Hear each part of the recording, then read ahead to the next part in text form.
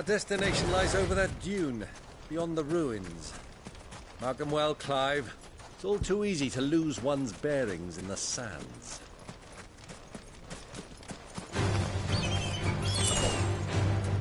Torgal, kill!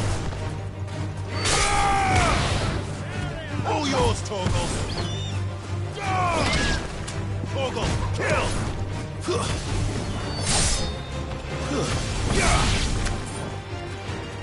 All yours, Torgal! Torgal, kill!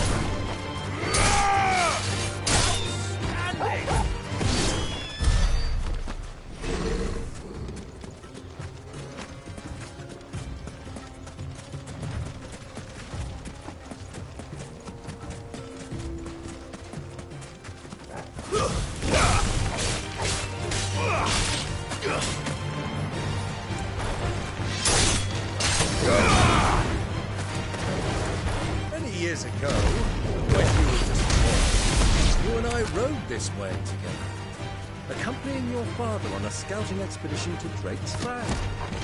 He let me come with you. I'm not surprised you don't remember. It was just before Joshua was born. You were so eager to be there when your brother arrived that you whipped your chocobo too hard on the journey home and fell from the saddle. I shall never forget how Elwyn fussed over you as you sat in the sand, bawling like a babe.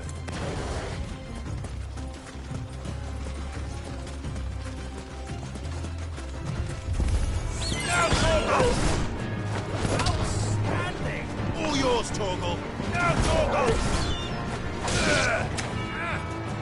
Torgal, kill! Now, Torgal! Stay down! All yours, Torgal!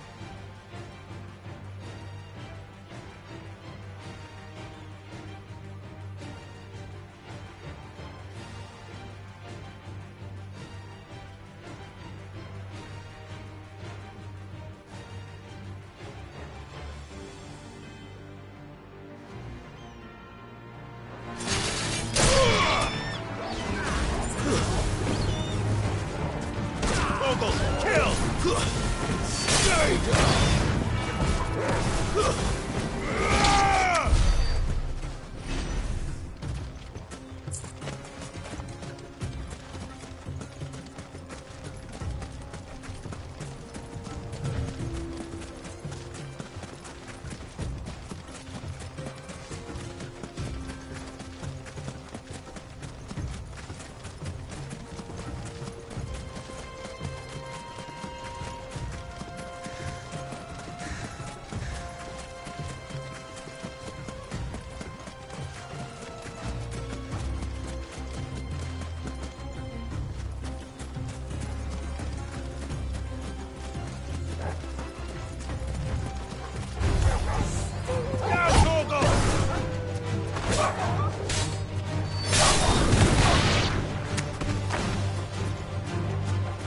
All yours, Torgal.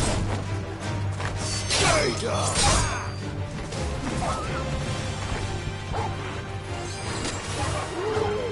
Sick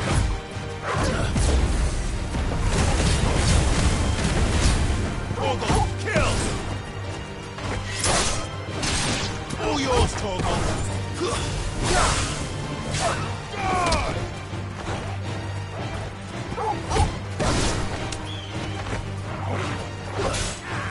Stand a chance.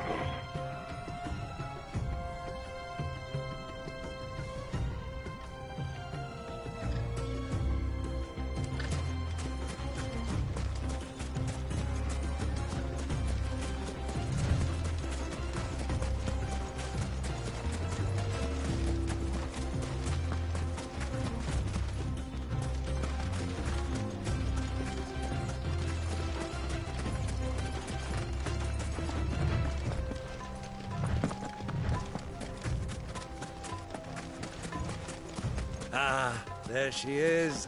The good old Dalamil Inn. Do you know, this heat has given me quite a thirst. Quick drink before we press on?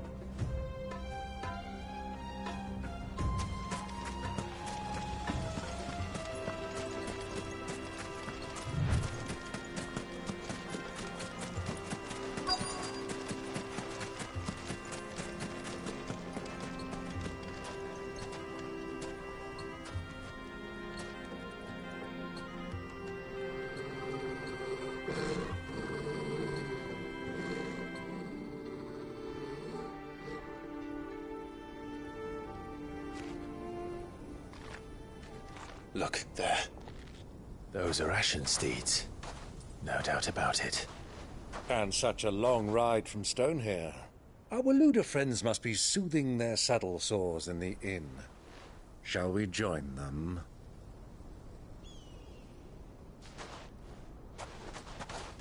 Run along and play now, Torgal. Dogs aren't allowed inside.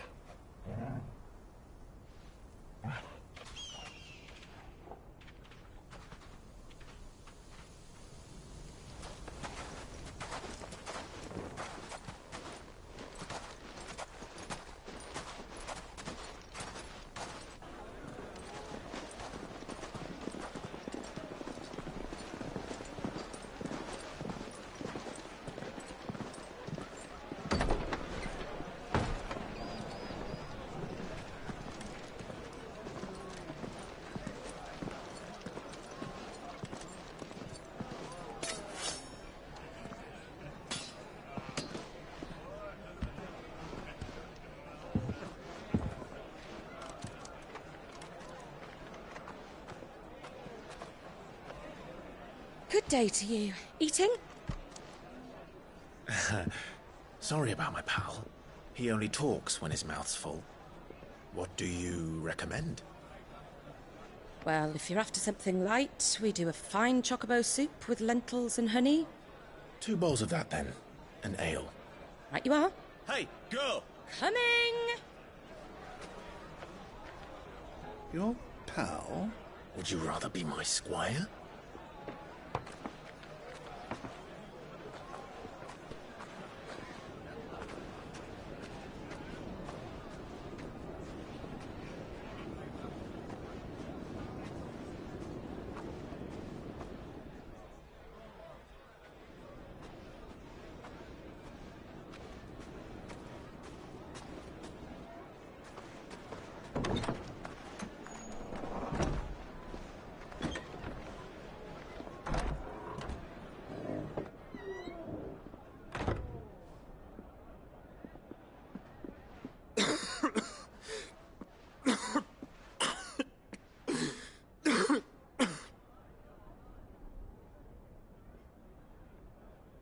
Your Grace, it is plain you are not yet well enough to travel.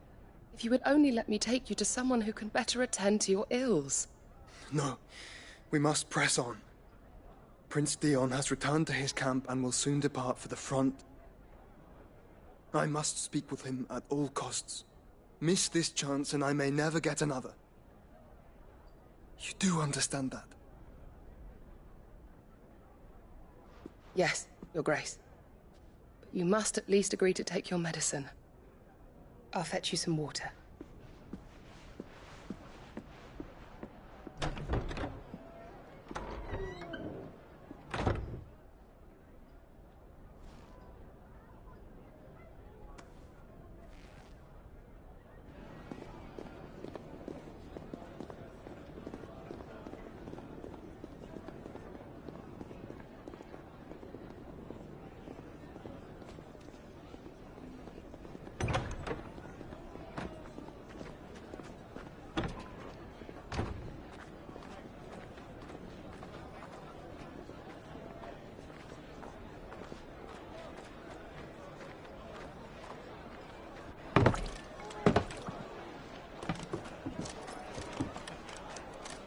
Keep watch, they tell us. But all I see is sand. I hear they got our guest back to the Fang without any trouble. We'll be leaving soon enough. Why the Lord Commander dragged us all this way just to save that blockhead's skin, I'll never know. Dominant or not, he's a bloody idiot. That'll be Cooker, then. Well, let's get this down us. We've a long way to go. Hey, you.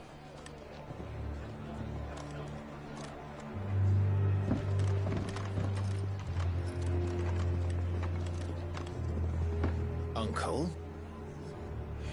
Sorry.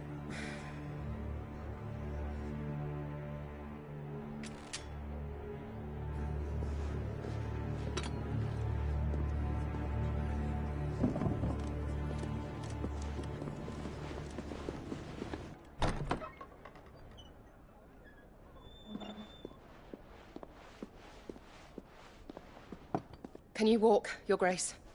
What's wrong? I fear trouble may be brewing downstairs.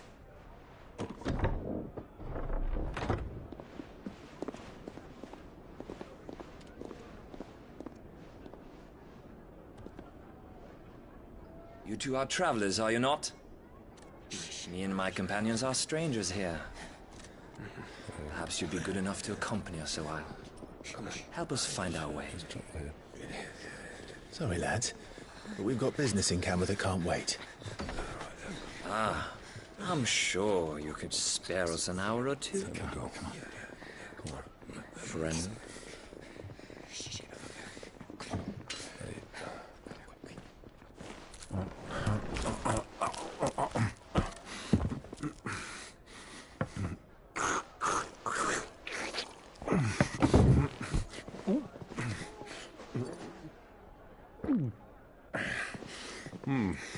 I'm afraid we don't have a moment to lose. Friend. Stay back, Uncle. Gladly.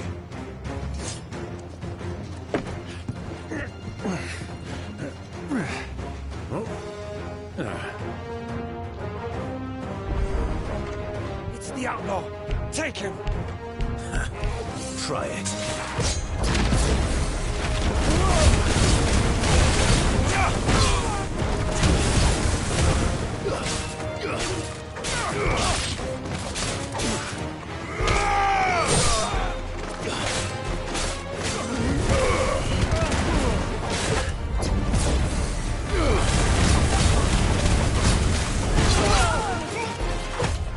Nice try.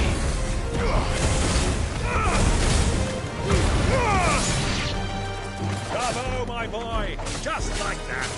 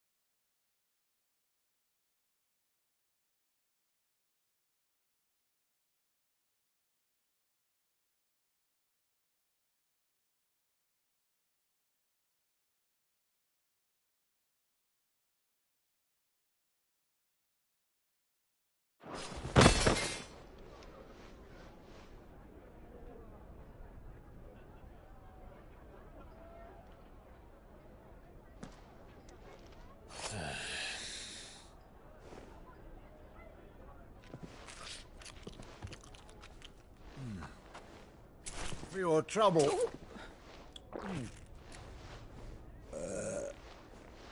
Word of advice, miss. That soup could do with a touch more salt.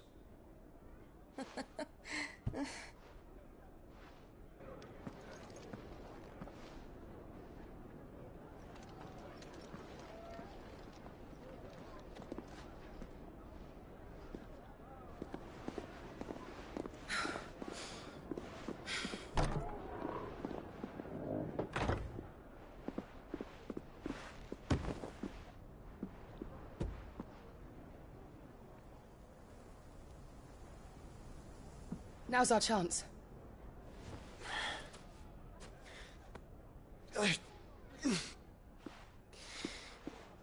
Your Grace? I'm fine.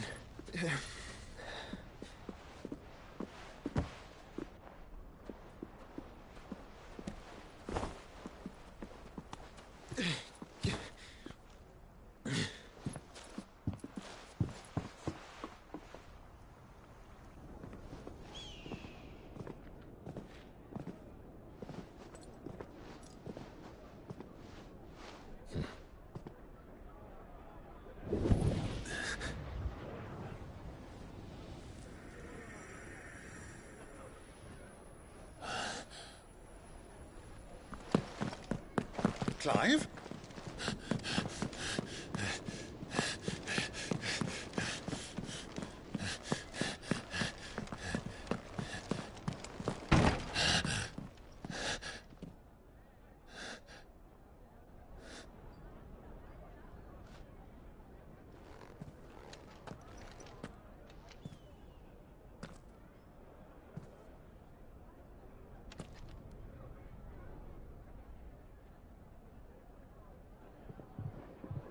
What is it now?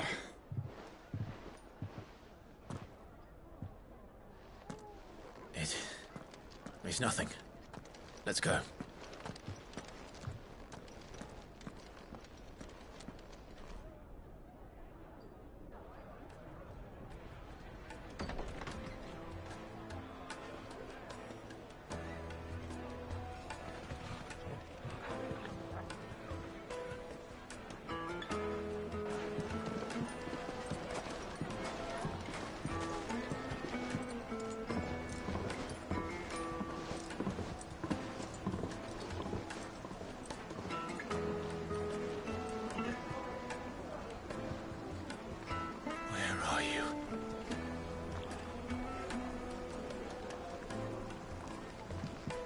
Well, we didn't know where to find Kupka before. We do now. The Royalists said it themselves. Their guest is in the Fang. We should press on before any more of their friends turn up. Made from the stoutest stoneware.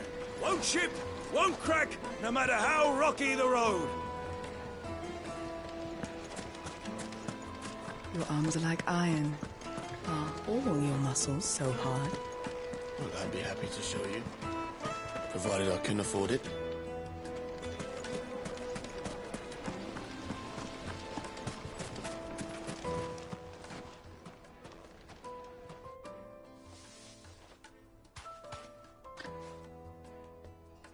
Ah, they've closed the road.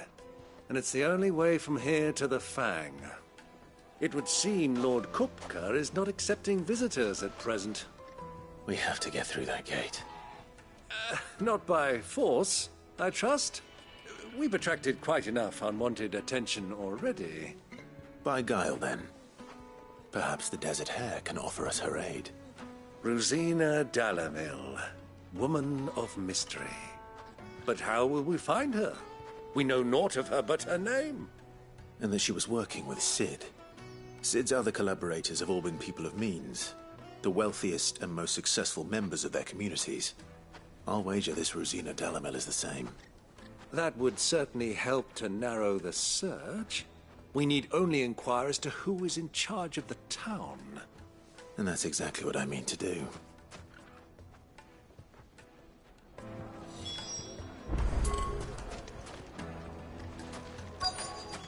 Looks like we won't be getting back to Drake's Fang anytime soon. Mummy, I want to play with the crystal. many times do I have to tell you? It's not a toy.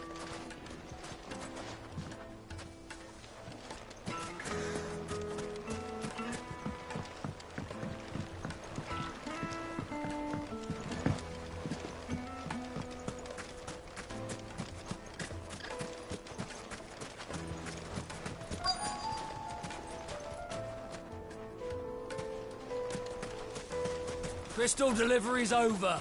Get back to your homes. But I didn't get one. Light it, for Gilbert's sake. You're a bearer, aren't you? Anything I can help you with, travelers? Allow me. My good man, we represent one of the oldest and greatest trading houses of Port Isolde. We're seeking to expand our business in the region and would very much like to make the acquaintance of Dalamil's leading entrepreneurs. If only we knew where to find them. Well, we're best known for our baths, our markets, and our smithies. I suppose you could do worse than start your search at one of those. Thank you. You've been most helpful.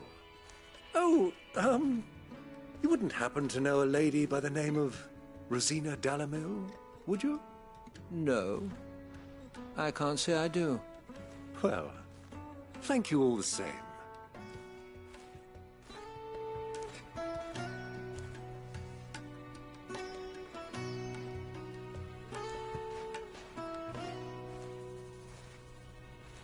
Dalamil is famous for its spas, its markets, and its smithies.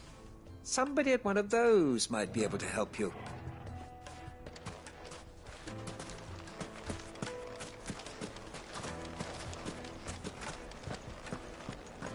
Fucking men of the wrong.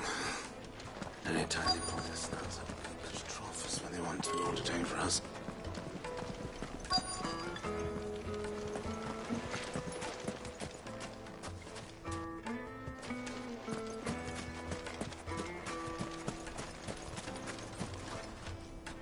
What do you want?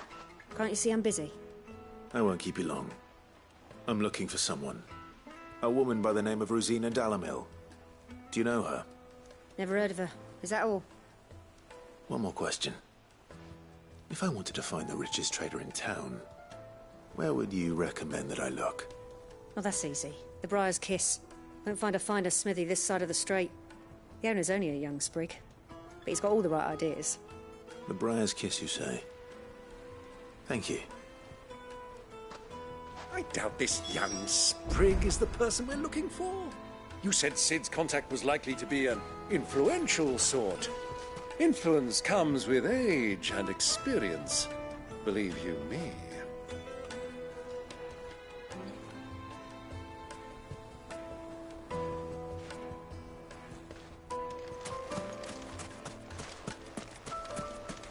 Light it, for Gilbert's sake.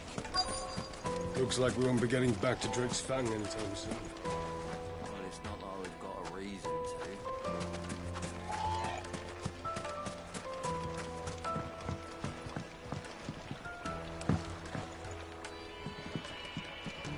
Can I help you? Yes, I'm looking for a woman by the name of Rosina Dalamil. A long-standing pillar of your community, I believe, from old trading stock. Then you should ask Ferda. He's been here for years. Knows the place and its people like the back of his hand. And he's in with all the old merchant families. Try the baths. That's where you'll usually find him. Thank you kindly. Ask for Ferda at the baths. If this woman you're looking for is still around, you'll know where to find her. Well, it sounds like we have our man. Perhaps. Let's go and find out exactly what this Ferda knows.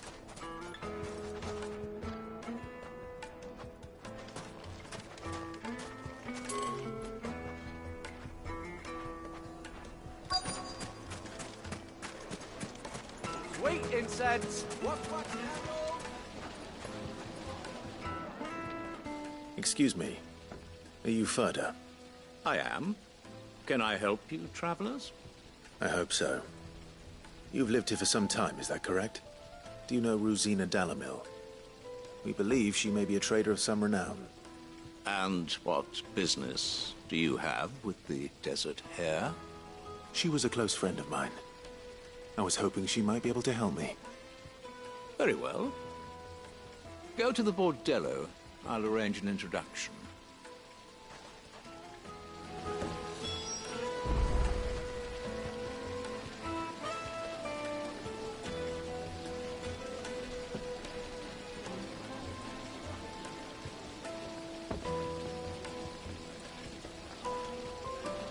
I know who you're looking for. Go to the bordello and wait there. Do you think we can trust him? Only as far as I think he... So you're the ones who've been sniffing around. I beg your pardon? Don't play the fool. Stick your nose in our business and you're likely to lose it.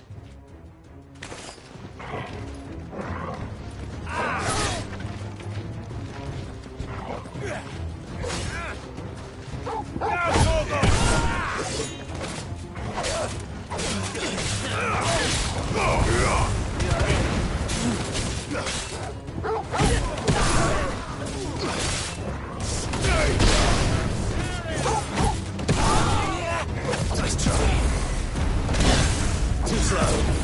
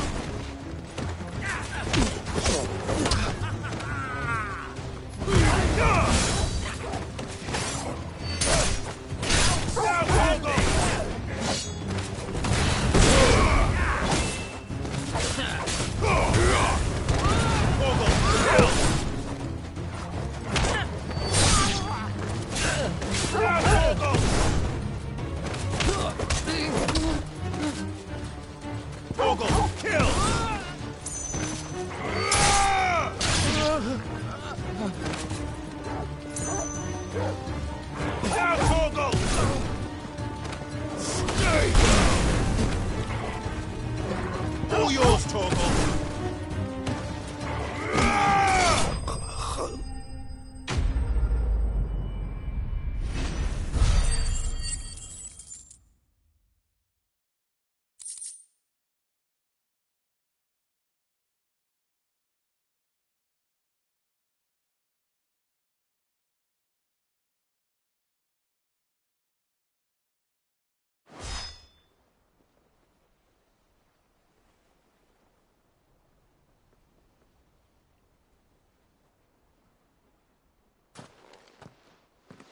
Who are you working for?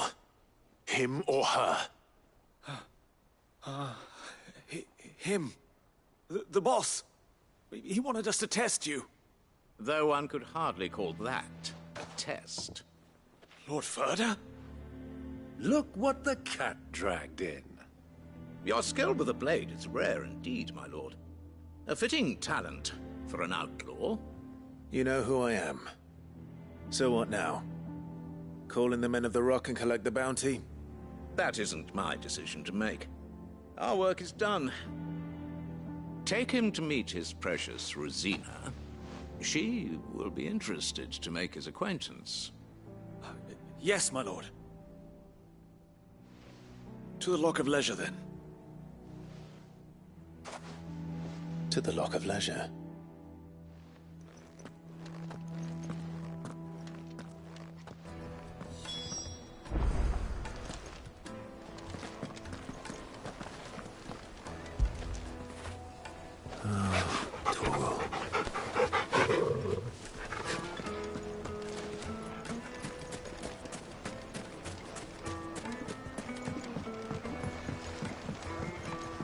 Kneaded to a silken soft. Take a sniff, good sir. You'll be The finest fabric!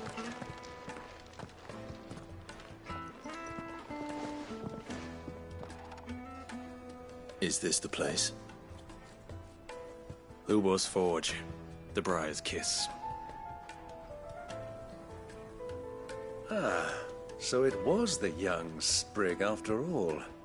So much for Rosina Delamil being a woman of experience. How wrong I was. It was an easy mistake to make, Uncle. After all, it must have been years since Sid last saw her. Sorry, him. Whoever this Lubor truly is, he's clearly a man of means. I'd say he deserves our respect. See that he gets it.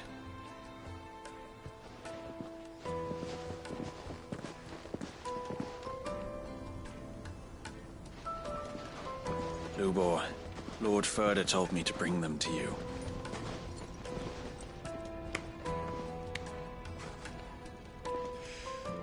My boys tell me you're in need of assistance. Sid the Second?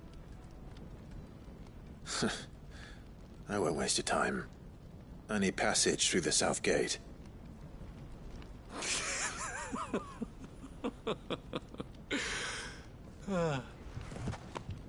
Tell me, what do you think is a merchant's most important commodity? Why, trust. Everyone knows that. Without it, you have nothing. And nothing is exactly what you have. And so, for you, I, too, have nothing. I'm not in the business of helping every lost puppy that wanders in off the street. I'm a busy man, as you can see. Let's leave this mummer to his farce. By all means. Find someone else to help you on your way. Just be sure to tell them you're not the two travelers from the inn the guards are looking for. Don't want them jumping to conclusions, do we? Why, you... So, what do we need to do to earn your trust?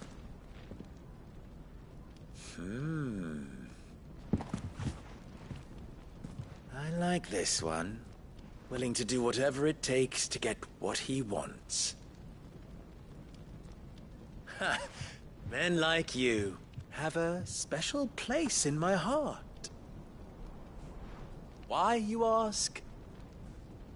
Because they get me what I want. Always. Fine. So what do you want? Don't tell me you're going to listen to this swaggering scruff! We might as well hear him out. It's only natural that an ally of Sid's would seek assurances of strangers. Assuming he is an ally, of course. 5 years ago, he would have still been a boy. And yet even then I had more good sense than a man, 5 times my age? But enough of the pleasantries. We were speaking of what I want. I want you to put an end to the trouble in Dalamil. Return to me when you have done so, and you shall have my aid. Until then, I bid you good day. What trouble? If you're going to give us orders, be clear about them, damn you! Manners, Greybeard. One catches more damselflies with honey than with vinegar.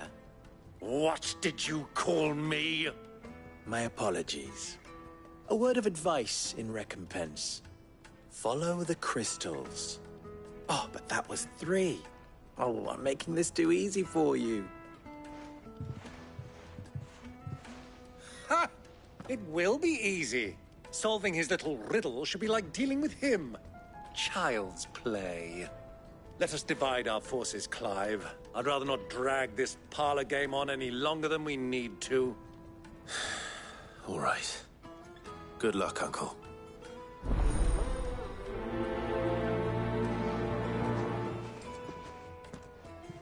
I thought we were the only ones causing trouble in Dalamil. The misfortune Dalamil finds herself in is of a crystalline nature. So do be discreet in your inquiries,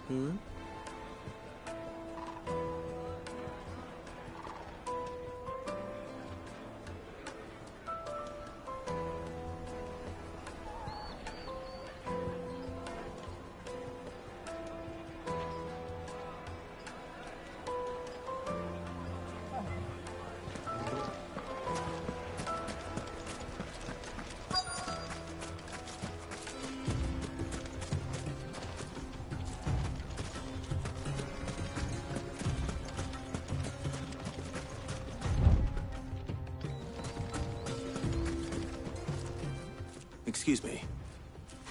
Is it true there's been trouble with crystals of late? You've heard, then? I've heard rumors. Damn thieves. Pilfering the crystals that were meant to fill our cups and light our stoves. Us common folk have hardly had a shard to share between us these last few moons. And it isn't as if we can buy them on the black market either. Whoever's taking them, they aren't sharing. There's cartloads of crystal coming out of Drake's Fang every day. Meanwhile, we're all having to get by with half-spent shards. Someone's siphoning it off.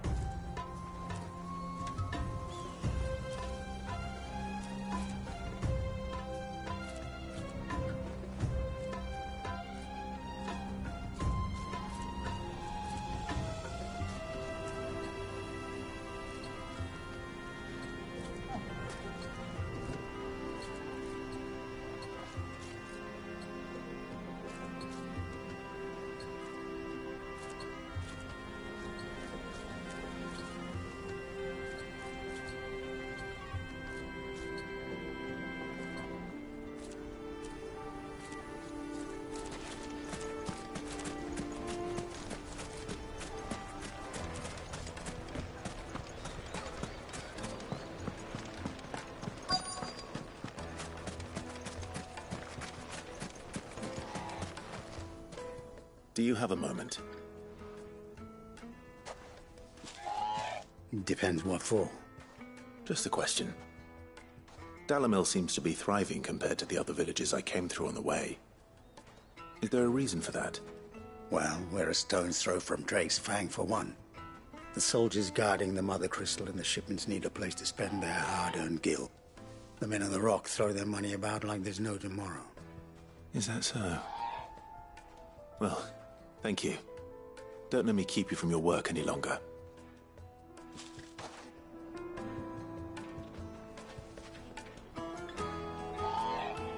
The men of the Rock are Lord Cook's private guard. He must be a generous man. The amount they spend when they come calling.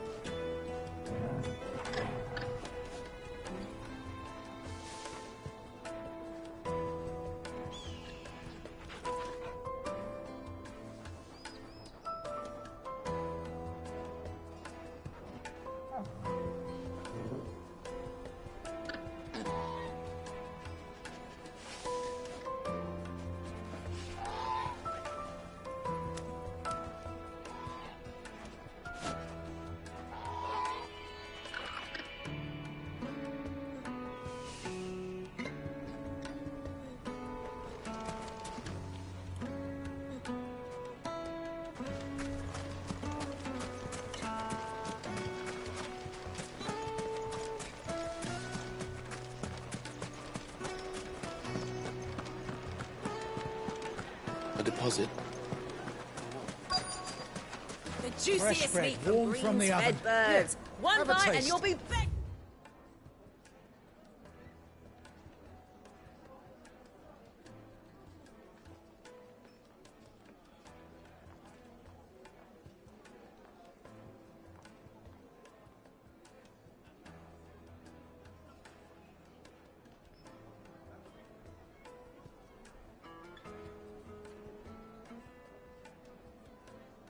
In for more. You wouldn't believe how much he gave me. Well, What can I do for you, soldier? Need that sword polishing? I'm not a soldier. Ugh, then be off with you. I serve the men of the Rock and the men of the Rock only. You have an agreement with them? Don't be stupid. I just know which side my bread is buttered. Don't want to be stuck under some pauper when they come knocking. With pockets deeper than Zemeckis and an urge to empty them. No, just leave, will you? Before you scare them off. I think I'm starting to get an idea of what's been going on. I wonder if Uncle Byron's learned anything of use. He'll probably be back at the inn by now. Kneaded to a silken softness. My carpets have pride of place in Castle Dasbog. You too. What was all that crashing and banging? Why is the about? tavern shut? Some out of town. It's you, the one who broke all our furniture. What do you want? Haven't you caused enough trouble already? I'm looking for my pal. Have you seen him? The gentleman who was with you? Yes, he's upstairs, but...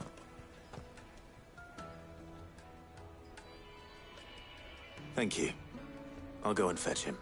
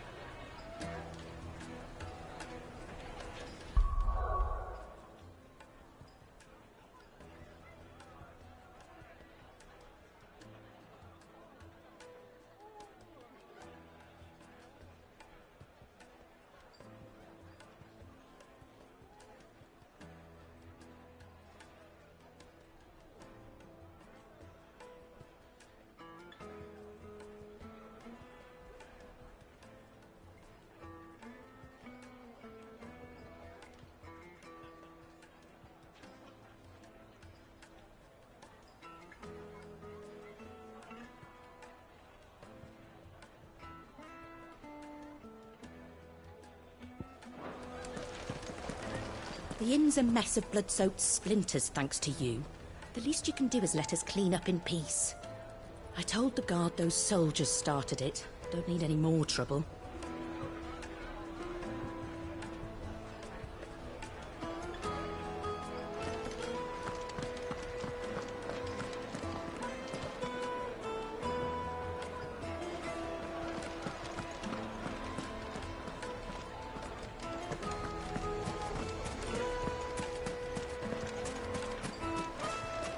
Master Lubor has high expectations of you.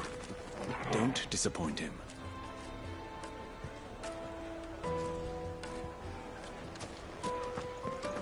The misfortune Dalamil finds herself in is of a crystalline nature. So do be discreet in your inquiries,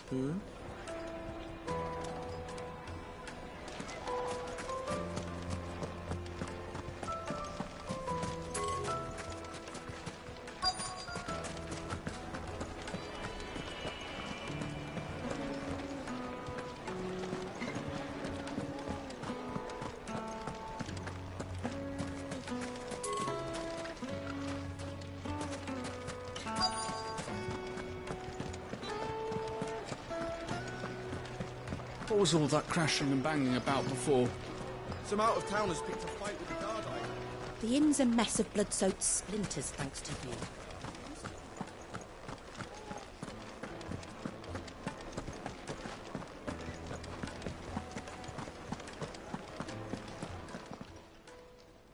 Huh?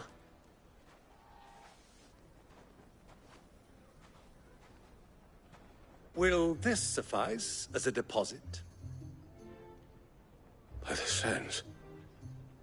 That's a black pearl. One of the many treasures in my collection that I would be only too happy to part with, should you give me reason to do so. All right. I'm sure that we can come to an agreement, but not here. What are you doing, Uncle?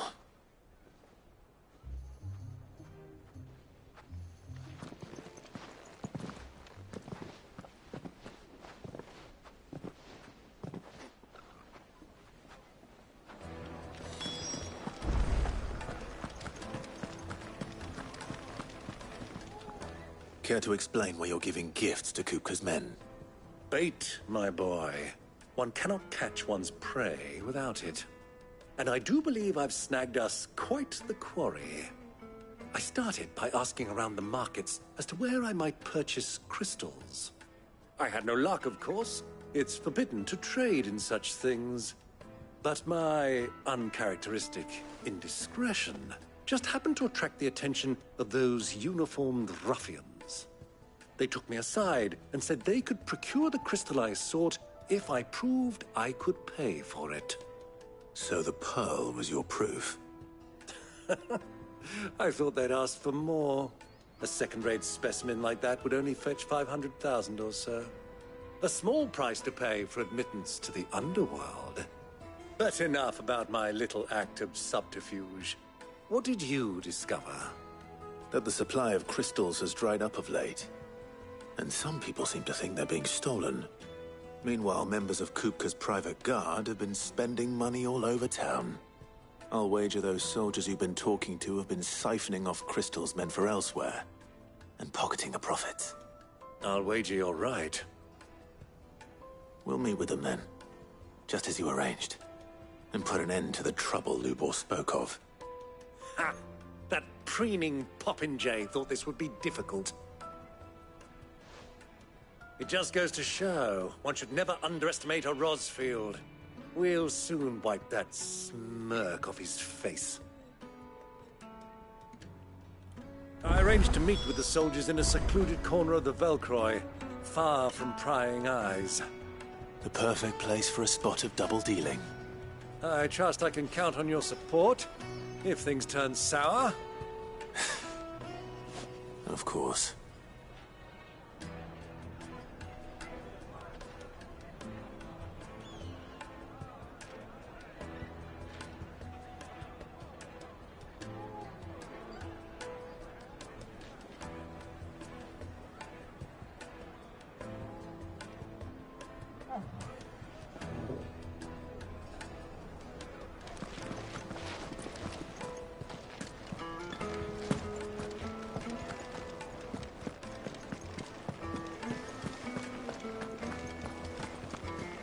Let me treat you.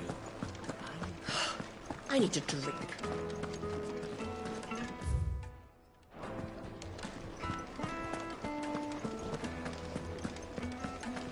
Fucking men of the wrong.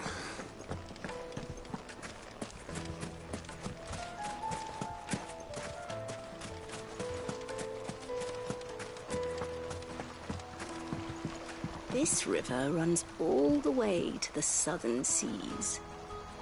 They used to load the crystal onto barges and sail it to the villages downstream, before the canyons were lost to beasts and bandits. When I was a girl, I would wave to the boatmen as they set off on their long journey, and they would throw me sweetmeats in return. Such happy times.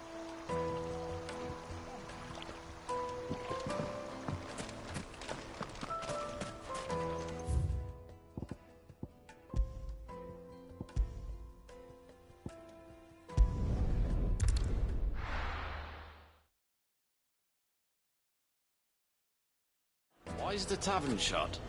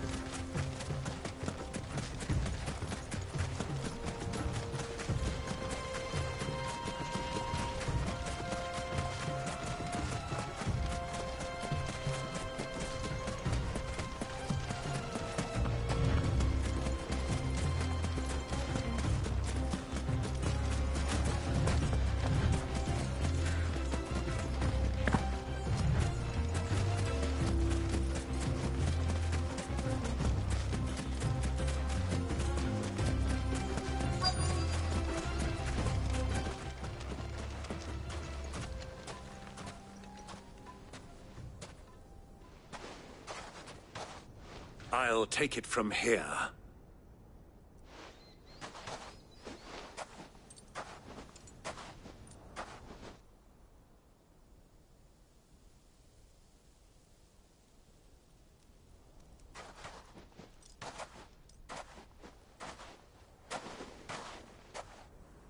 I was beginning to think you weren't coming, my lord. You've brought your contribution? All the silver and stones I could scrape together at such short notice? You brought the whole 500 talents. That was the price we agreed upon, yes? If you've no objections, I'd like to see the crystal. Of course. Right this way, my lord.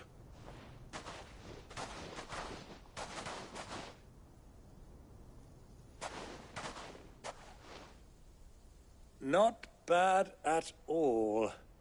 You weren't lying about the clarity. But what of security? If I were to be stopped on the road, what guarantee have I that it wouldn't be seized as property of the Republic? Because these crystals are no longer the property of the Republic. You're not buying from us. You're buying from them. And we have no more jurisdiction here than you, my lord. But we have ships, and will gladly deliver to a port of your choosing, now that our price has been met. Royalists, eh? What brings you here? Why, to collect their share of Drake's Fang's blessing, of course. Our nations are allies, and so they are entitled to a portion of the Mother Crystal's bounty. And being such good friends, we elected to increase that portion and share the benefits. And now that these crystals are officially property of the Kingdom of Waloed, we are duty-bound not to interfere, no matter where they might happen to end up next. Did you get all that? They're in cahoots!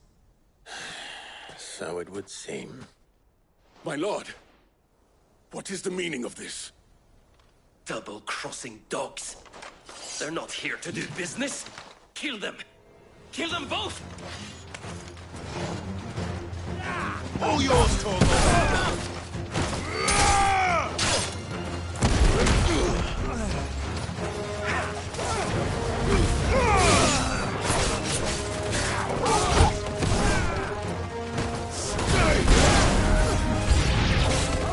It's not over yet, Uncle! Good!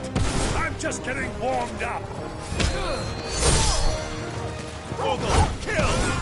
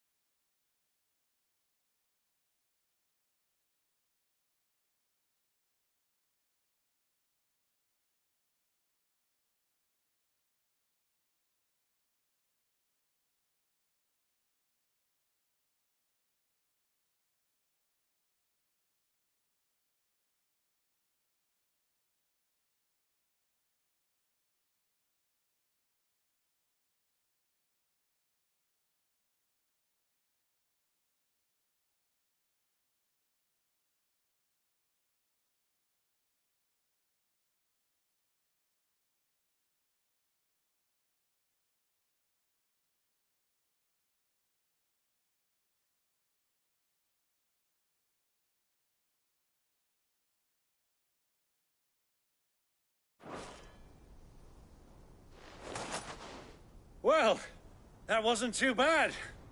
How'd you like my performance, huh?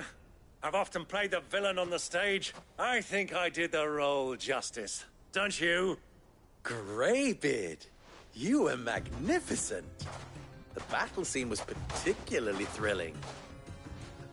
Such a shame you didn't have more of an audience, but perhaps that's for the best. How long have you been watching? Long enough to witness your uncle's sordid transaction. I hardly expected one so venerable to degrade himself so thoroughly, buying one's way into the confidence of degenerates. Ingenious. This was the trouble you spoke of. The men of the Rock taking crystals meant for the common folk and conspiring with the Royalists. Well, now it's over. Indeed it is. The people of Dalamil had scarcely any means of redress against Kupka's men, let alone a foreign army. Until you two came along, that is.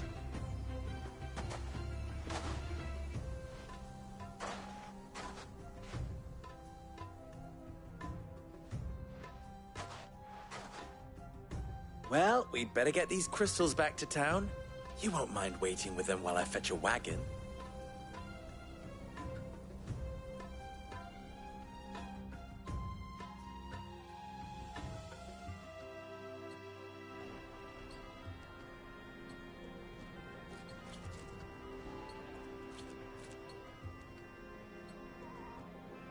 It occurs to me that I still don't know your name. Clive. So, Sid the Second is a Clive? I suppose it could have been worse. Well, Clive, you held up your end of the bargain, so I must do the same. Passage through the South Gate, was it not? To tell the truth, you've helped a little there too. Many of the guards have already been redeployed to deal with the issue of their missing comrades. And those left behind have been encouraged to look the other way should you attempt to pass through. Thank you. And please allow me to cover your costs. You still have the purse I gave to the soldiers, I trust? I saw you pluck it from one of the bodies. Oh, dear. Was I really so obvious? And my name is not Greybeard. It is Lord Byron Rosfield, thank you very much. No, thank you very much, Greybeard. Of all the... Ugh! Here, wear this.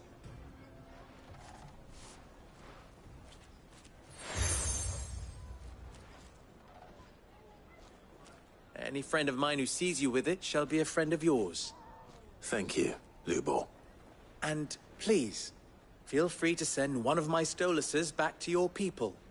Tell them that Rosina Dalamil is back in bed with Sid.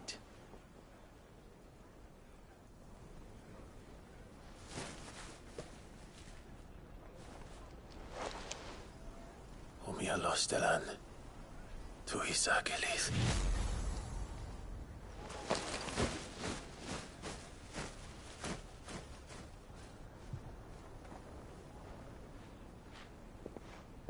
I'm trusting you, Sid. Or should I say, Clive? So be sure not to let me down. I have a reputation to uphold.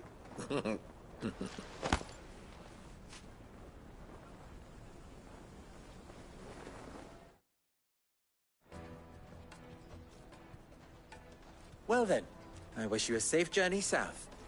Thank you. Not at all. It was my pleasure. Come on, Uncle. Let's go.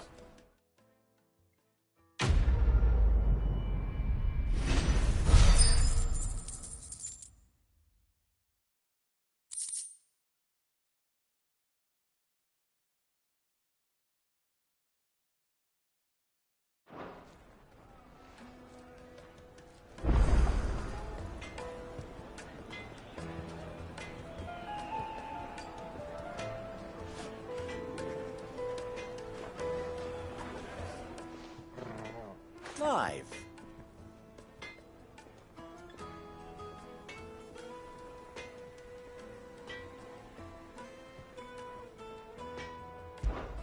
You and I...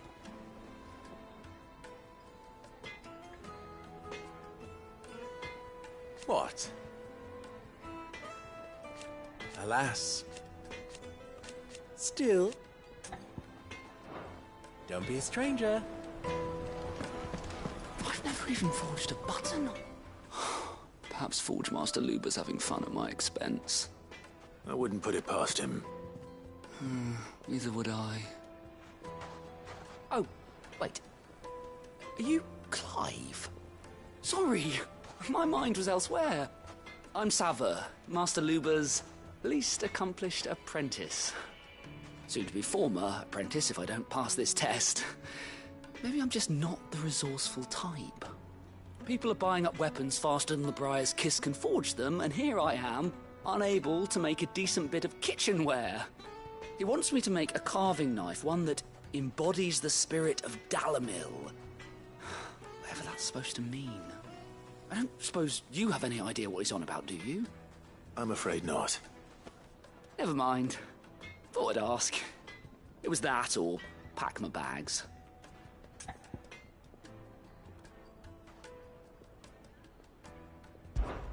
I could give you a hand if you like. I know how busy the Briar's Kiss has been, and that Lubor needs all the capable hands he can find. I'd be a fool to refuse. So, where do we start? Good question. If I'm honest, I've never made any kind of knife before. And then there's this little riddle to keep in mind. The spirit of Dalamil. Nothing is ever simple with that man. The way I see it, there's only one way we'll be solving Lubor's puzzle. We need information. The more the better. You're right. There's no point fumbling in the dark, I suppose. Now, who to speak to first? Well, there's plenty of folk in Dalamil who use knives for a living. There's the butcher, of course, and any number of cooks.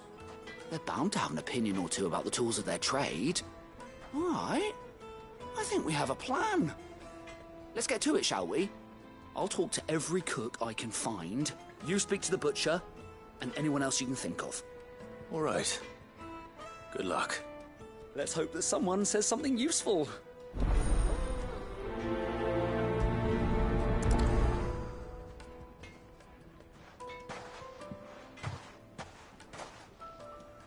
Trust Lubor to take a simple test and turn it into a riddle. I'd better get to it. My carpets have bright... Take a sniff, good sir. Fresh bread, warm from the oven. Welcome, sir. What can I do you for?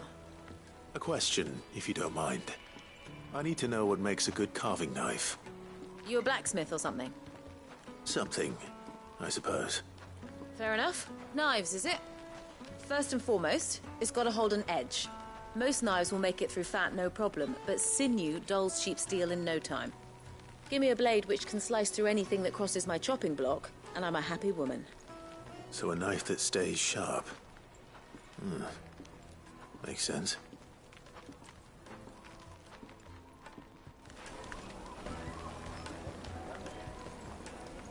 Put a knife with an edge like Odin's razor in my hand, and I'll make short work of any carcass.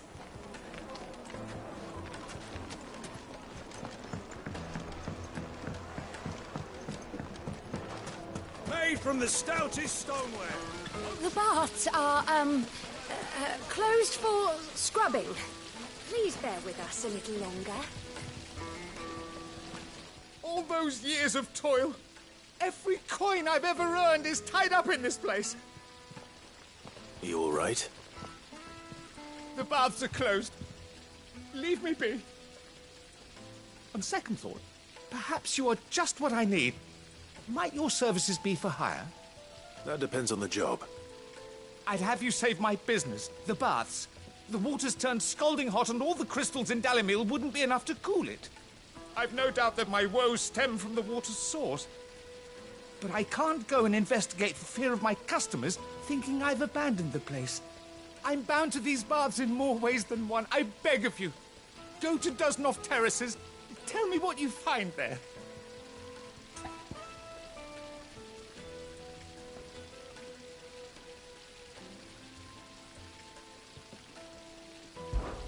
All right.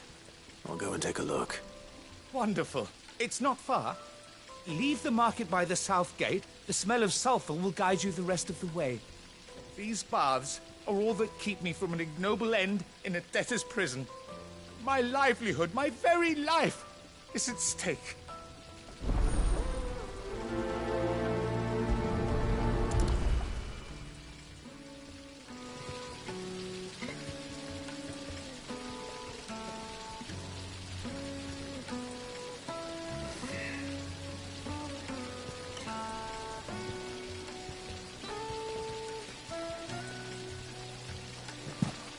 In all my years tending the baths, I've never known anything like this to happen. Please, find out what's gone wrong.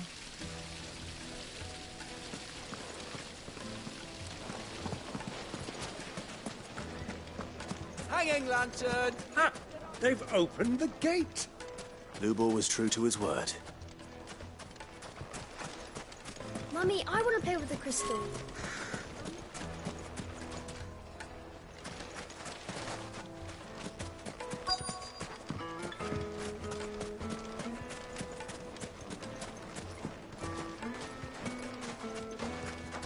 Well, we can make our way back to the Fang now.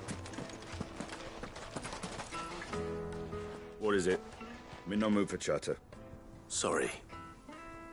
Do you mind if I ask your trade? Hunter, why?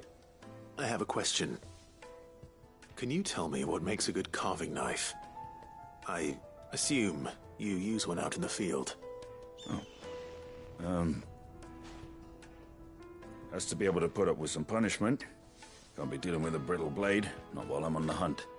If your knife snaps every time you use it, you'll be spending coin as fast as you make it. Times are hard enough as it is. Thank you. I won't keep you any longer. All business, eh? Man after my own heart. So, a carving knife should be hard-wearing and hold an edge. Hardly a revelation. Let's hope Sava had better luck than I did.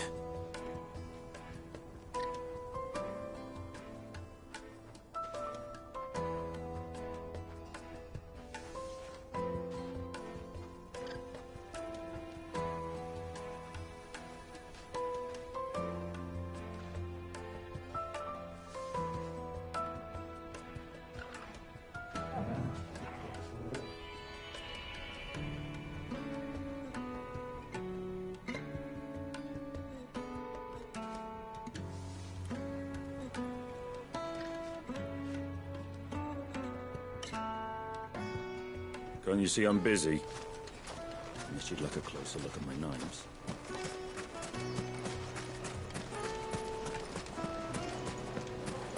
Silver platters! Plates and pots! Kneaded to a silken softness.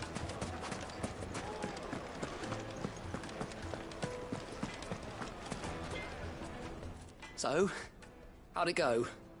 You learn anything useful, or should I be looking for a new trade? Only that a blade should be durable and stay sharp. But I don't see how that relates to the spirit of Dalamil. I didn't have much luck either. All the cook said was that he needs his knives to be light. Too heavy and they do his shoulder in. So we're no better off than when we started. Perhaps Lubor didn't mean anything with his Dalamil remark. But that can't be right. I've bandied enough words with the man to know that he chooses them carefully. No. We must be missing something. Something right in front of our noses, most likely. No doubt you're right, but I have to make a start soon. I can't put off making this knife forever. Agreed. Lubor wouldn't like that much. Right. I've been trained to work iron. The cheap stuff, mind. But it's hardy enough if you don't hammer it too thin, and it sharpens up nicely with a bit of effort. Trouble is, it's either durable or it's light. Meaning someone is going to be disappointed. Forge Master Lubor, probably. Is there no one else you can turn to? Someone who knows their metals, perhaps? The other apprentices know better than to help me with my test. But maybe there is someone I could turn to. A merchant, a favourite of Forge Master Lubor's, who sells metals to tradesmen passing through the Valcroy. I bet she'd know a thing or two.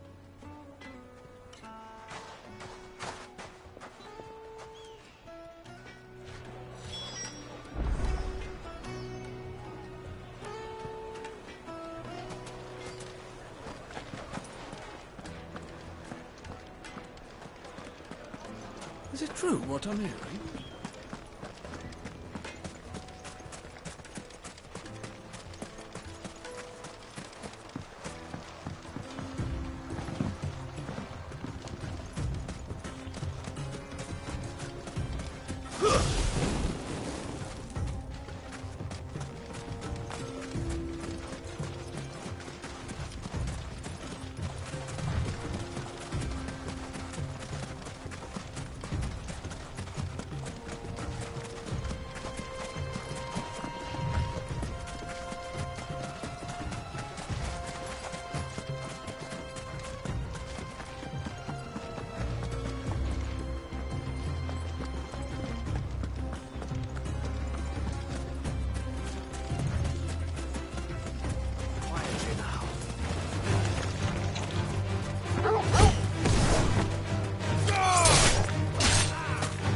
All yours, Torgal!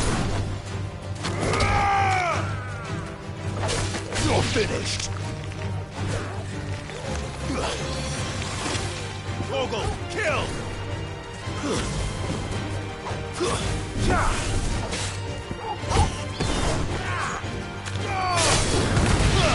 Now, Torgal! Stay down!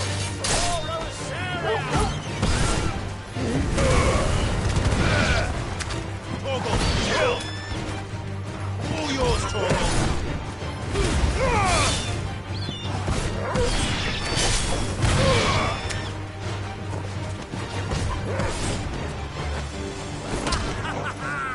You're finished!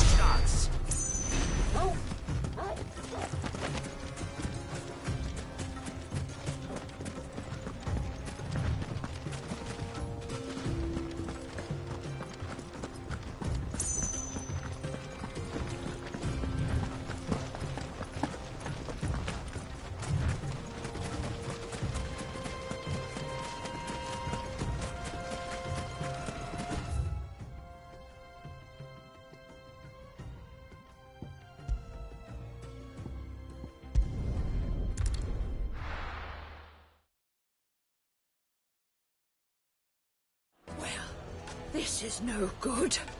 I was hoping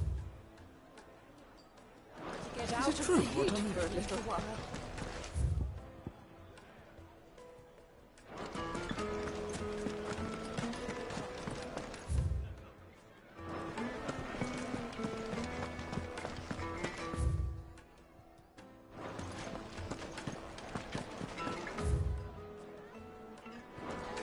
My carpets have Take a sniff, good.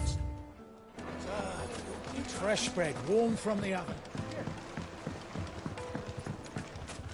Plates and pots! Sweet incense. What's wax candle? Well, we can make our way back to the Fang now. Mummy, I want to play with the crystal.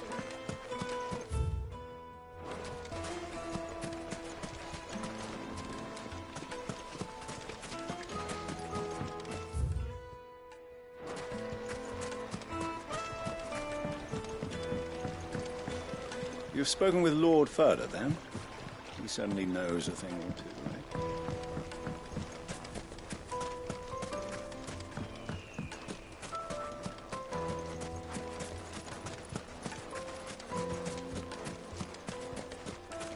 If you can't even fill my cup,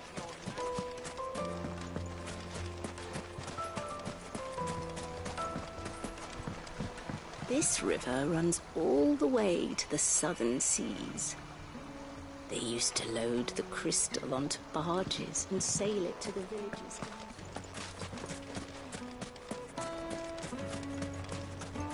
1,000 gil for a measly bunch of Gazal cream. Won't you come and play, handsome?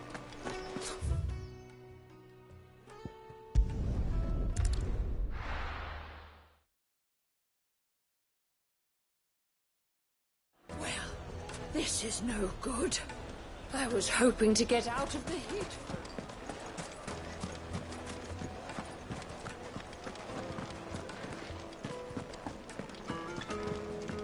You're going to drink my pockets. I need to drink.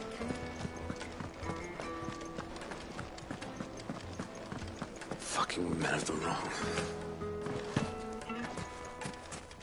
If you can't even fill my cup, you're no use to me.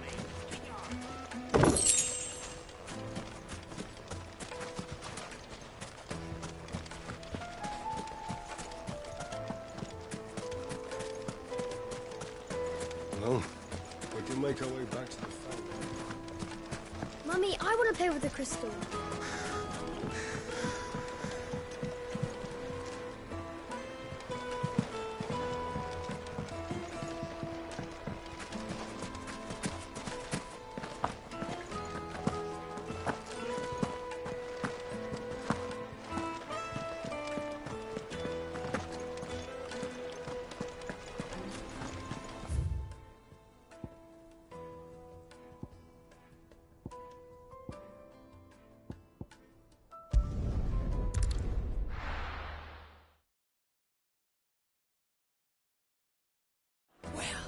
This is no good.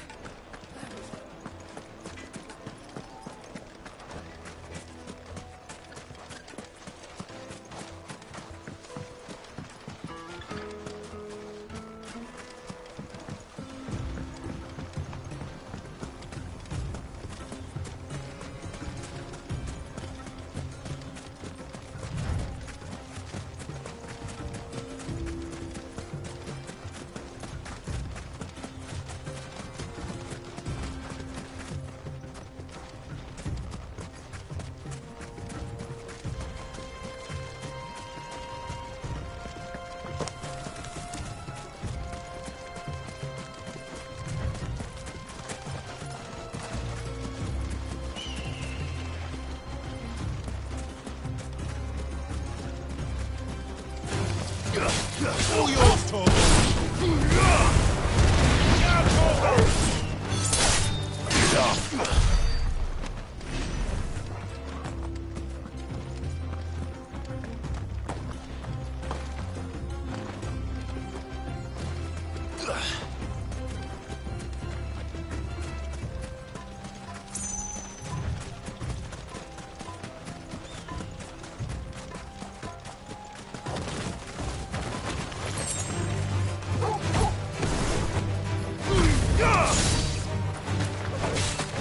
Stay down!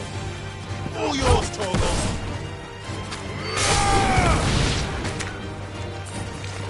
Now, Torgo! Torgo, kill!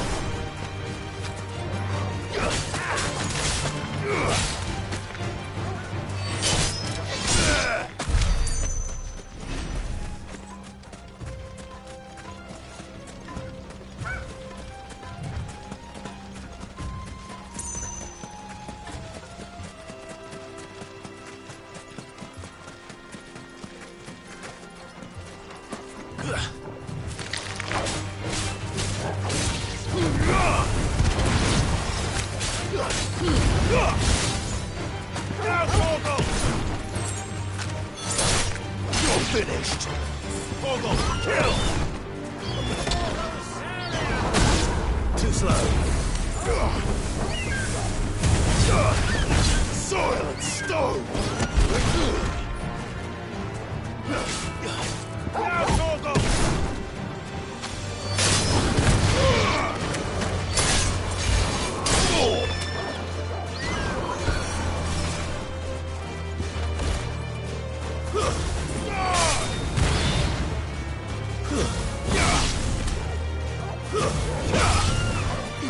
Torgo, kill!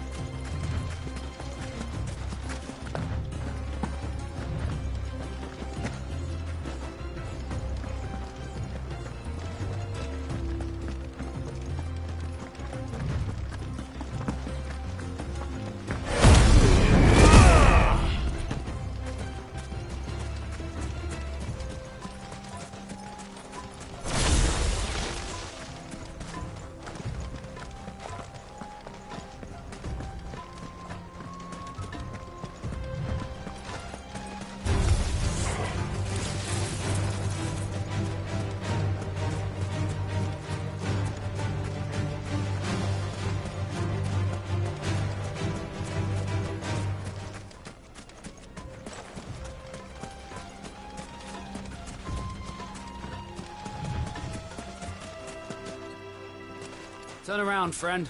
There's nothing back there but a pack of bloodthirsty beasts.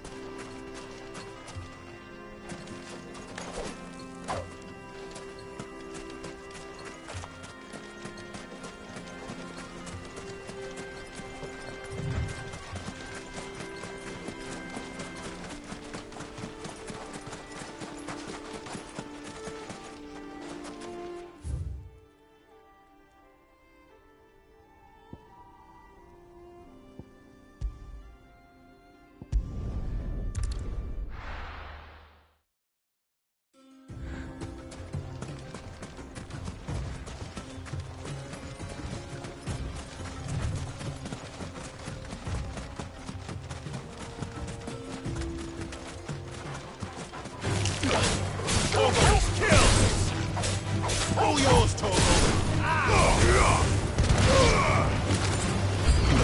Torgal, kill! Now, Torgal!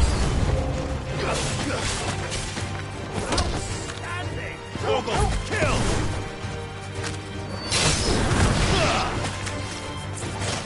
All yours, Torgal! Over here! Go, Torgal! Second! Over here! You're finished!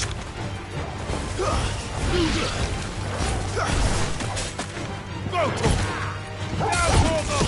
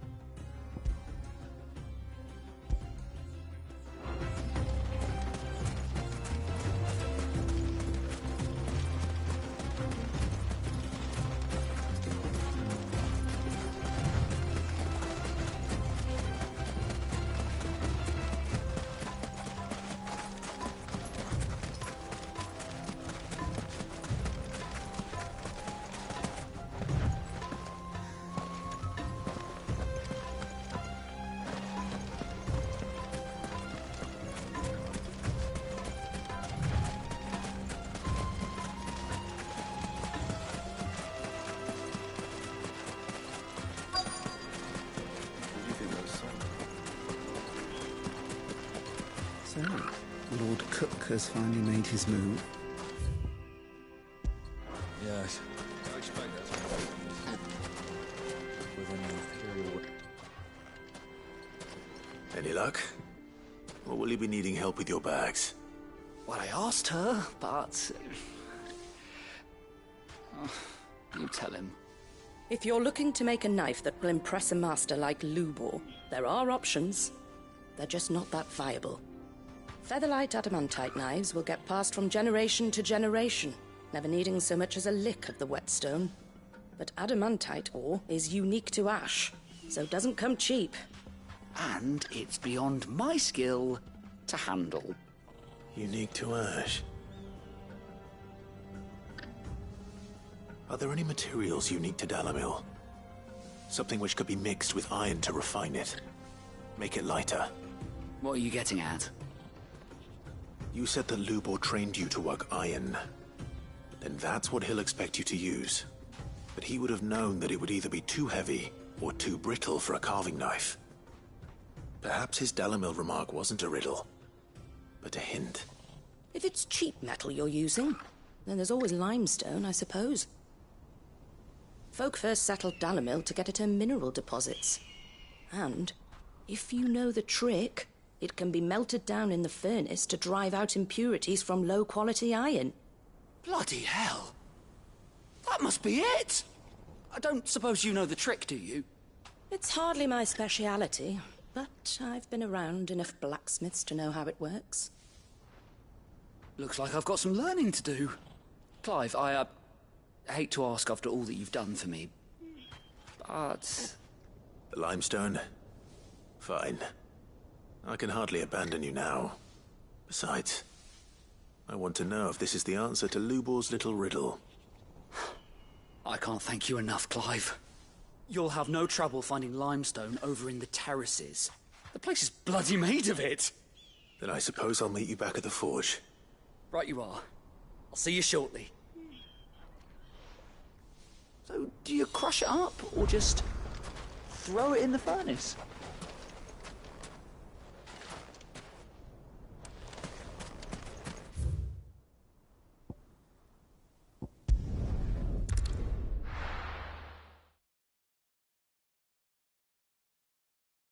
Well, this is no good. I was hoping to get out of the heat for a little while. Is it true what I'm hearing? My carpet. Take a sniff, good sir. Kneaded to a silken softness. Plates and pots! Hanging lanterns! Keep it up! Well, we can make our way back to the Fang.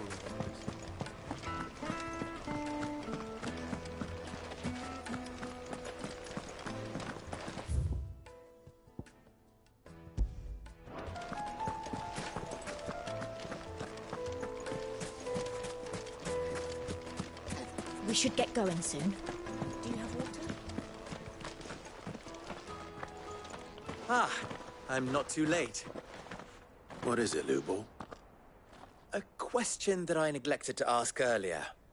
Where is it that you're bound? To Drake's Fang. To finish Hugo Kupka. Just as I thought.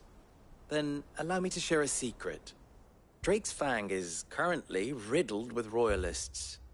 Talmeki and Walud are allies, and as you have seen, their soldiers work hand in glove. But no nation has ever before allowed a foreign army to make a barracks of its holiest of holies. Not by choice, at least. And there's more. My man on the inside of the Fang has failed to report for several days. I fear there may be more trouble lying in wait for you on the road ahead. Isn't there always? If you're determined to beard the lion's den, then promise me one thing. That you will enter via the mines, where the guard is lightest. I've lost one Cid already. If I lose another, people will start to think me careless. I don't plan on dying. Not before Kupka does, anyway. Well, so long as you have a plan.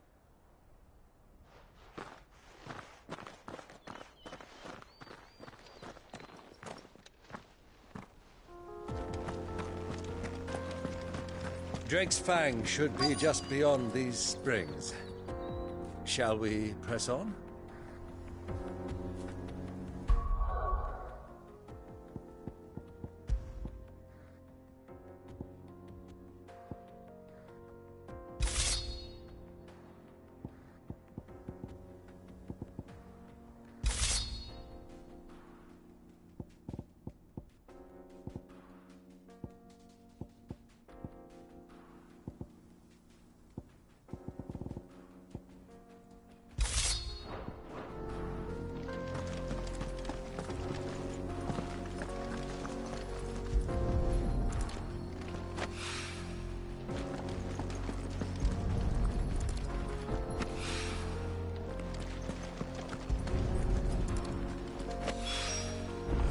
rock looks a lot like another. But hopefully this is what Southern needs.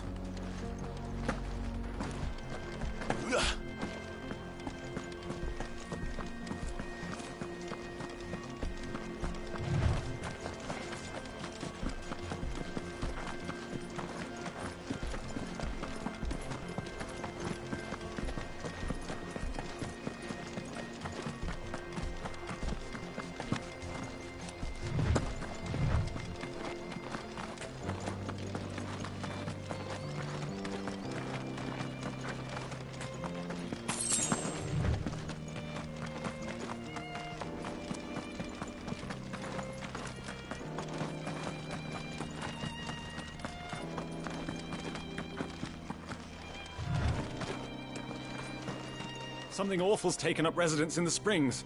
We'll turn back if you know what's good for you.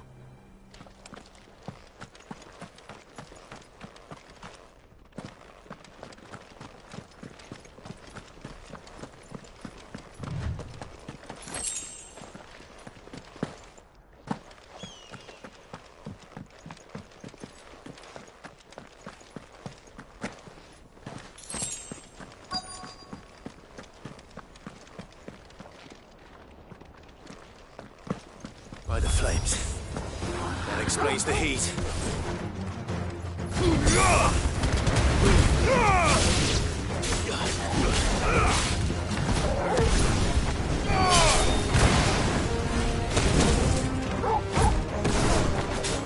All yours, Torgal.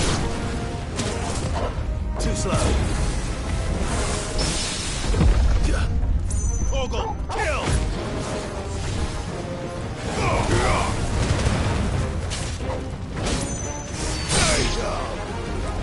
Now, Torgal! Torgal, kill!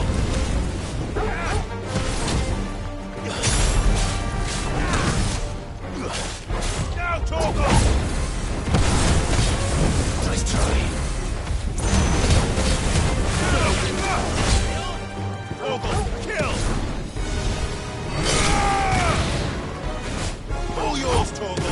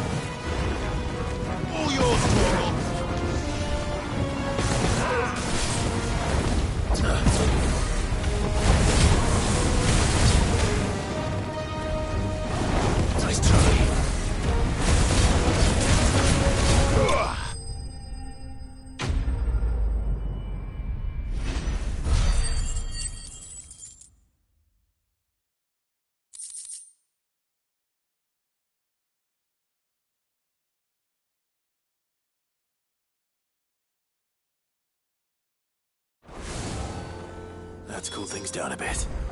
Let's hope it's enough to keep the baths from boiling.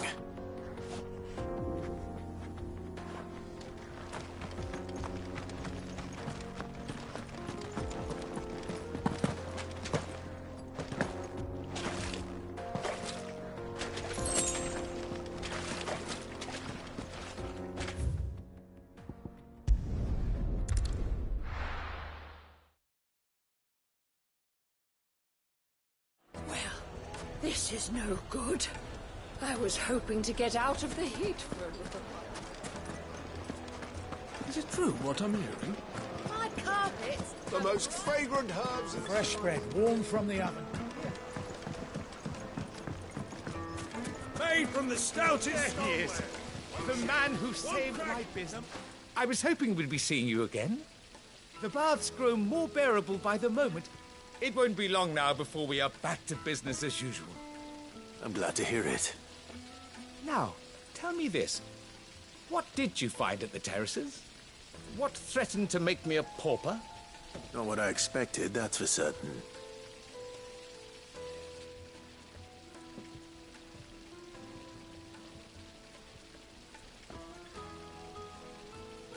You tell a fine story. That's not to say I don't believe you, though. Creatures made of flame, eh? That's something new to worry about. But I burdened you with my worries enough already. Here, a small something by way of thanks. Right. It's high time I got back to work. With a little luck, the day might yet be salvaged.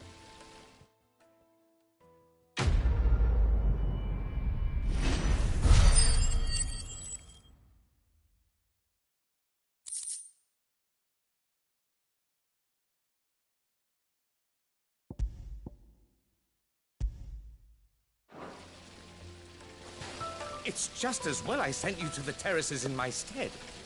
It sounds like I'd have been burnt to a crisp. The, scrubbing is almost finished. We appreciate your patience.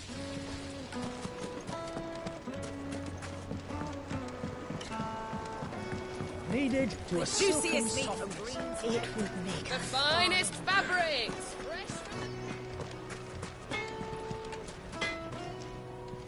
I wasn't sure how much you'd need, but I hope this is enough.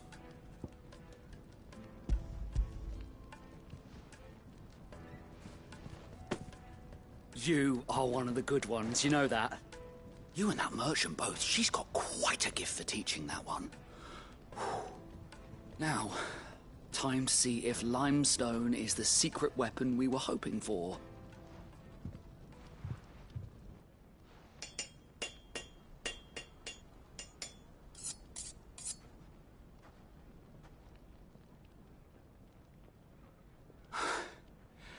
That'll do, I reckon. A knife forged from the very rocks of Dalamil. Her spirit, if you will. It's a fine-looking blade. I only hope Master Lubor agrees. That sounds like my cue. And just as well. I was getting tired of waiting. I'm sorry, Forge Master Lubor. Let's take a look then, shall we? First things first, Sava, do you think this is a carving knife worthy of the fine people of Dalamil? I'd like to think so. But what do you think? What do I think indeed? It's sharp-ish, but it won't last long with hard use. And it's heavy, heavier than it should be. You might not think it just to hold it for a moment, but sell that to a cook and you'll never hear the end of it. It looks like someone paid a visit to the terraces. The limestone was a step in the right direction, granted, but one that still leaves you short of the mark. And I was so certain I had it all worked out. I don't know who you found to teach you that little trick, but it certainly shows initiative. Next question. How much do you think I would charge if I'd made this? Well, if it took you even a fraction of the time it took me, I would say you could demand a heavy purse. And who would be able to pay that? The butcher? The hunter? The cooks over at the inn? Dalimil is home to humble traders, not wealthy lords and ladies. Rule number 1 in any business, Sava: know your customers. Yes, Forge Master. This is just about passable. But only just. I'd say you're worth keeping around a little longer. Starting tomorrow, you'll have an anvil of your own. I will. Thank you. I was wondering, what would you do if you were asked to forge a carving knife? I'd do what I always do. Ask who it's for. If it was for the butcher, I'd make sure it holds an edge. For the hunter, I'd make it as tough as Titan. For the cook, light as a feather. And for the nobleman, I'd make it cost an absolute fortune. There goes a master, all right. It looks like congratulations are in order. I couldn't have done it without you. So much for the Forge Master's riddle, though, eh? The spirit of Dalimil had nothing to do with limestone or anything much at all. Meaning, I had you run around for no good reason. You've passed your test. That's all that matters. You'll have a forge of your own in no time. And when I do, I'll craft you the finest carving knife you have ever seen.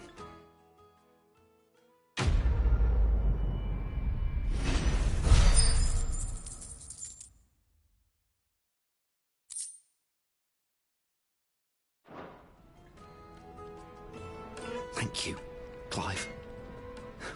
I honestly don't think I could have done it without all your help.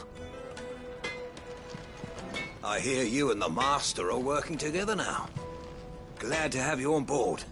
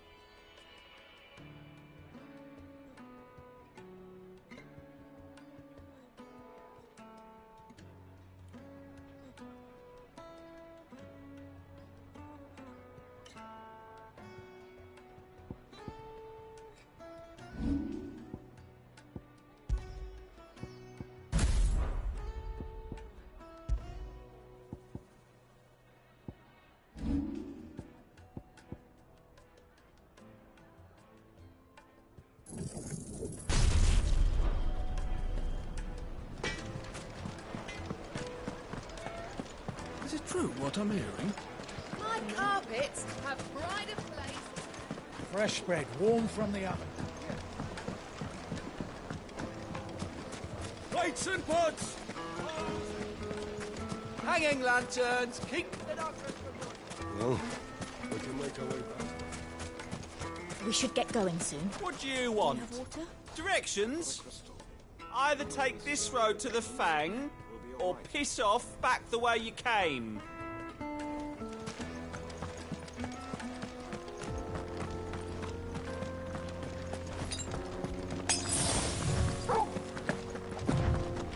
Come on, girl, the gate's open.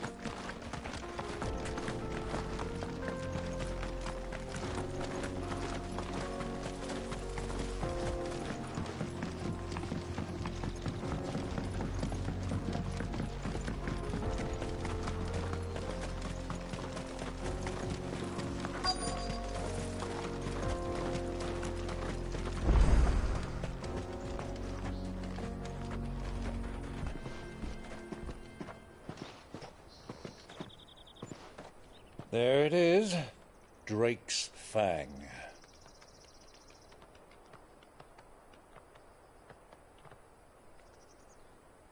Kupka will be hiding inside. Along with goodness knows how many guards, all on highest alert. You'll need to keep your wits about you if you're to reach him. So be careful. I will, Uncle.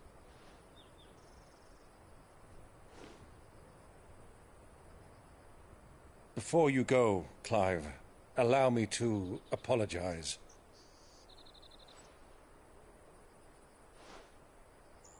After what befell at Phoenix Gate and the crisis that followed in its wake, I fled. I retreated to my counting house and danced attendance upon the vicereine in the hope it would bring me favor. I betrayed my nation to save my skin, like the coward I am.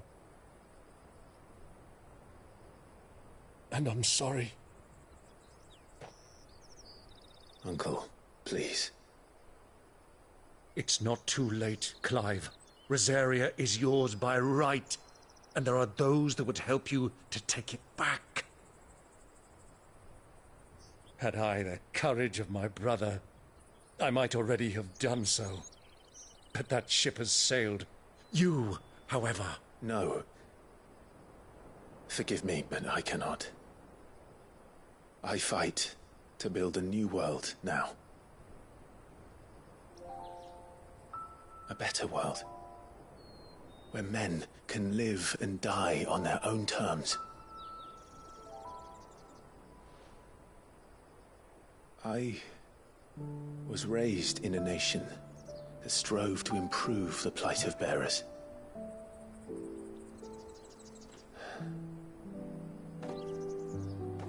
Only later did I realize that spark of freedom did not arise by chance, but was kindled by my father. You would see me follow in his footsteps. And that is exactly what I mean to do. Not by ruling Rosaria, but by extending his ideals to the whole of the twins. Though every soul in the realm may judge my actions heresy, I am certain my cause is just. You really are just like him, you know?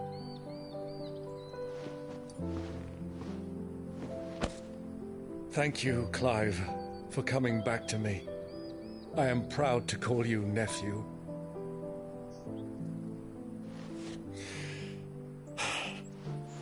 Well then, this is where we must part ways. Wish me luck in convincing my Canvarian friend to share his considerable talents.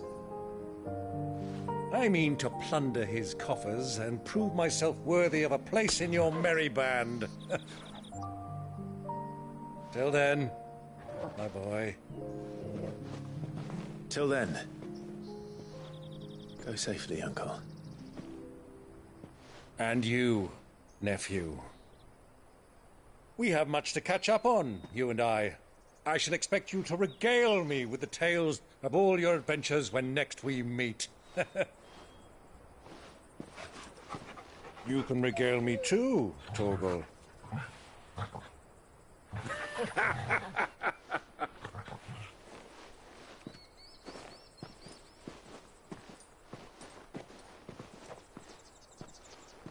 I'm coming for you, Kuka.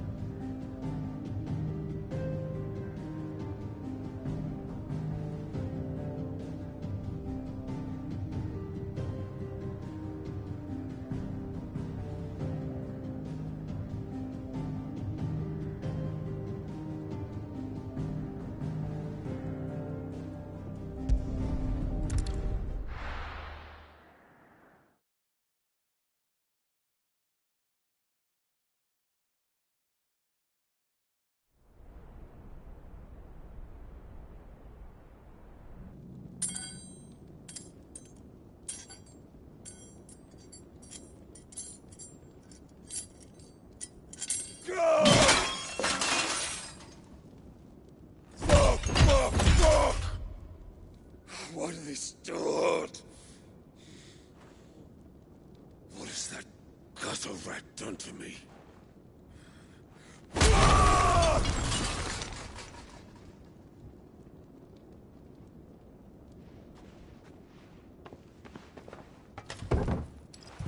Out of my sight, witch! I'll kill you, Rossfield! I'll rip out your heart! I'll tear you limb from limb! Peace, Hugo. The table shan't hurt you any longer. He sought to humiliate me. Me! If you hadn't interfered, he would be dead! You truly believe you would have triumphed had the battle continued? Titan would have ground him into dust! And how would he have done that without his head? Shut up! You weren't strong enough, and you call yourself a dominant. Or rather, you did. You mock me, Harbert.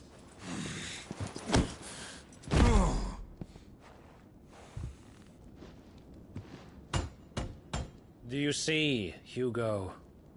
You are weak. Fuck! But so long as that fire burns within you, there is still hope. There may yet be a way for you to take your revenge. Tell me, what must I do? Please, I'll do anything. Just tell me.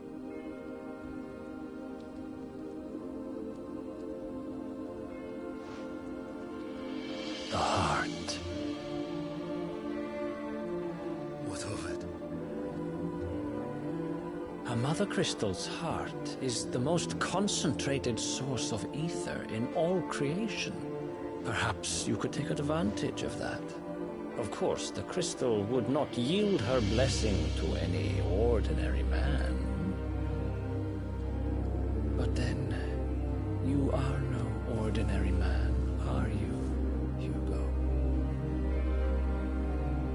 Clive Rossfield stole your power, but others have suffered a similar fate, and still managed to find the strength to conjure their icon. Like Benedicta Harmon. She too drank of the ether and gained a power beyond human understanding. She did.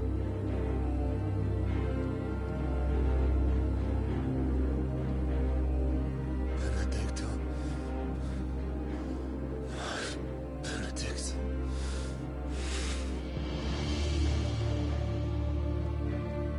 I'll do it. My love. I'll avenge you.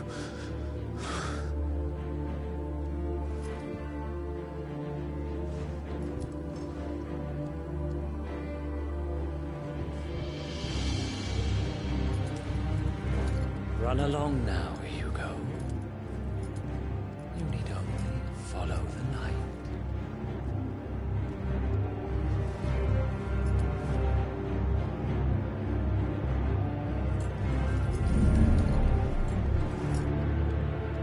Muthos is here.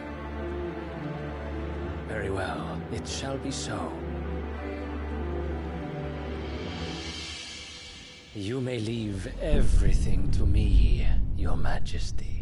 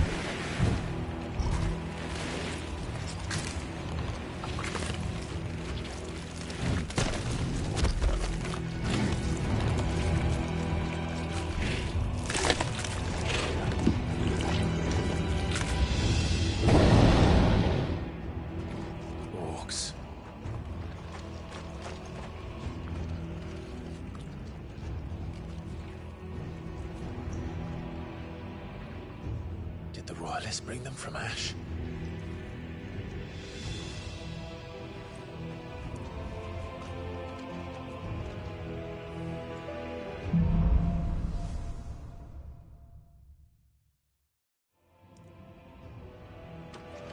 Are the Beastmen part of the Waluda army now? How the hell did that happen?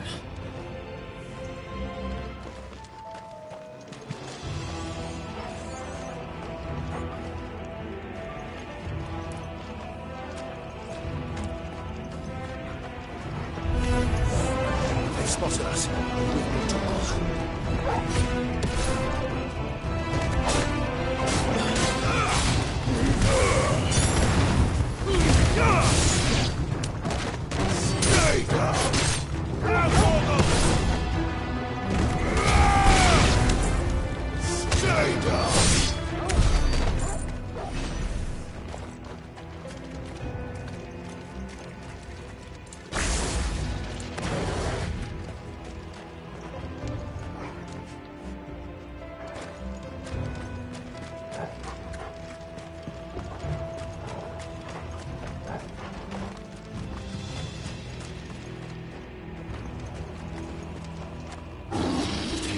entire mine.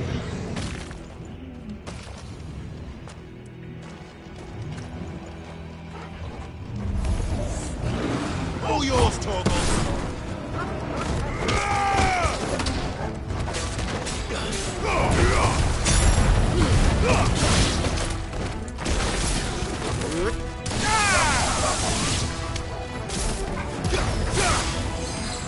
To me, blades!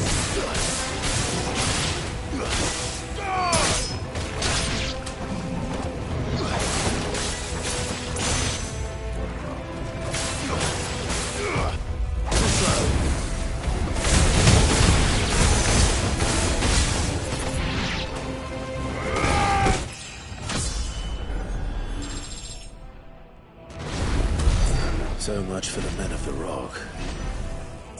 Dalmekia's finest.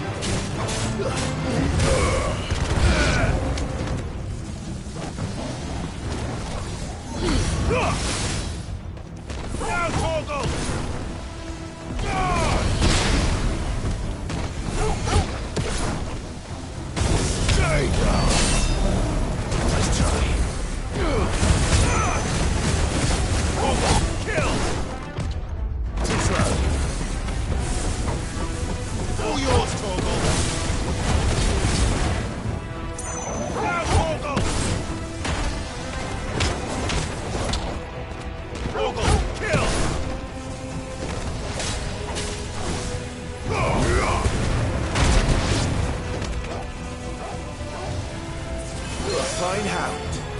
All yours, Torgal. Torgal, kill!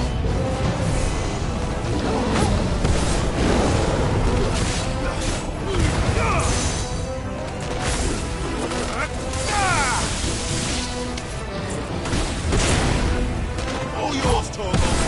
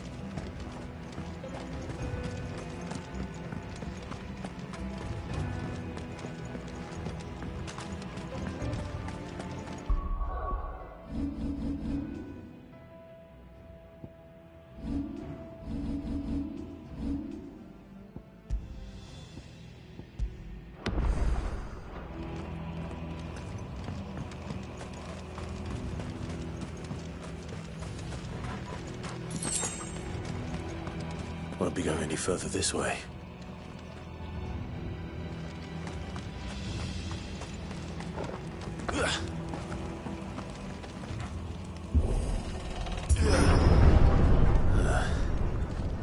Stairs. This must be the way out. Time to fight.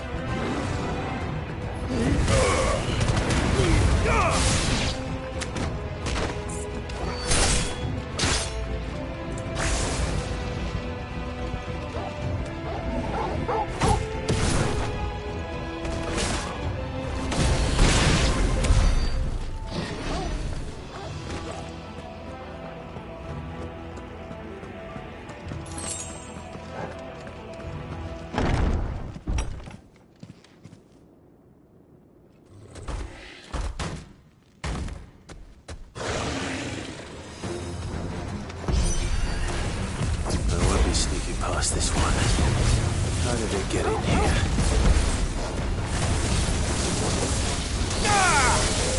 Let's try.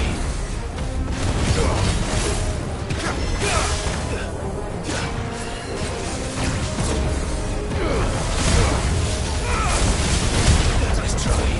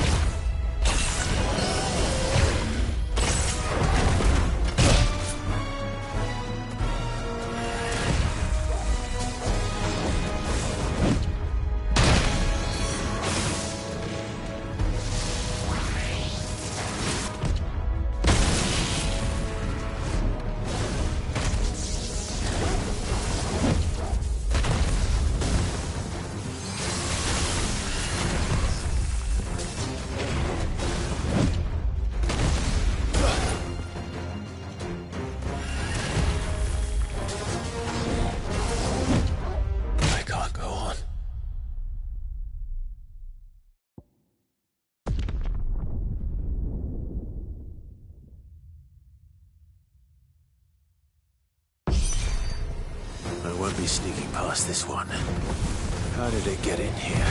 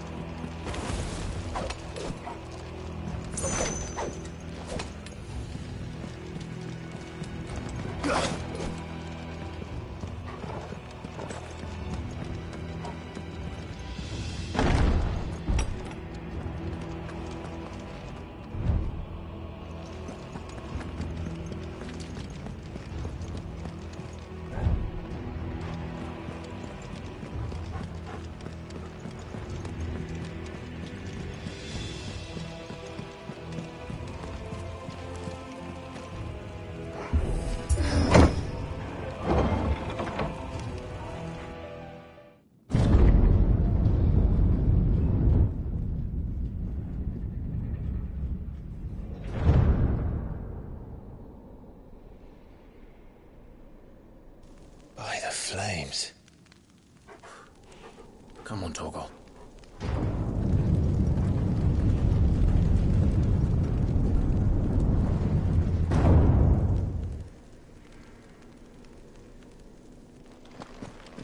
Kupka never did do things by halves. As if taking the Mother Crystal for his own wasn't enough. He had to build his castle in it.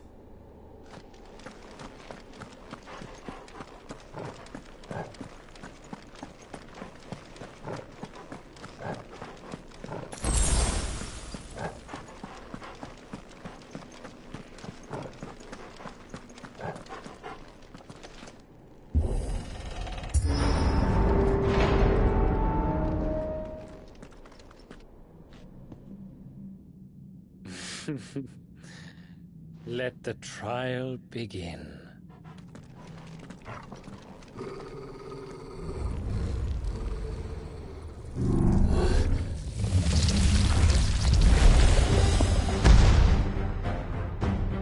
What the hell? With me, Torgal.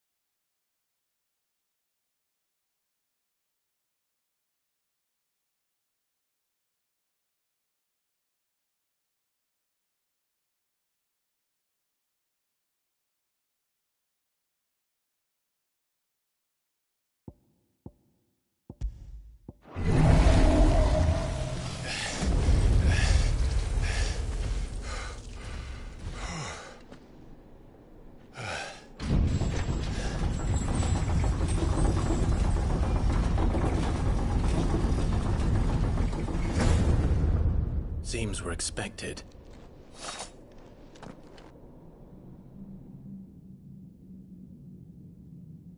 So this is the power of Muthos.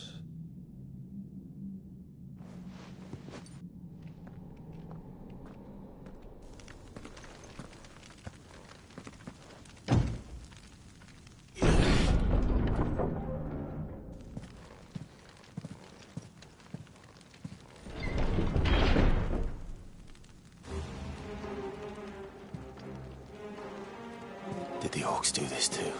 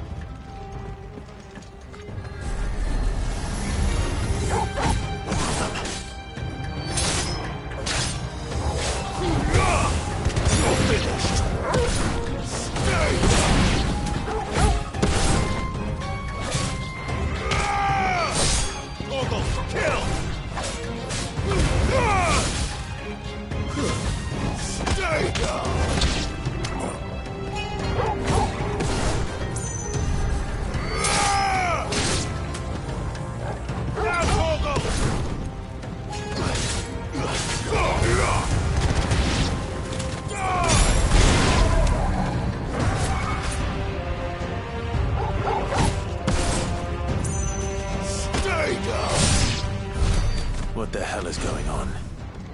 Are these things here for me? Or for him?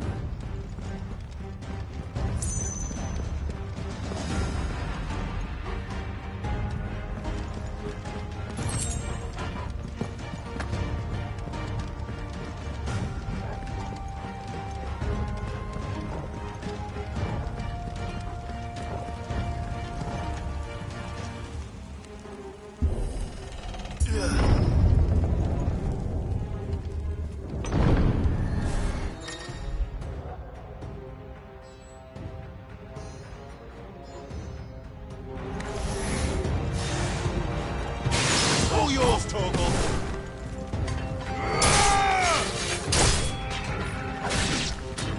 Nice try.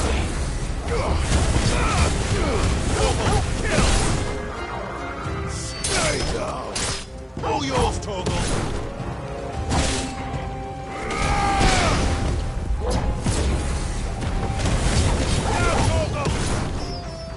Stay down. All yours, Torgal. It's over. Now, Torgal.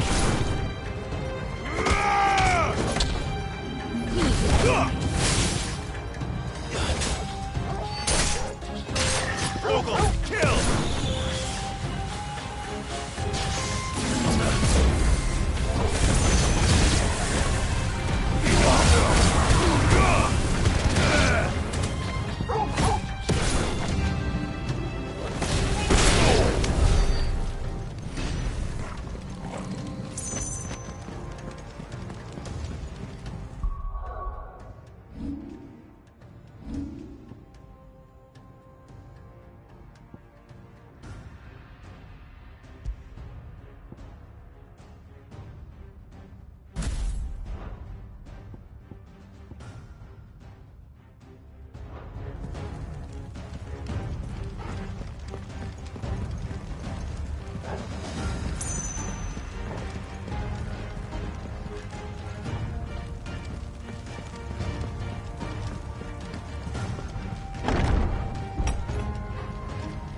First orcs, now these nightmares.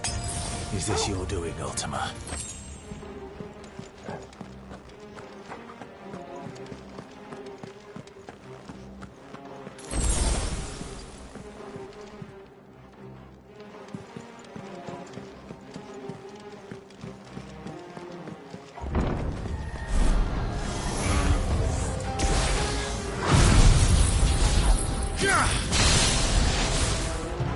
All yours, Torgal.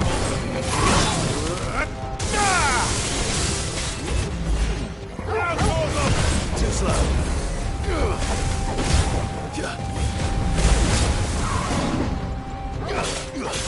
Torgal, kill.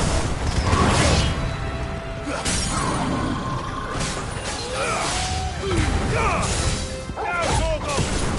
Over here.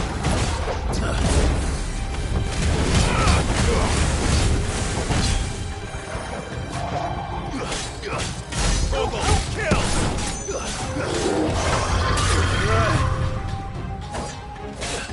Nice try.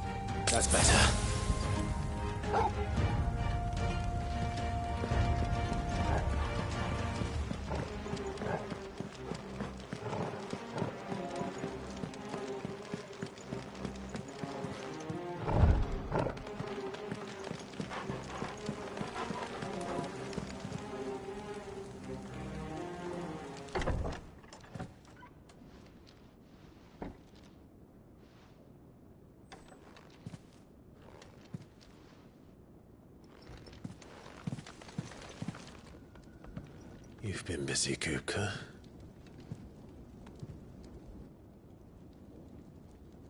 But where did you go?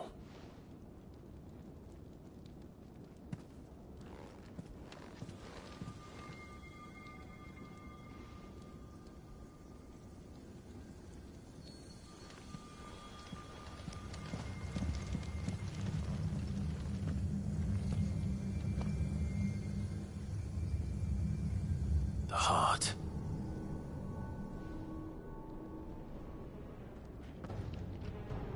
He's in the sanctuary. I can feel it. Come on, Toggle.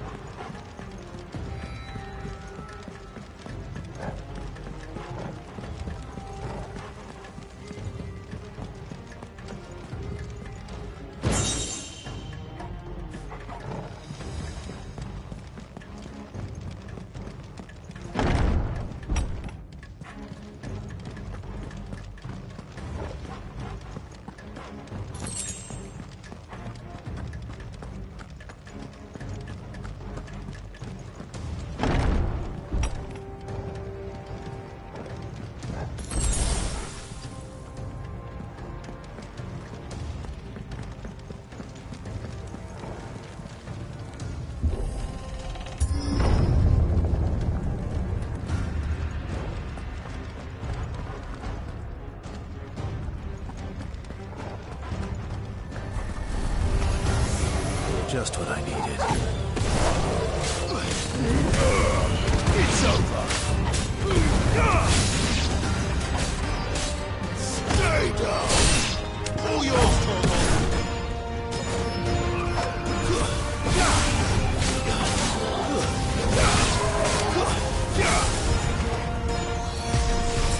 Torgal, kill! Now, Torgal! It's over!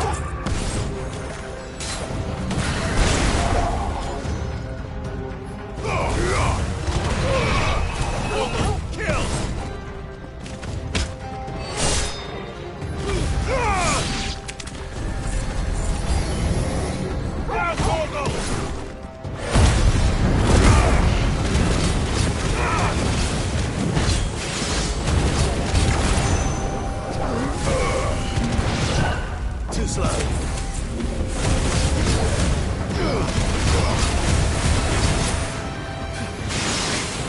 All yours, Torgal!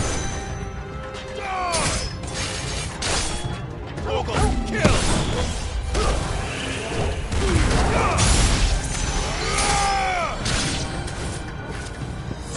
Well done, Torgal.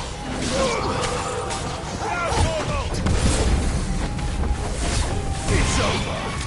Torgal, kill!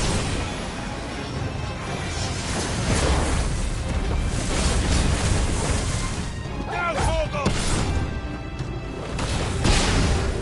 Torgal, kill! All yours, Torgal!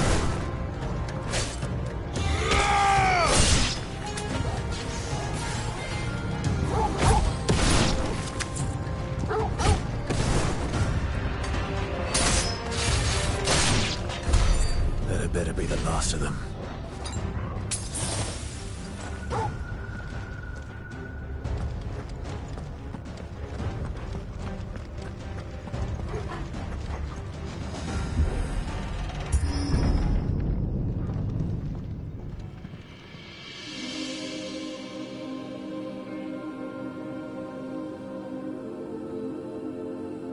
Benedicta, my everything. I've missed you so much. Kuka!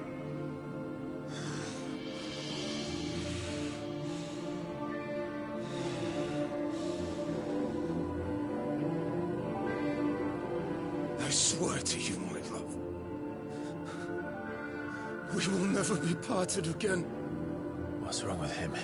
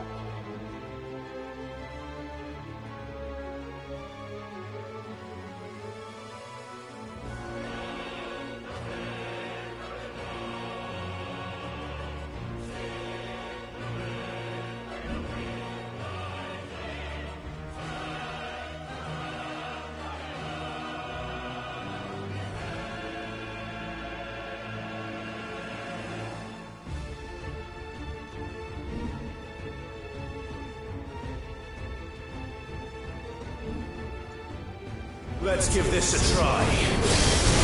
Not bad.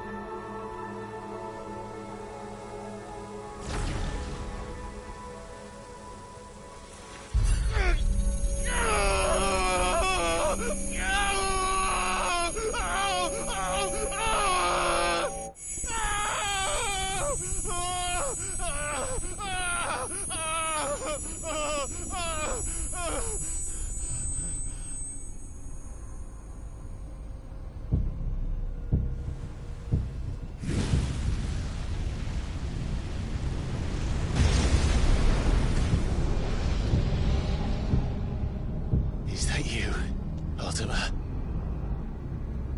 What do you want?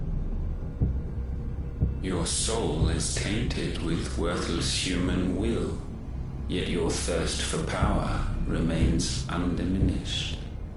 With every sip you take, you grow in strength, and soon you shall achieve perfection. I don't know what you're talking about. You will accept us, Mythos. It is inevitable. You were created for this purpose, and you shall serve it. Never!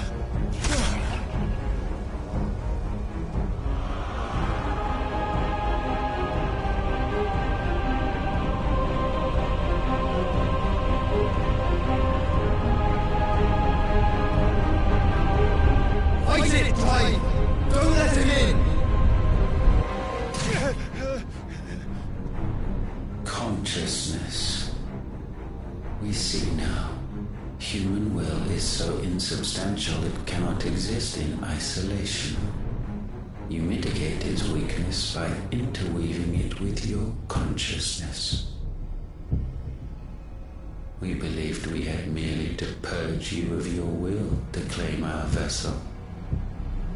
It appears we first have to sever every thread of the consciousness that supports it. No matter. The time to build a new world is not yet upon us. We will contemplate.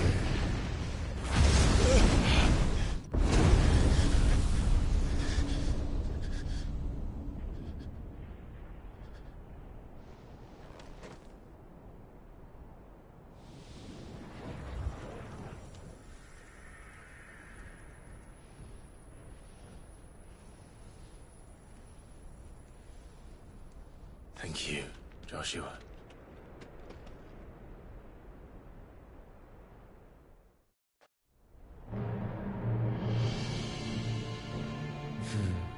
One can no more command the power of ether by drowning in its flood than one can constrain the tides by standing in the sea. I had thought Hugo wiser than this, but it seems his head was full of rocks after all. Titan was strong. Your Majesty. But Mythos is stronger. For 5 years, that man lived only for revenge. Clinging fast to a fiction, even as it swept him into the abyss.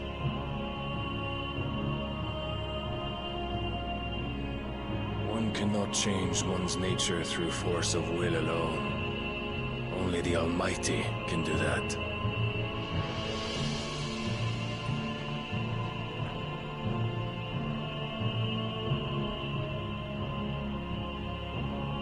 Hugo Kupka, the man who gave his life for a woman's head.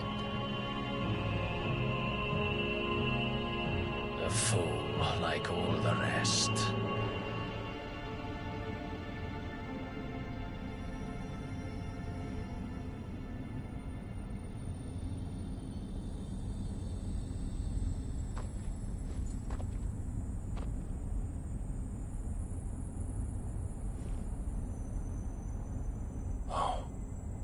That the death of a mother crystal should be so beautiful.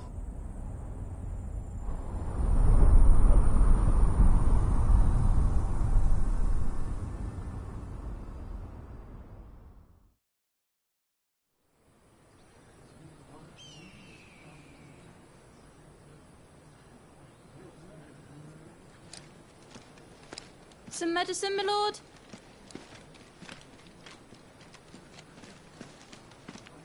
I have salves, potions, anything you need. Stop bothering me, urchin, or you'll feel the back of my hand.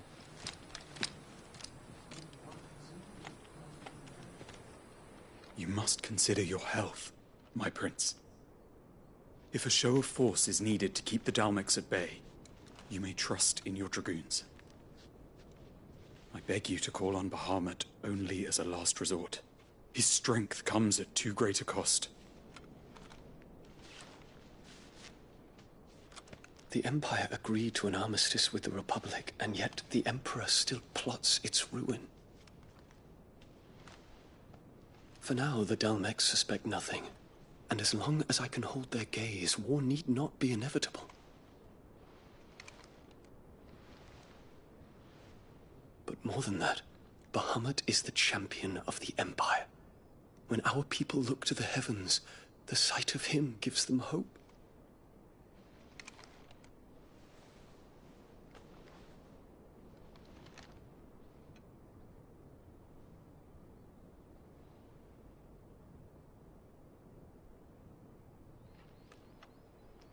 Forgive me, Terence.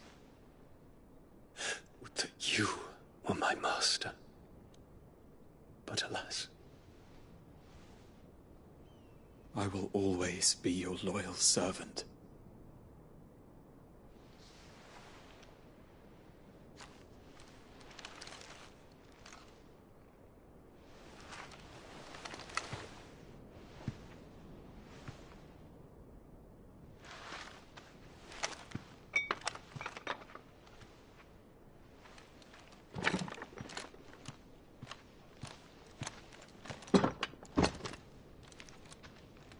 Should the Council's brazen maneuvering prompt the Republic to tear up their own treaty and launch a new assault, our soldiers would advance to meet them, cutting across the Central Isles, but not in time to prevent their forces from breaching the southern defenses and storming Twinside.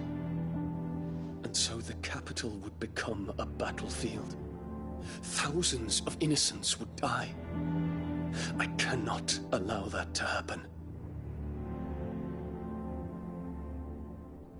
There is one small mercy, at least. You will not be forced to do battle with Titan.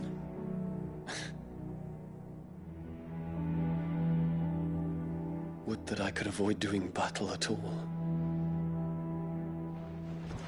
1,000 pardons, Your Highness. What is it?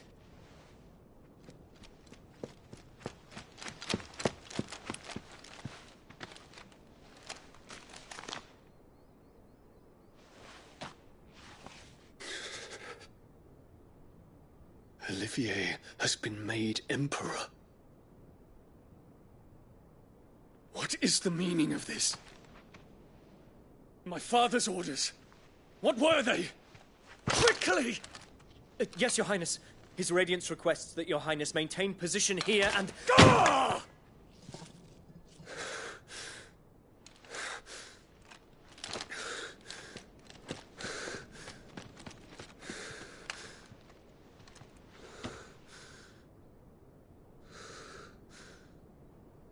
Terence. Yes, my prince. I must go to the palace. I'll ready your steed.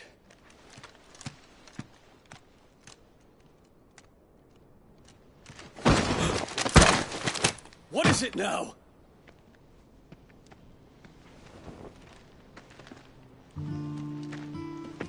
Forgive the intrusion, Your Highness. I know you. At ease. We stand in the presence of the Phoenix. You wouldn't want to get your fingers burned. I hope I'm not interrupting. Not at all. Though I admit, I did not expect such a distinguished guest. How many years has it been since the Remembrance ceremony? 20? I thought you long dead. Do I address a ghost? Many have told me that I look like one. But no. I'm alive. Just. Prince Dion of the House Lesage, I have a tale to tell you.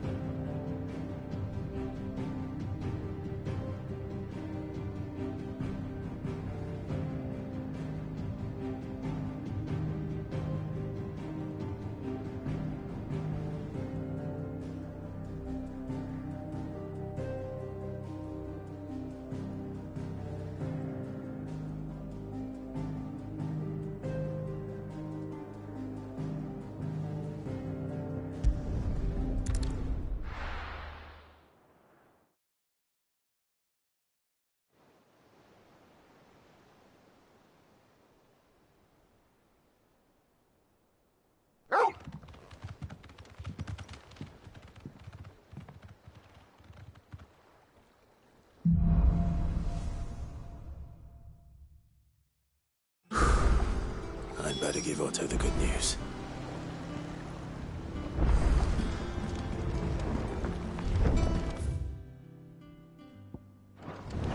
Walkways need Welcome patching home, up. Sid.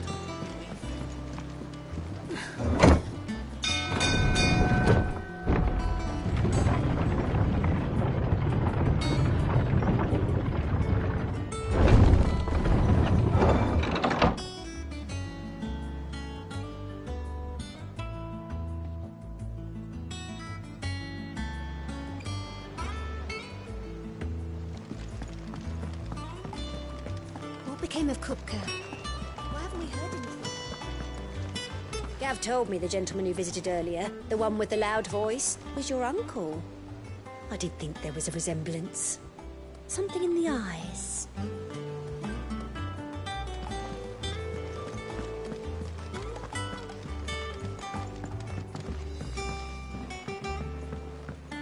We're seeing troops amassing at every border crossing.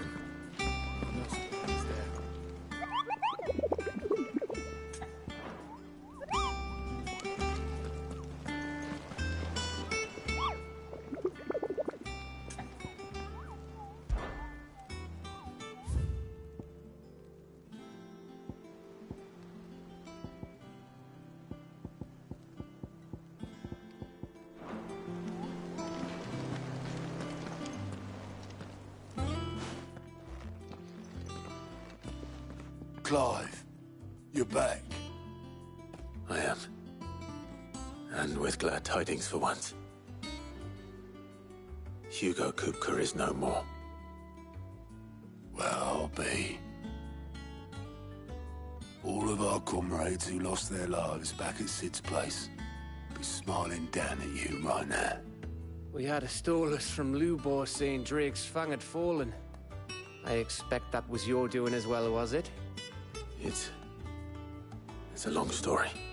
One for the history books, I'll bet. Welcome home, Clive. It's good to be back. You look better. I feel it. Which means I'm coming on your next little adventure. You're not leaving me behind again. Wouldn't dream of it. Otto. Any word on the Royalist movement since I've been away? Shouldn't you be putting your feet up? If you really want to know, go and have a word with Vivian. Thank you. I will.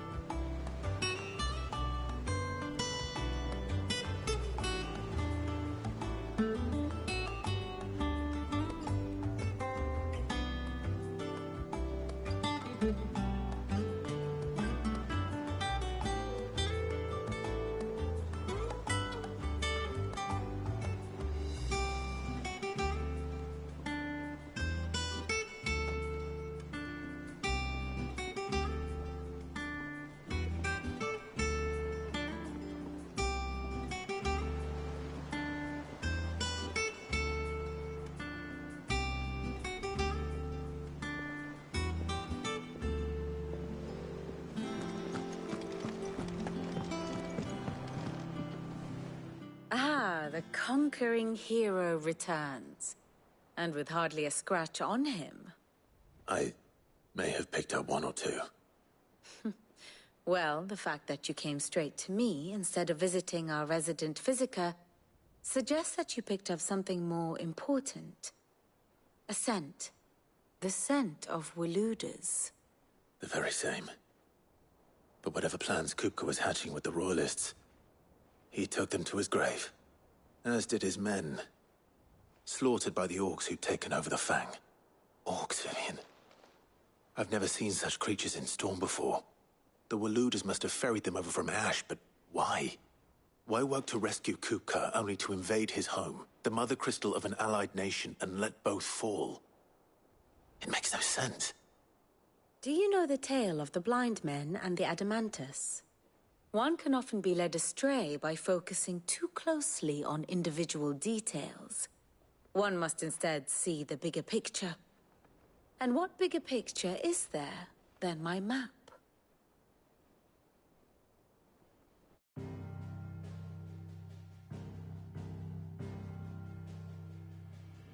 The Kingdom of Waloed claims dominion over all of Ash. It is a nation forged by the bloody conquest of Barnabas Tharm, the dominant of Odin. The Canvarian War of Independence in 849. The Battle of the Twin Realms in 865. The Battle of Belinus Tor in 873. Wheresoever his armies fought, Odin was found where the fighting was fiercest. But of late, the warrior king appears to have laid his sword to rest. Battle rages for control of the crystalline dominion. Yet Tharm sends not a single ship in support of his Dhalmekian allies. Meanwhile, the Blight ravages great swathes of Ash. Yet warlike Waloed shows not the faintest interest in laying claim to untouched lands. So why go to the trouble of sending an army of orcs into the heart of Drake's Fang, only to make no attempt to claim the Mother Crystal for Waloed? It can hardly be for lack of men. Tharm's armies rival any in the Twins. No. We have not seen the last of the Waloed standard. Odin will ride again. It is but a question of when. And on that day, who will be trampled underfoot?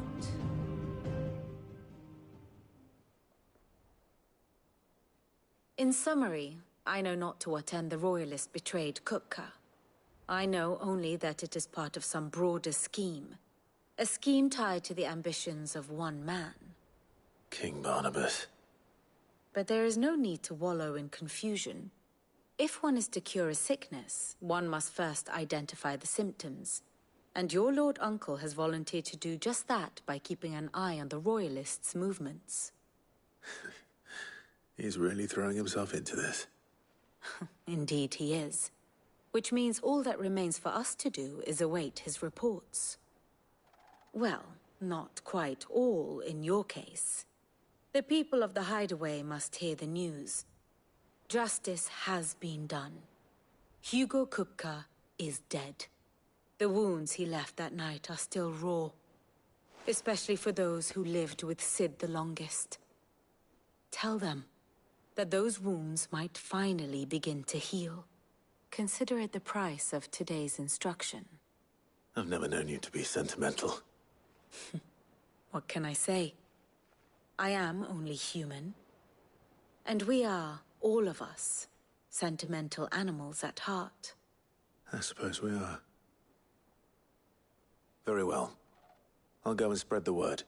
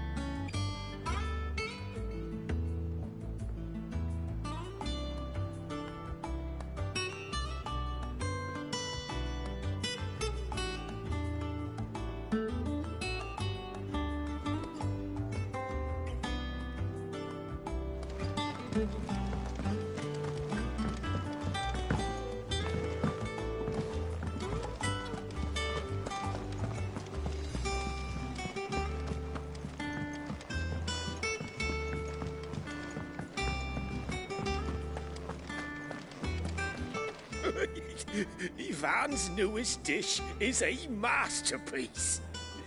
Once you get over the urge to gag, that is.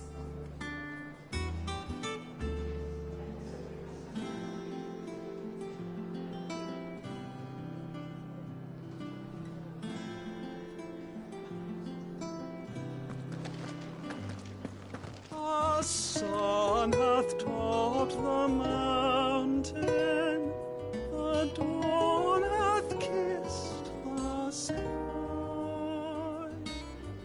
Bid welcome to the morning, and fears of night goodbye.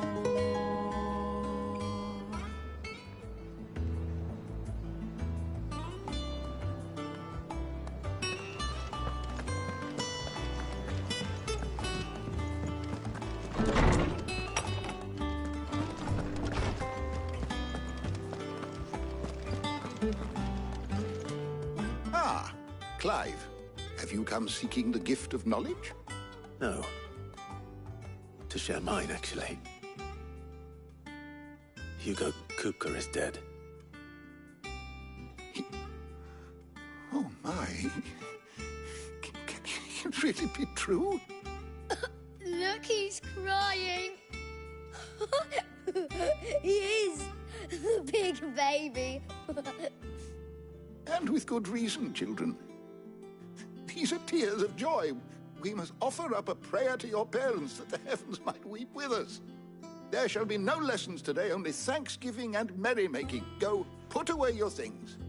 All right. Brilliant.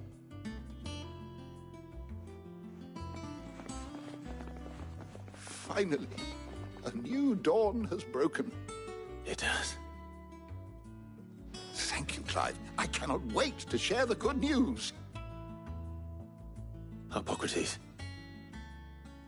After Kupka fell, Ultima came to me. I need to know what he is. Have you learned anything? Alas, no. And not for want of trying. I have scoured nigh every historical tome in our collection and found nothing. Not even the sort of conspicuous absence that might suggest a concealment of fact. One is almost tempted to conclude that such a creature never existed. But I saw him. With my own eyes. I don't doubt that you did. Alas, it seems you are the only one who has. To others, he reveals naught. We see only that which he leaves in his wake, like some terrible force of nature beyond the ken of mortal man. A bringer of death. Whether the Ultima you met with was the being itself, or merely another projection of its power, I know not. But until I do, my investigations shall continue. Thank you. It means a lot.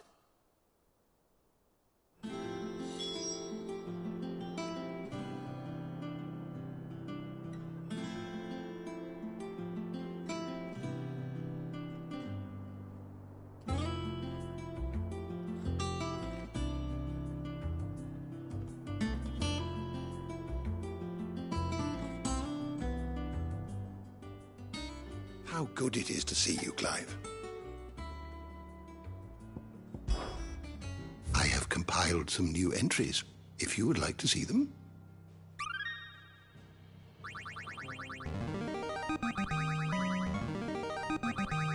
Now this, I believe you will find most interesting.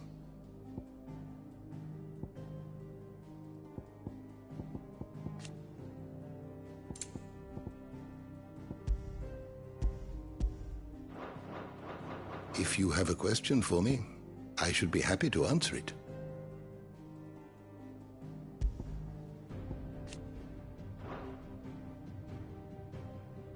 Did you learn everything you needed?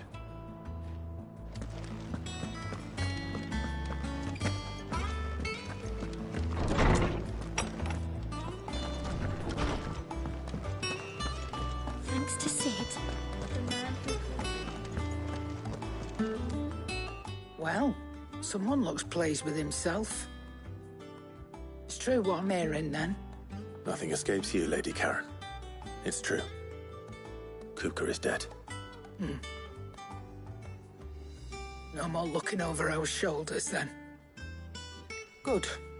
I'm starting to get a crick in my neck. Don't let it go to your head, though.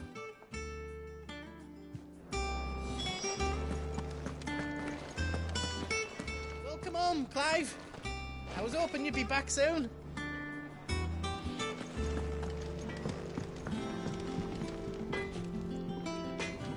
Blackthorn, do you have a moment? What is it? I'm busy. I wanted to tell you that Hugo Kupka is dead.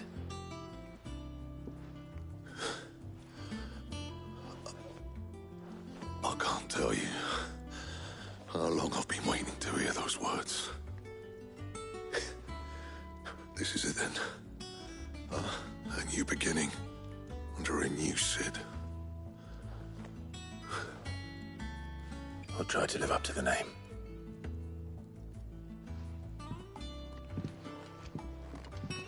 Right. Let's see if Otto has anything else for me.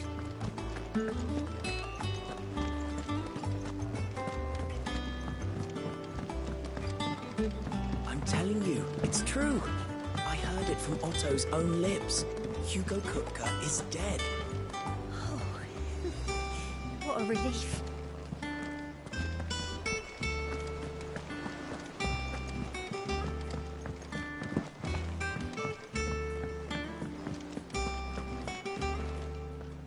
You barely sat down since you came home. Vivian got you running errands or something? Just spreading the word.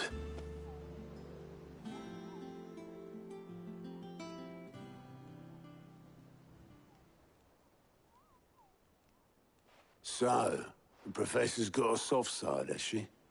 I'd never have guessed. No. She was right, though. Everyone was glad to hear the news. Ah, but you ain't told everyone. I can think of plenty of friends back at the old hideaway who'd sleep more peacefully for knowing. Not least of all Sid. You should tell him. You're right. I should. And I will. Well, when you do, be sure to take Mid with you. She's been going at it hammer and tong down in that workshop of hers, trying to do her father proud. I can't remember the last time she visited the old sod's grave. Very well. I'll suggest it. Don't think Mid's been to visit her old man's grave in years. So take her with you when you go. Let Sid see his daughter's face. If he could recognize it under all the grime.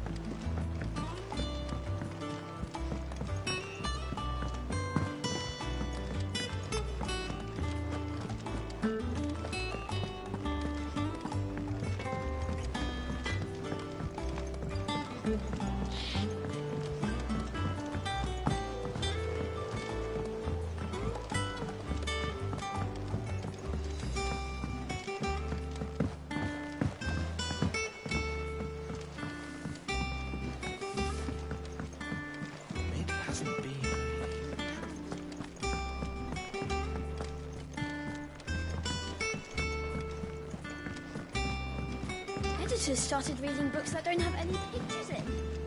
Why would anyone want to do that? I knew it was a good idea to have editors study alongside the children.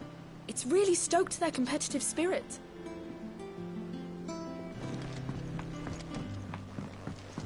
Think Mid might need some... If I don't come up with something soon.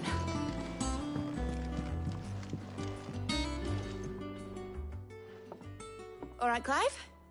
What do you want? I'm going to visit Sid, and I thought you might like to come with me. Sorry, I'm too busy for all that right now. I've got to get this thermal displacement stack sorted.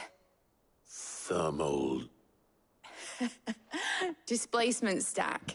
Here. And this is for... Only the fastest, finest ship the world has ever seen. The Enterprise. Me and my dad designed it together. Where other vessels rely on the fickle winds to drive them through the water, ours is fitted with mithril engines. And those things have got more push than a behemoth in a bad mood, and more heat than all the hells put together. Which is where the stack comes in. I may have already talked some tight-lipped shipwrights into putting the hull together for me in a little dockyard in Canva. But the stack's a bit more involved, so I'm building it here. Thing is, it's so involved that I'm running behind and it's starting to hold things up over at the shipyard. I'll come and see my dad, though, when I'm done. Whenever that is.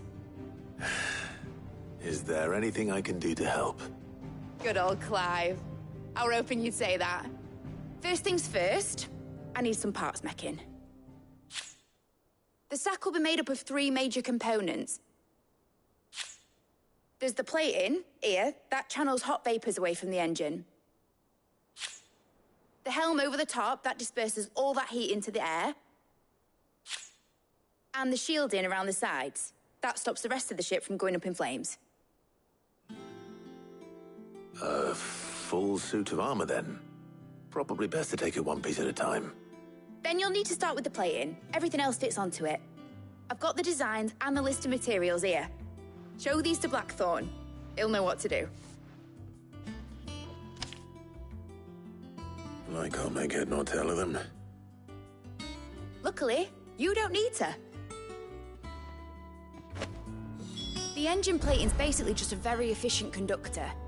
Create a thermal gradient across it and the heat radiates outwards, which... You know what, just show the plans to Blackthorn. He'll know what to do. The engine plating's basically just a very efficient conductor. Create a thermal gradient across it and the heat radiates outwards, which... You know what, just show the plans to Blackthorn. He'll know what to do.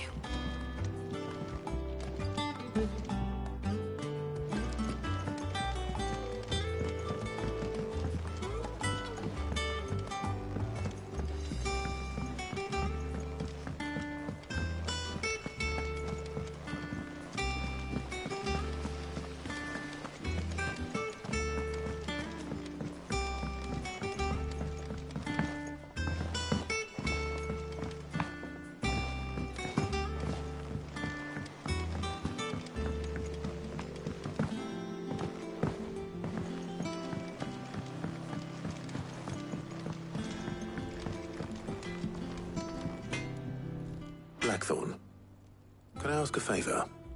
Out with it. It's for Mid. This my last chance to say I'm otherwise engaged. Spare myself the arseache. Go on then. What is it this time? She said you would know. Here.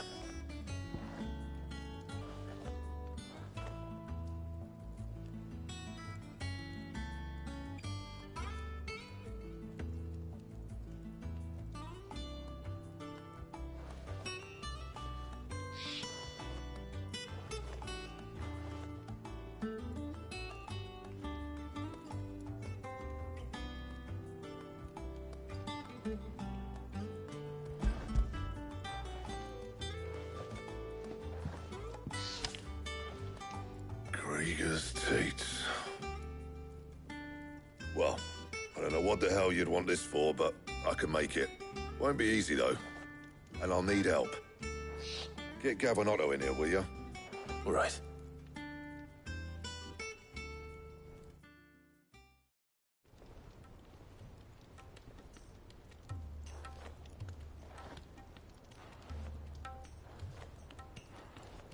So Mid's roped us all in here again, has she? Typical. Still, if that's what it takes to get her to visit Sid's grave, I'll do what I can. And, what is it we need to do, exactly? Take a look at this. It's this plating. The usual sword grade steel won't work. We need something that can get very hot, very fast, and still keep its shape. That means an alloy. Something that won't break or buckle at the temperatures she's talking about. Which is where you lot come in. I need materials, and I've got my work cut out already. You'll have to fetch them. Now, there's a special kind of sand I'm after that you can only find out in the Velcroy. Stardust, they call it. As for the rest of the stuff, my usual supply should have it in stock. It just needs buying and bringing back here. Well, we'll get it done quicker if we split up. One of us should probably give you an hand collecting the sand. And the other can go and get the rest from this supplier. Right then. Well, make your minds up who's going where, and we can get this over with.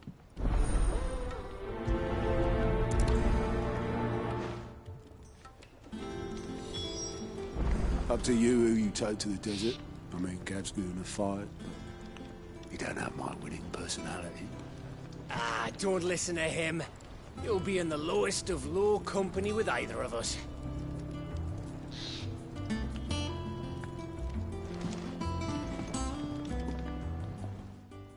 You going after the Stardust then, are you?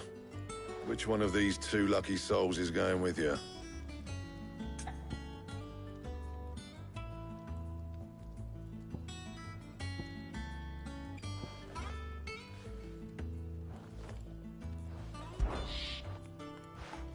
Gav, you're with me. All right, then. So, where do we find this Stardust stuff? There's a river that runs through the southern reaches of the Veldt.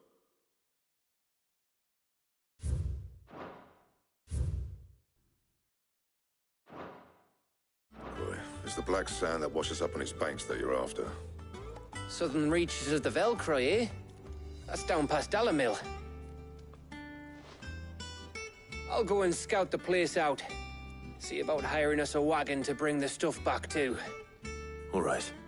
I'll meet you by the river. While you're off having a paddle, I'll pick up the rest of the stuff from Blackthorn's supplier. Take care. You two, eh? Don't go letting them fleece ya. Fleece me? I'd like to see him try. In your own time.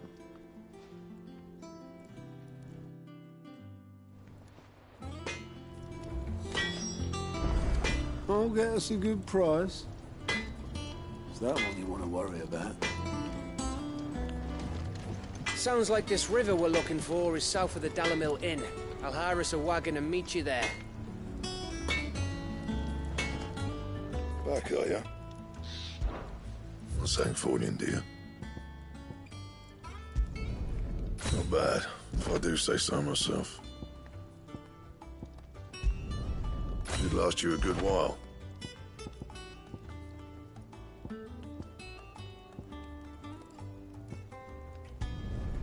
No scratches, all right?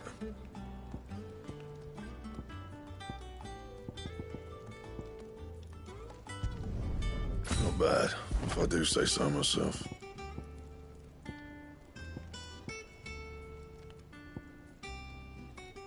Don't waste my time. You ain't got the stuff. Bring me the materials, and I'll think about it.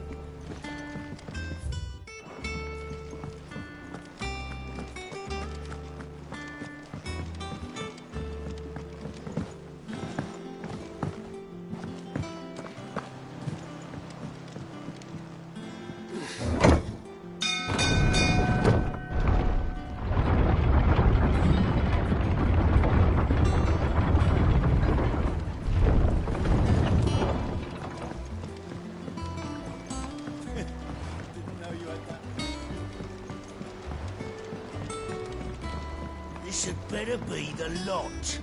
It's a skiff or a bloody cargo freighter.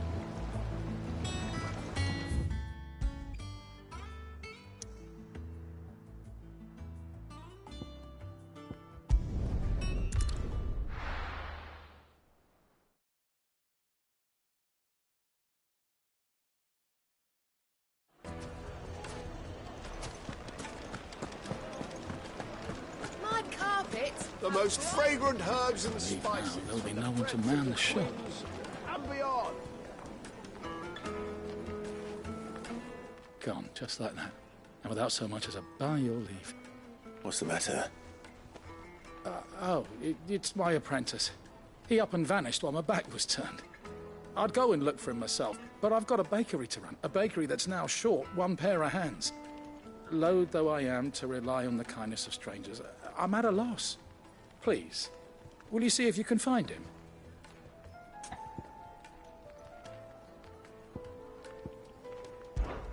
I'll see what I can do. Do you know where he might have gone? I wouldn't be surprised if he was off somewhere mooning at Drake's Fang. He used to work there, you see. Poor fool left his heart in its hollow. All right. Then that's where I'll start.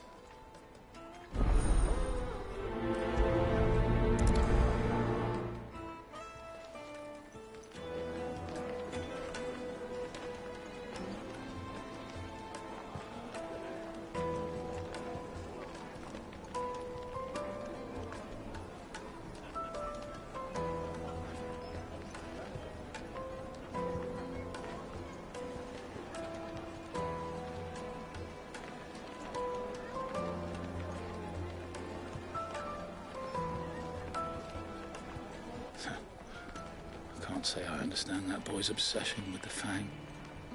I can't say I understand much about him at all. Oh, where did all the men of the rock go? Lights and pots!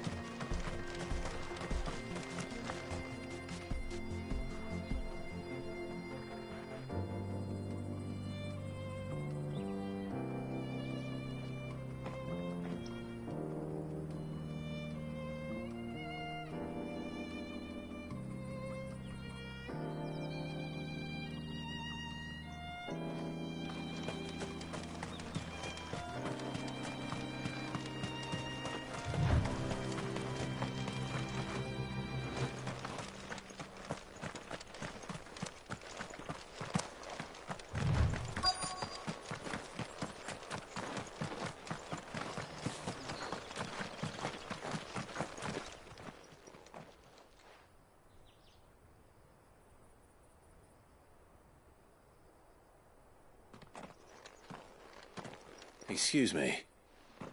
What do you want? The baker sent me to find you. I am a sorry, selfish sod, aren't I? Certainly not a baker. Master must rue the day he took me in. Time was the sight of the Fang used to calm my nerves. But now look at her. I take it you missed the Mother Crystal. I hated her, but she was all I knew. Worked her mines for years. And when she shattered, part of me shattered with her. I had to trade my pickaxe for a rolling pin, but I'm no good at baking. Every loaf I touch collapses. My bread's as hollow as I am. She was the only thing that could fill the hole inside me. Oh, I loved her, damn it. But now she's gone. She's never coming back. What am I supposed to do? I ask her. How does a shell of a man learn to live again?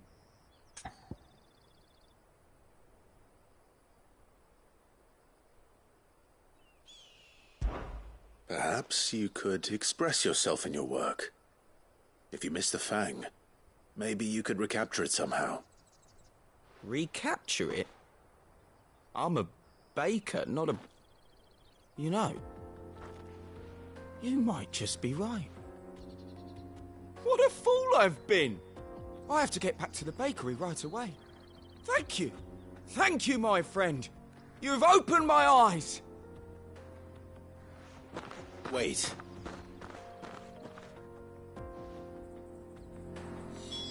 Suppose you won't be needing an escort then.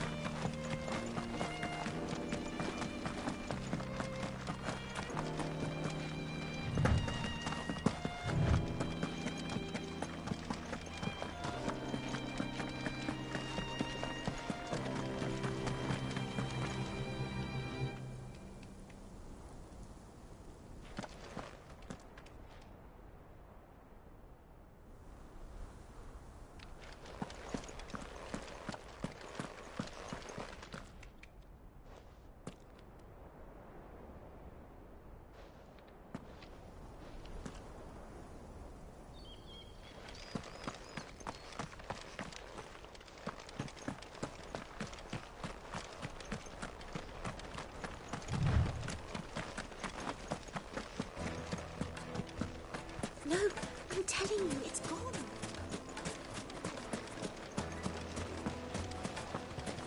Just look at the detail. Made from the stoutest stoneware. Oh, where did all the men go? Light meat and dark, fresh from the grill. Get it one? Ah, there you are. The man who lit a fire under my wayward apprentice. Though I worry you might have stoked the flames a little too high. He damn near ran me down trying to get to my oven. Master, it's ready. Behold the Drake's Balm. A truly unique creation. I dare say it is. Just look at it. A perfect likeness of the Fang herself.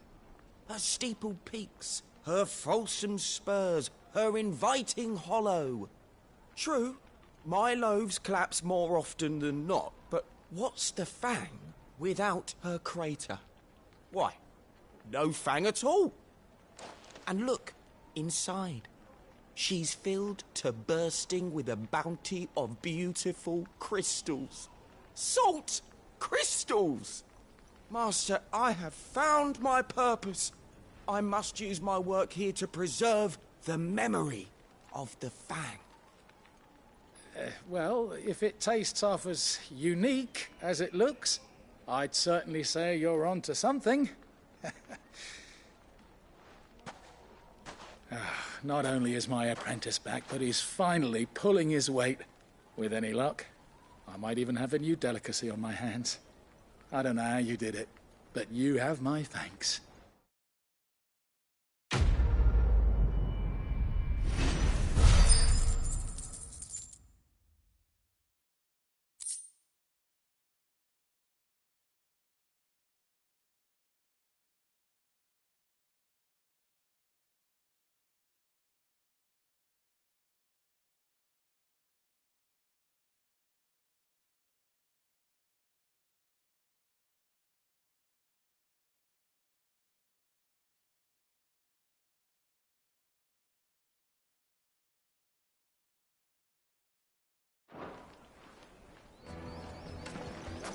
Now, Dusan, I know you're... Yes, they're quite sort of.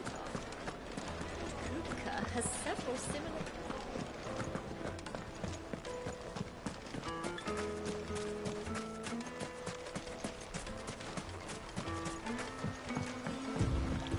Looks like I found the river. Now where's Gav?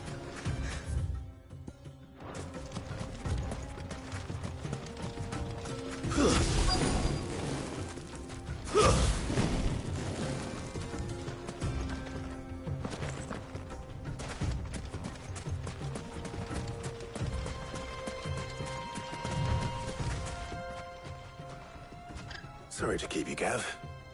Better late than never. I've had a quick scout about, and I reckon round here's our best bet if we want to grab as much of this Stardust stuff as we can. Don't know what Blackthorn's planning to do with it, though. I asked over in Dalamil, and they seem to think it was worthless. But if Stardust is what Blackthorn wants, Stardust is what he'll get. There's plenty of this stuff lying about, just begging to be bagged. Then let's get bagging, shall we? We shall. Race ya.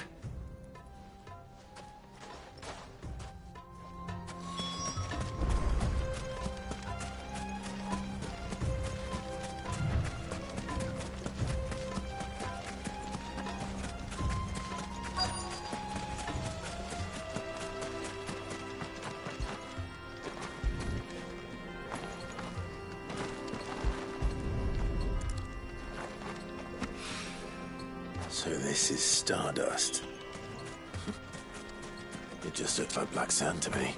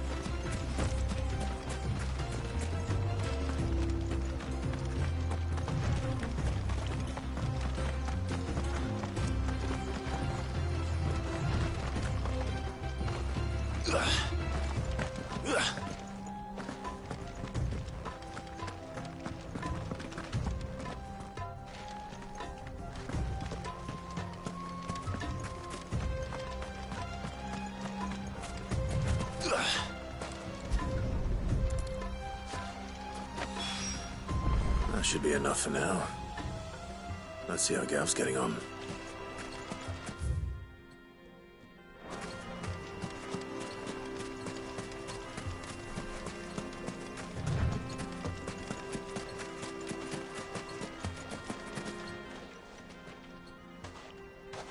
You finished?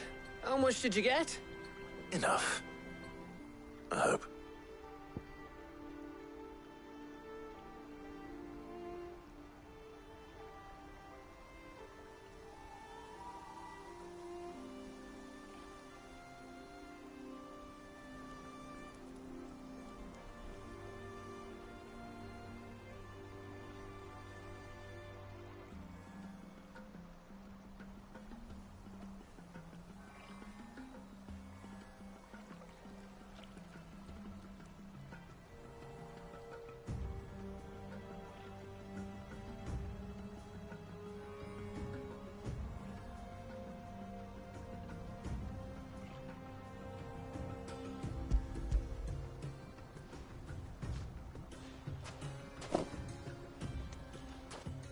Oh, you win. That might even be enough for old Blackthorn.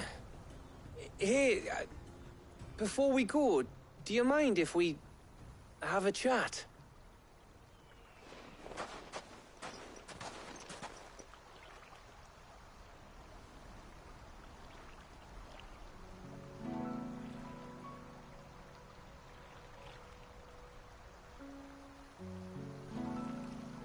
Feels like ages since we had the chance to talk.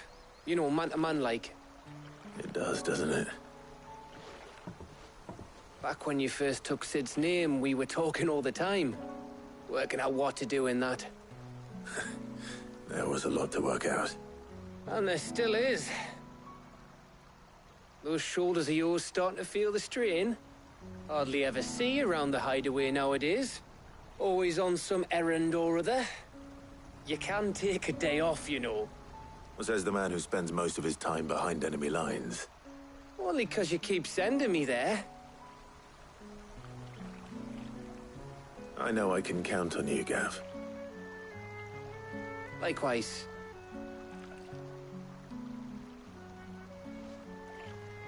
So you keep sending me wherever you need to, and I'll keep going. Safe in the knowledge that I have a home to come back to. Thanks to you.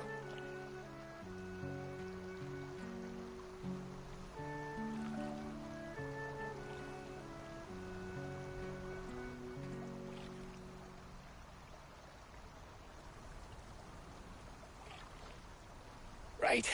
That's enough soppy shite for one day. We'd better get this lot back to Blackthorn before he slings his hammer at someone. You go on ahead. And try to get some rest once you're there. Oh, I plan to. Believe you me. After Blackthorn gets what he needs, of course.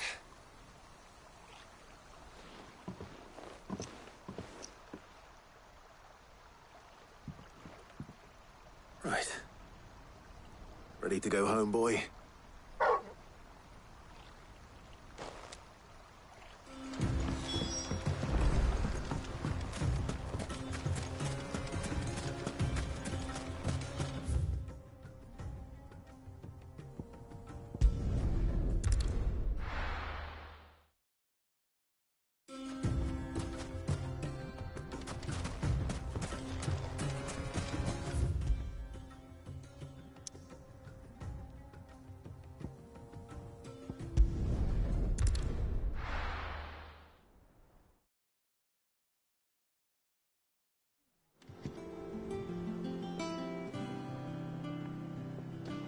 Let's hope this is all Blackthorn needs.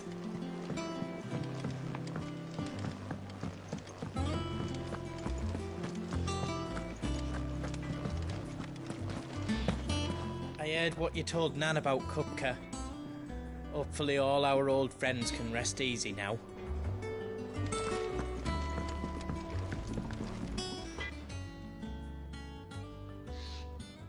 Blackthorn, got everything you need?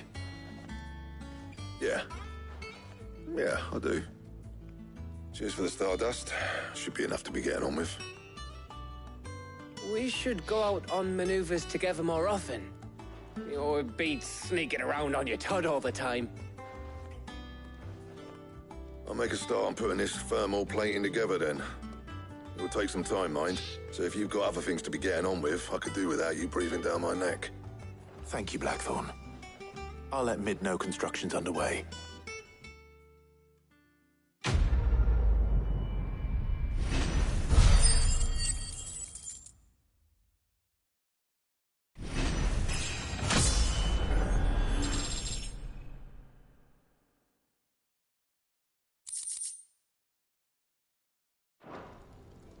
Suppose we'd better be getting back to work too. Give us a shout if you need anything.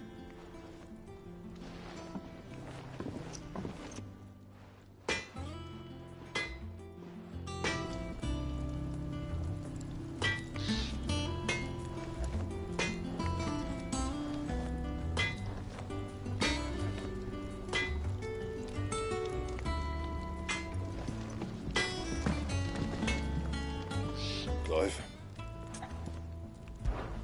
Not Sancfordian, do you? And how am I meant to do that then? Don't waste my time. You ain't got the stuff.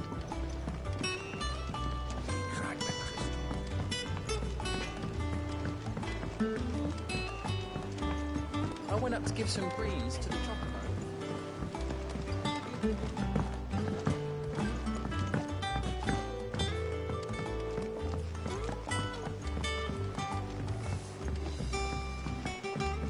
Mid hasn't been.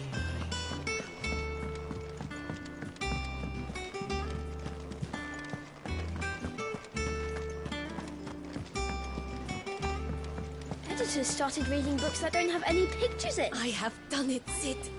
I have learned all the letters. Every one.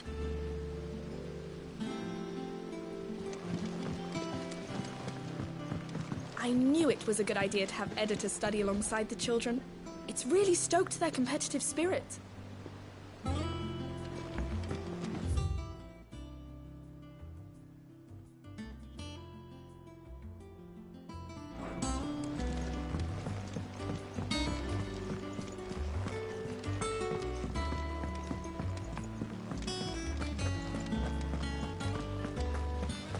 When it comes to boyish charm, Goops has an indomitable rival in Gav. One is the sweet little babe in arms to be cooed over. The other, the naughty little boy who'd pull on my pigtails.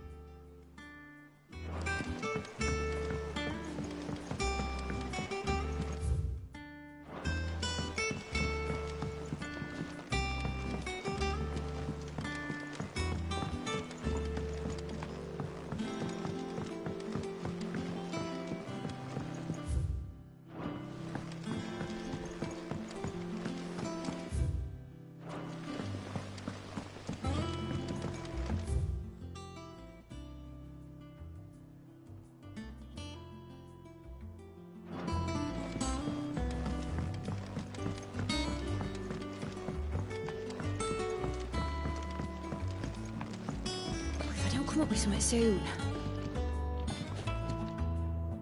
You'll be pleased to hear that Blackthorn started work on the plating. Excellent. 1 down, 2 to go. So, what's next? The helm, of course. For this, we'll be repurposing fallen scrap. Salvage from the ruins? I thought that material was all but impossible to work. Ah, but we don't have to. I'm sorry. Just so happens there's one particular ruin that's broken into exactly the right shape and size pieces for what we need. What's the name back there? I'll give you all the details. What's her name? Right. Talk to her back there. You know, thingy. She'll tell you exactly which bits of which ruin we need. You just need to go and find them.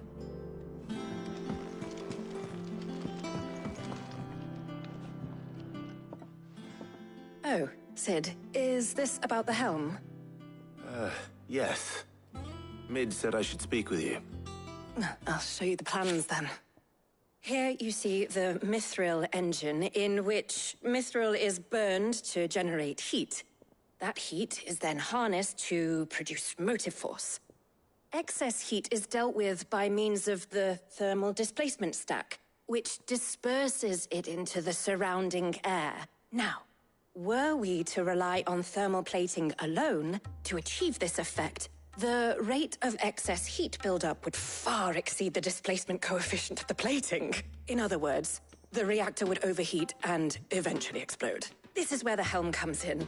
It connects to the plating, you see, and serves as a sort of thermal sink to absorb all that excess energy. Our experiments have shown that fallen ceramics are remarkably thermophilic. They can withstand and absorb levels of heat far above anything we are able to make today. And not only that, they're also waterproof and immune to rust, making them the perfect material for our protective hood. Why, if sea or rainwater were to enter the reactor proper, it would vaporize instantly.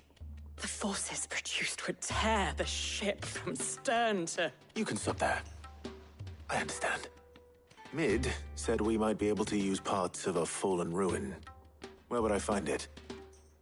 Ah, yes. It's in Lorbert's Pass, near Lostwing. The thing is, well, I probably should have arranged to have the pieces we need brought here sooner. You see, a certain unwanted visitor has taken up residence there. It's no longer a matter of just walking in and taking them. It's, going to be considerably more dangerous than that. I see. Then I suppose I'd better deal with this unwanted visitor for you. Would that help? Oh, very much. Thank you, Sid. I'll gather my team and head there right away. We'll meet you outside the ruins.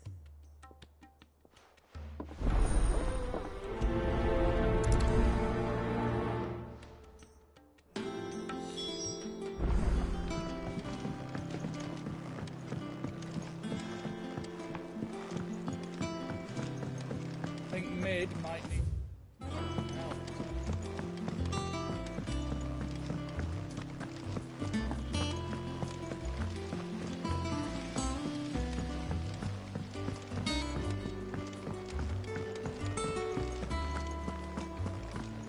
We're seeing troops amassing at every border crossing. Ain't so bad stretching your legs once in a while. Should do it more often. Ain't so bad stretching your legs once in a while. Should do it more often.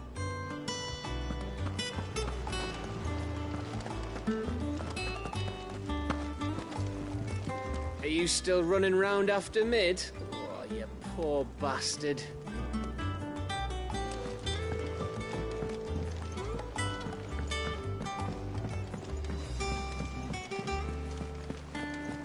Hugo Kupka's dead, isn't he? We don't have to live in fear of him anymore.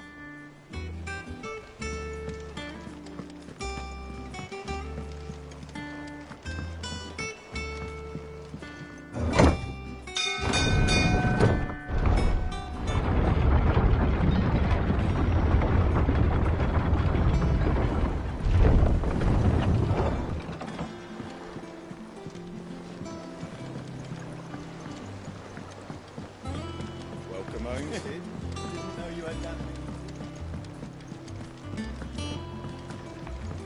This had better be the lot.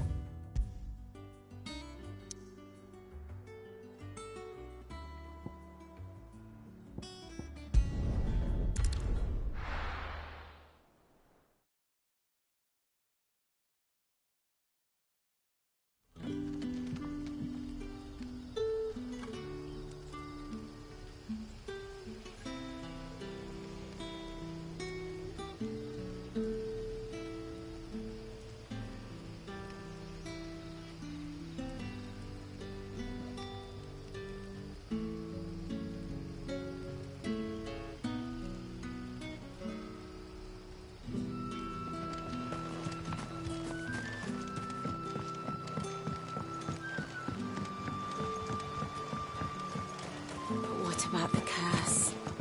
Can't you use a crystal instead?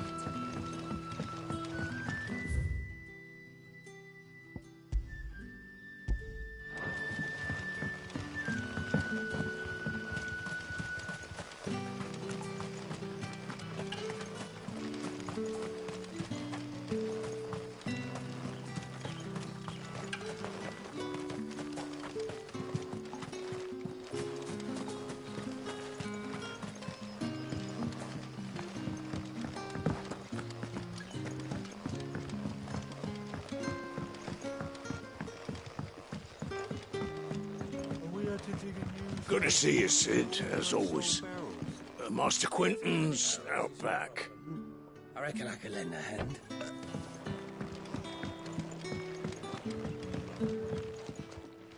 Ah, Clive. Your timing is exquisite, as always. I have a concern which you may be able to assist me with. Go on. There are whisperings afoot of shadowy figures having been sighted outside the village. Rustlings in the undergrowth, suspicious noises. My people fear that they are being watched. It may be no more than a surfeit of nerves, understandable in the current climate, or it may be the prelude to something altogether more dangerous. Given what I hope you'll forgive me calling your nose for trouble, I wondered if you might investigate. Of course. Excellent. You might begin by speaking with the good citizens of Lostwing. Listen to their tales, and make what you will of them. All right. I will.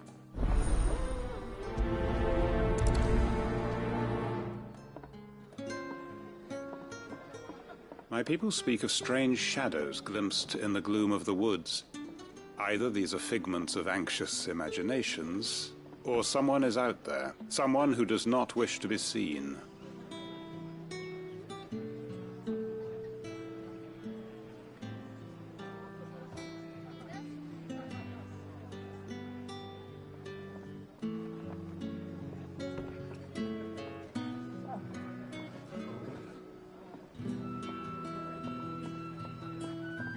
Hello, Sid. Take a seat where you like.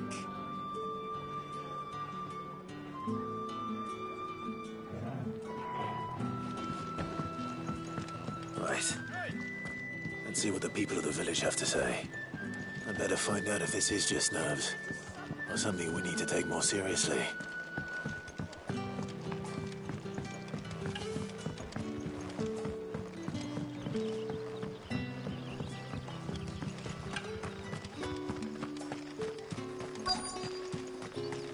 Word is, the Black Shields took a hiding in the hands of... Excuse me. Quentin mentioned strange figures having been sighted near the village. Have you seen anything? Nah, not me, Gov. I heard the rumours, though. I'm here most days, right next to the gate, and I ain't seen nothing out of the ordinary. Don't worry. Any shady characters try and slip into town this way, and I'll soon come running. And shouting, most likely. All right. Thank you.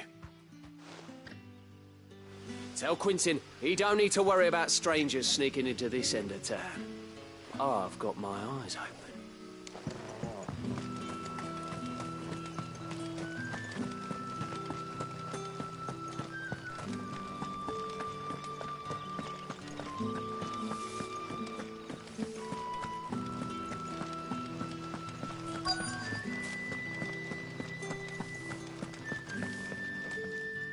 you have a moment? There's talk of suspicious figures in the woods.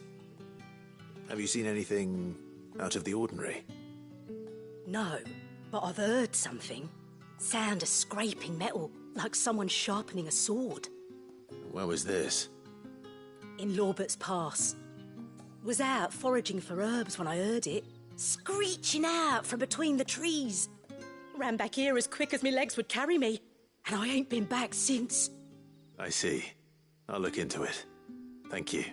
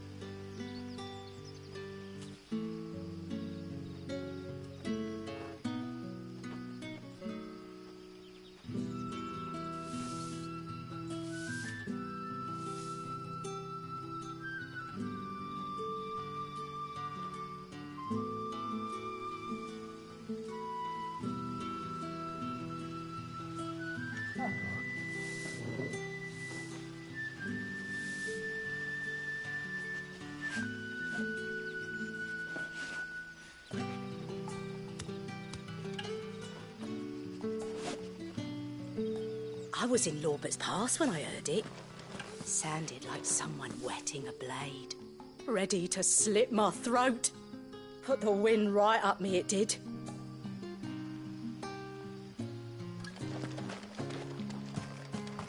Seems Lorbert's Pass is our best bet then. What do you say, Torgal? Shall we go and investigate?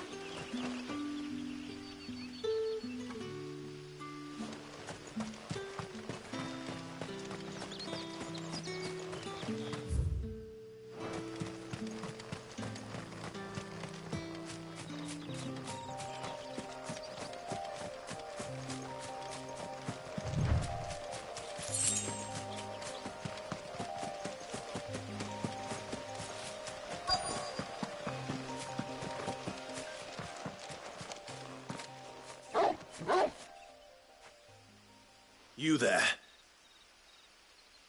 Fuck! He's seen us. Get them before they escape! Black Shields. Here. What the hell are you doing here? What is it to you? Not that we give a damn. All that matters to us is that you don't leave here alive.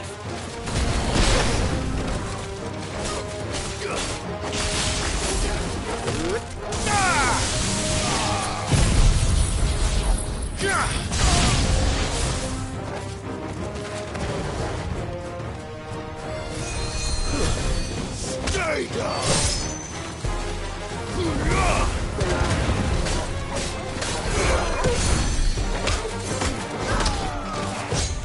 Too slow.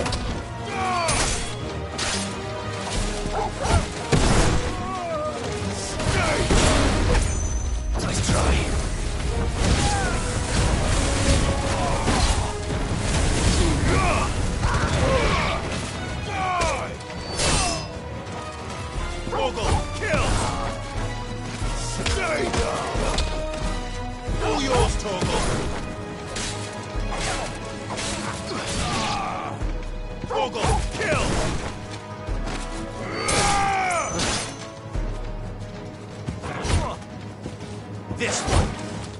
Enough.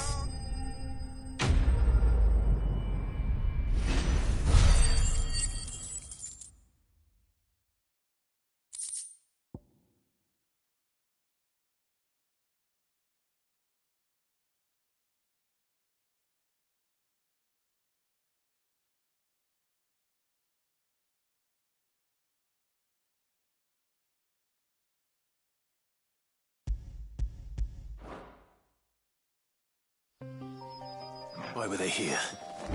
Were they planning an attack on Lost Wing? I need to warn Quentin.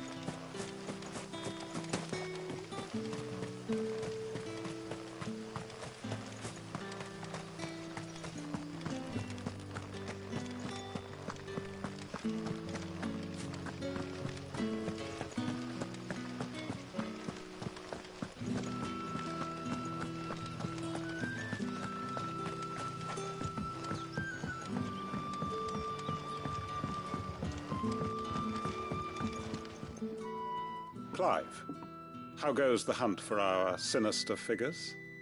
I found some black shields hiding near Lorbert's Pass. They're gone now. Black Shields. The Empress's former bloodhounds, though they serve another master now.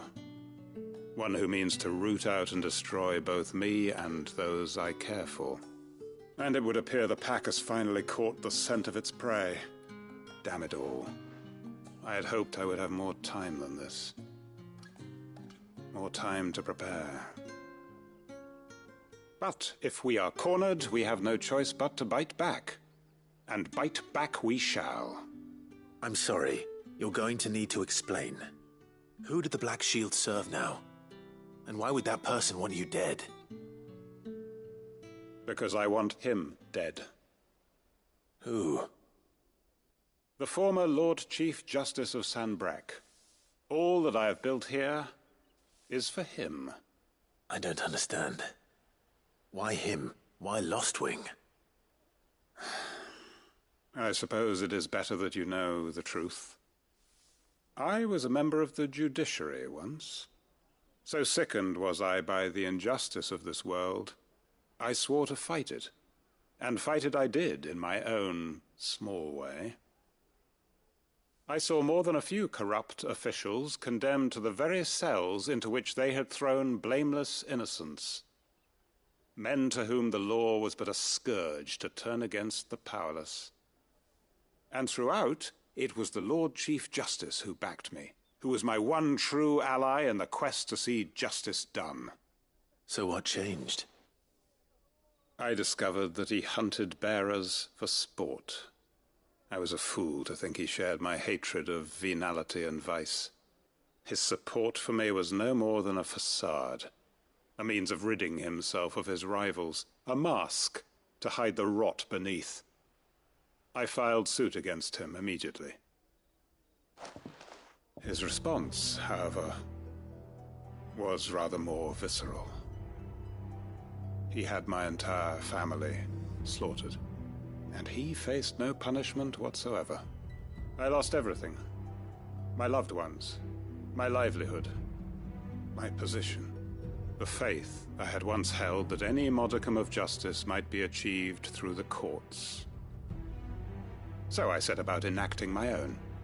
I tracked down every soul who served him, and slit their throats myself. But the man himself proved an altogether more difficult target. With money and power come protection. And so I saw that I would need an army of my own.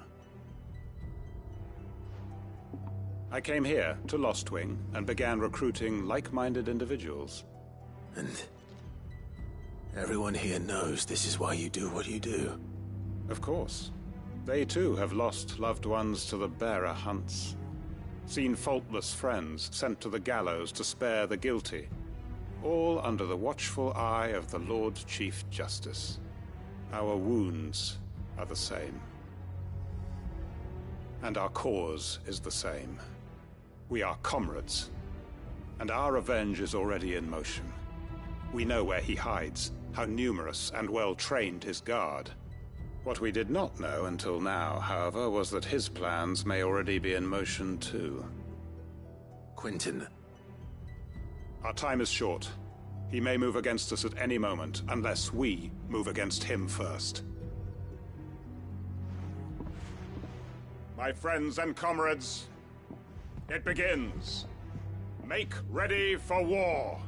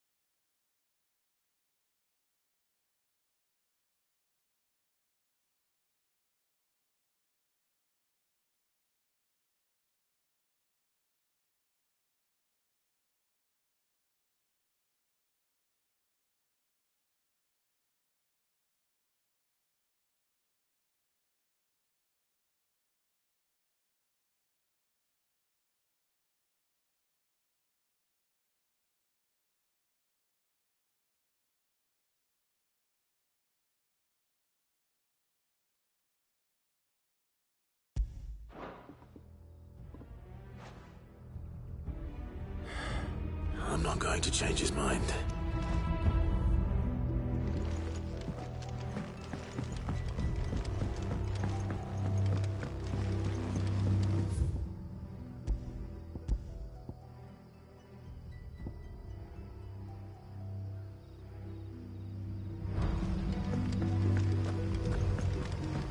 If you're ready, leave at once.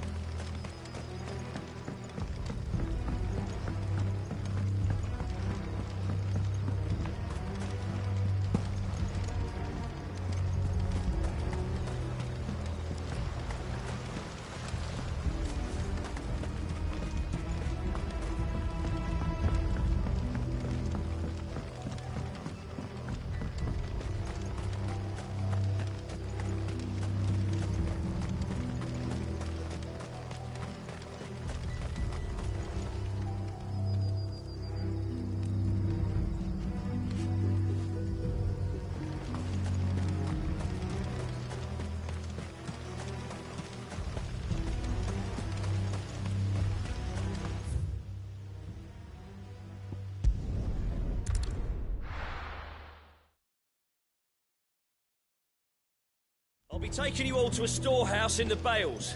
Leave anything...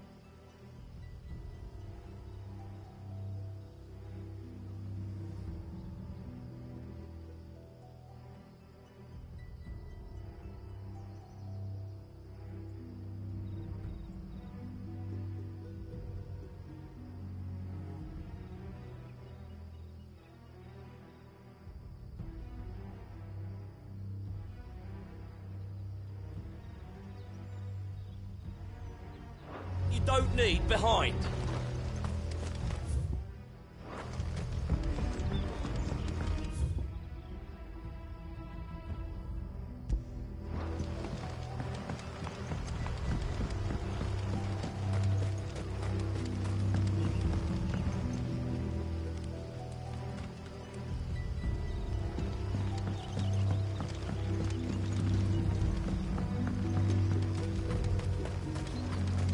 If you're ready, leave at once.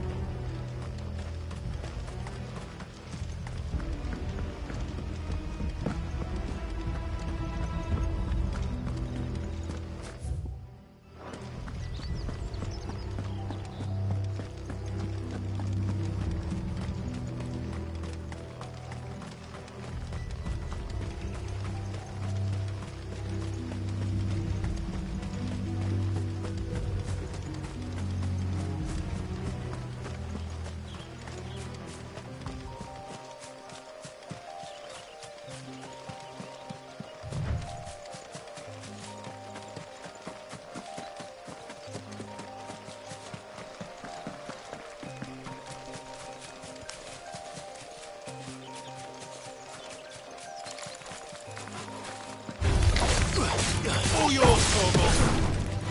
Stay down! Now, Torgal!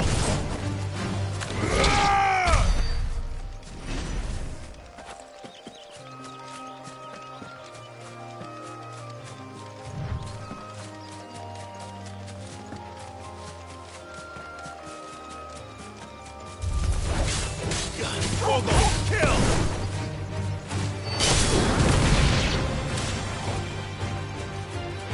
All yours, Torgal!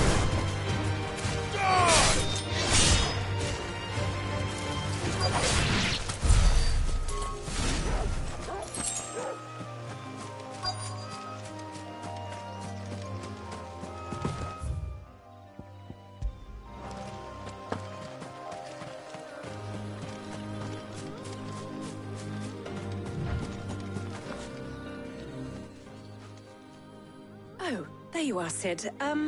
Thanks so much for coming.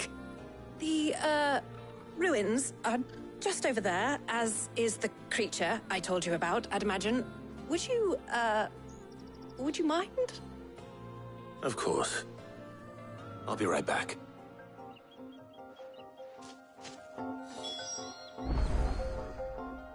The pieces we need are in the ruins, just over there, as is a terrifying monster.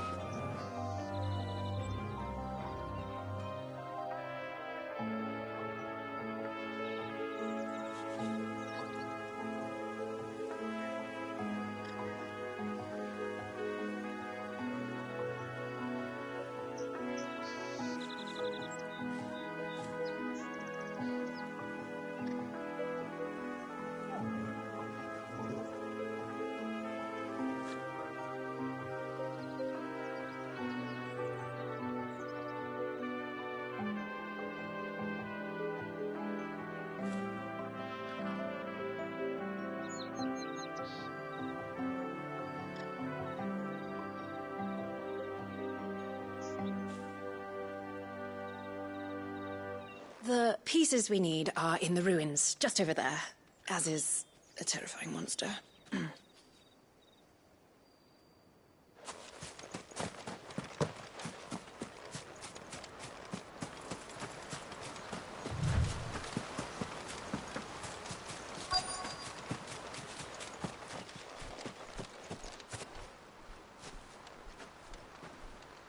Anybody home?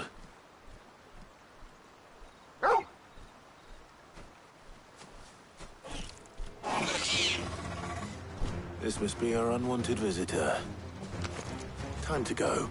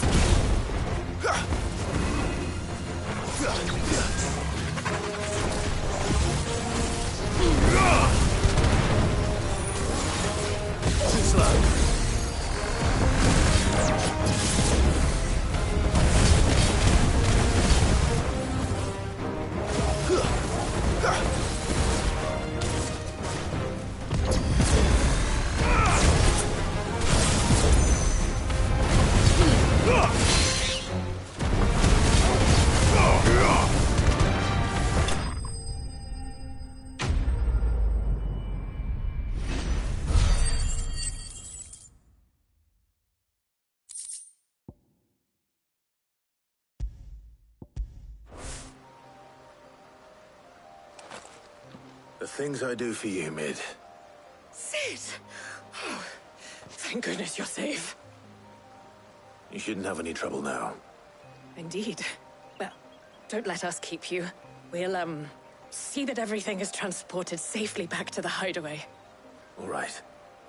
I'll let Mid know you're on your way.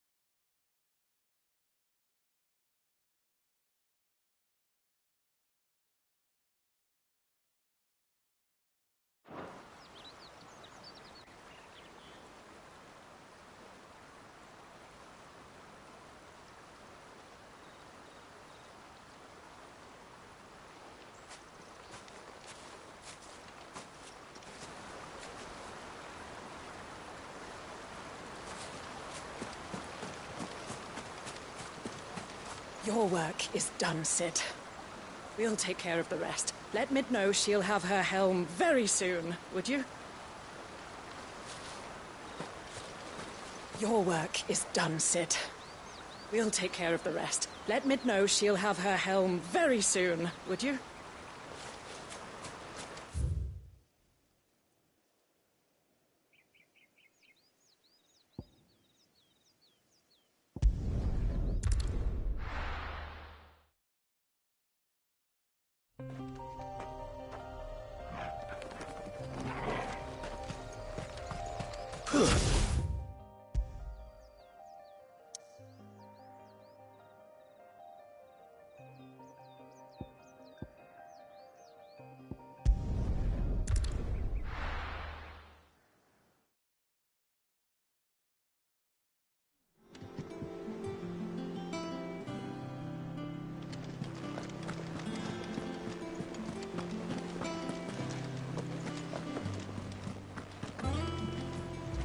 Hugo Kupka's dead, isn't he?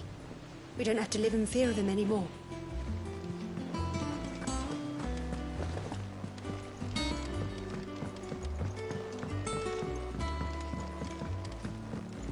Are you still running round after Mid? Oh, you poor bastard.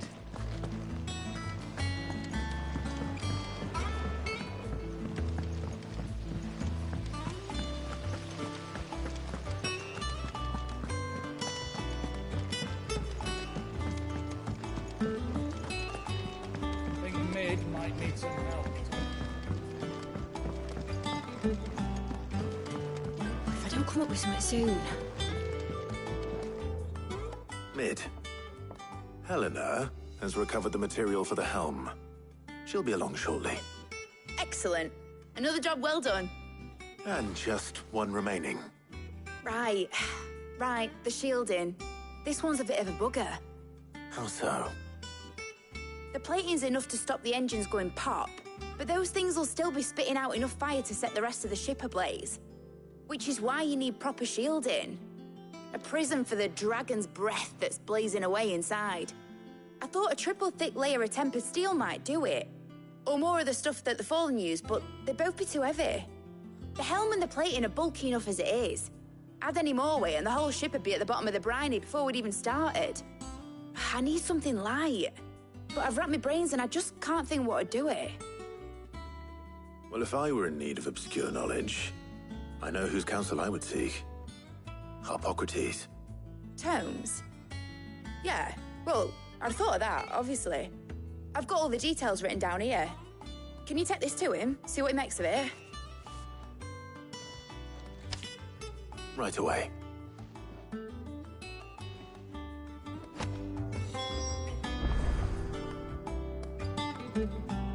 I've been going round in circles trying to find something sturdy enough to withstand the fire of the engines, but light enough not to sink the ship.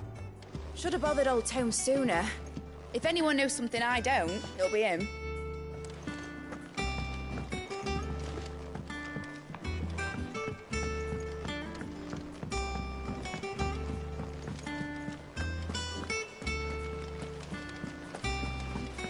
Editors started reading books that don't have any pictures in.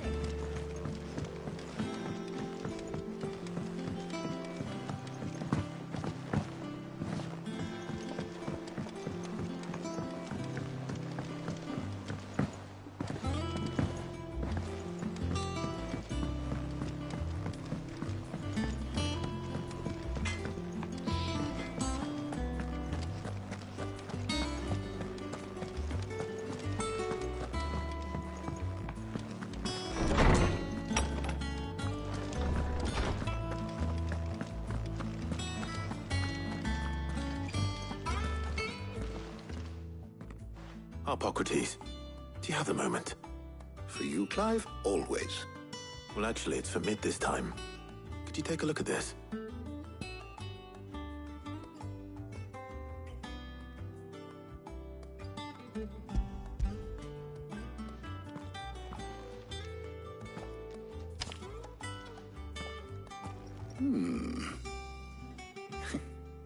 Shielding for a mithril engine? Whatever will that girl think of next? And what are these notes around the edges? She has some specific requirements for the materials. The shielding needs to be able to resist extreme heat on the inside, and yet remain cool enough on the outside not to set the ship alight, while also being light enough not to sink it. As you can imagine, she's struggling to find anything that meets her needs. I see. I wondered if you might know of a solution, or if you might be able to search the records for one. Perhaps it is not a different material she requires, but a different approach. What do you mean? Consider the lake we have made our home. Its blighted waters eat away far more quickly than fresh water or even brine, at timber and steel alike. And yet, we have made a home here from those very materials nonetheless. We have. But Bardolph must varnish every board twice over to keep it from rotting. And Obelisk complains that without a constant supply of pitch. I see. Early Gregorian histories speak of a preparation known as moon dew. It is said to be able to resist even the most ferocious flames. Before the dragoons tamed the worms and wyverns of the realm, nobles would daub their castle walls with it in order to guard against dragon fire. So if we could recreate it... It might be applied to some material or other in order to provide the protection it requires. As to how best to apply it and to what material, perhaps Bardolph and Obelisk might be of assistance. I shall speak to them and see what wisdom they might have to offer. If you would be so kind as to procure the necessary ingredients, I shall discuss the specifics of how it might be most effectively put to use with our two friends.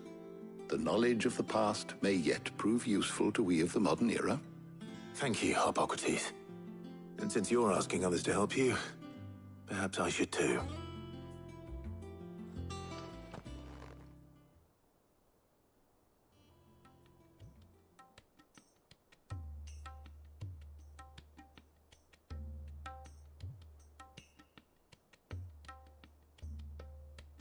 So you need a hand, do you? We do. I'll be heading to market for the ingredients we need. I could do with some help. And some company, too. The other can assist me in researching how best to prepare the shielding itself. Can we count on your aid? Always. Well, if Jill's game. Thank you. I am sure either of these fine young minds would prove indispensable in my research. I leave the decision as to who will go with whom in your capable hands, Clive.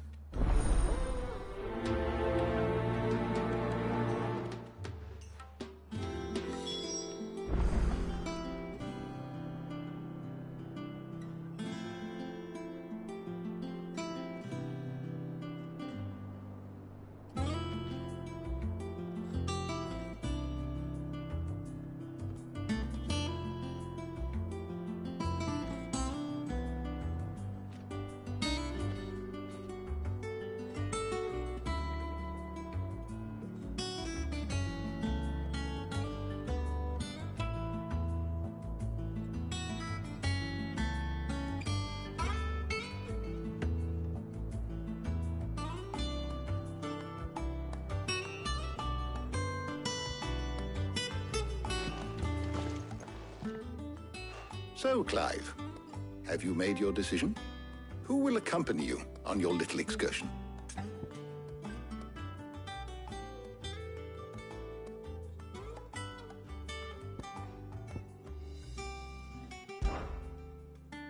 Very well. So then, what do we need to find? I have taken the liberty of preparing a list. Here. White chocobo eggs. Pepio nuts. Are you sure this list is right? Everything on here seems very edible. I would have thought the ingredients would be a little more exotic.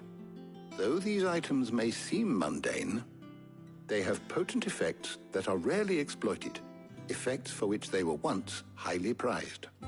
So much so, in fact, that they were harvested almost to extinction, hence moon dews having fallen from favor. Now, of course, they can be obtained with ease. You should be able to find everything you need at the market in Northreach. Is that so? I've been meaning to visit Northreach anyway. I'll set out now. Join me there when you're ready. I will. Until then. You two enjoy yourselves. You too, Talia.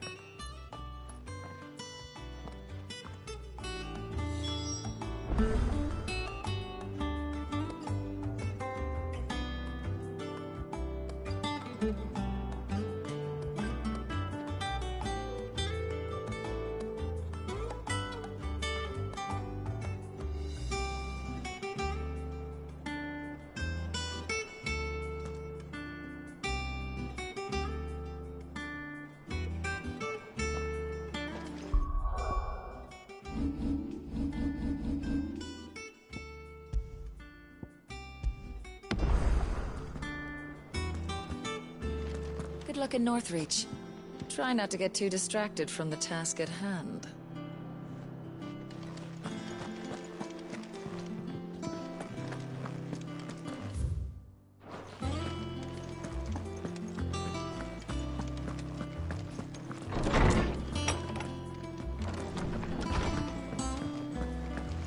Thanks to Sid.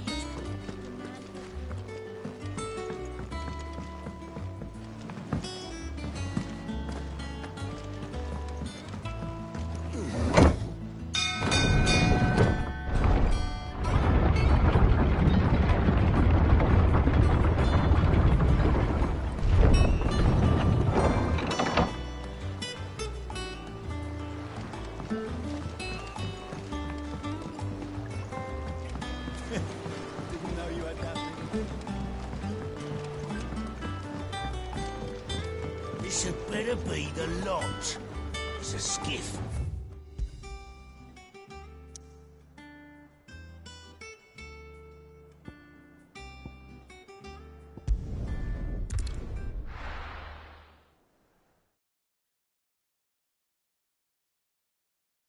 No. Where's Jill?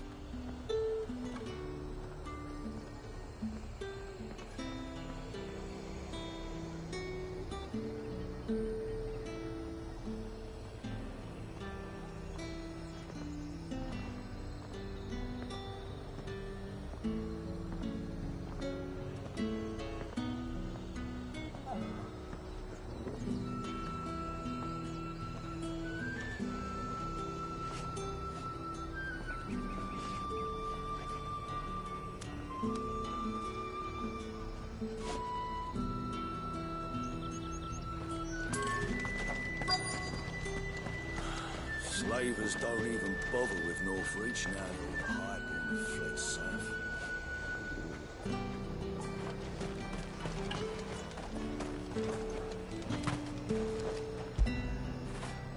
When did you get so big? Keep them pilchards nice and chilled. I won't have you spoiling another catch. Are those Pepio nuts? Can never tell. How goes the hunt for ingredients? I've only just started. I'm sure everything we need is somewhere amongst all these stalls, though. Why don't we split up and see? We'll take a couple of ingredients each. All right. What am I looking for? How about you look for the Pepio nuts and some garlic? I'll find the other things we need. We can meet by the gate when we're finished.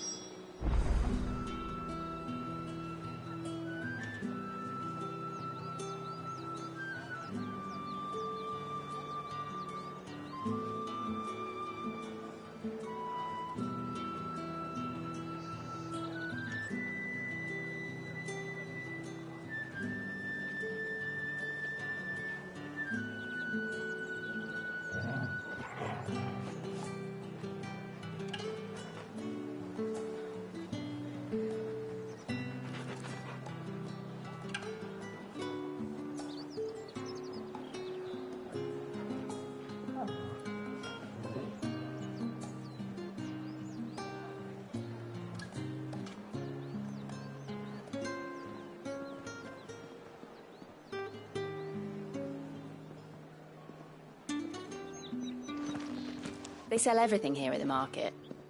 Finding garlic and Pepio nuts won't take long. Up! You'll not find a bruised pippin in them. Fresh cuts! Come and get them before the... What can I interest you in today?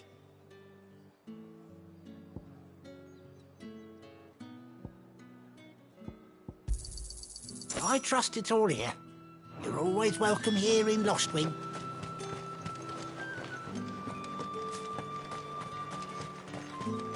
How the hell is anyone supposed to avoid that? Oi, don't touch anything. If that's what you want. Thanks for nothing. That's everything. Let's see how Jill's getting on.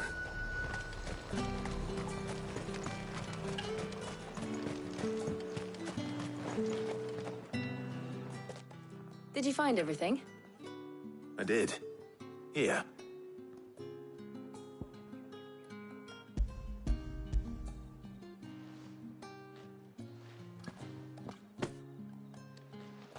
Garlic and pepio nuts. Perfect. Now all that remains is for Harpocrates to somehow turn all this into what Mid needs to keep her engine cool.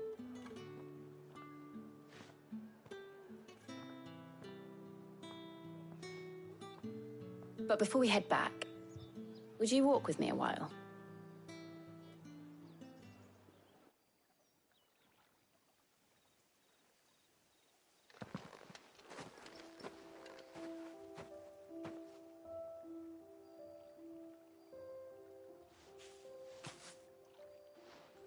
Thank you for asking me to help you today.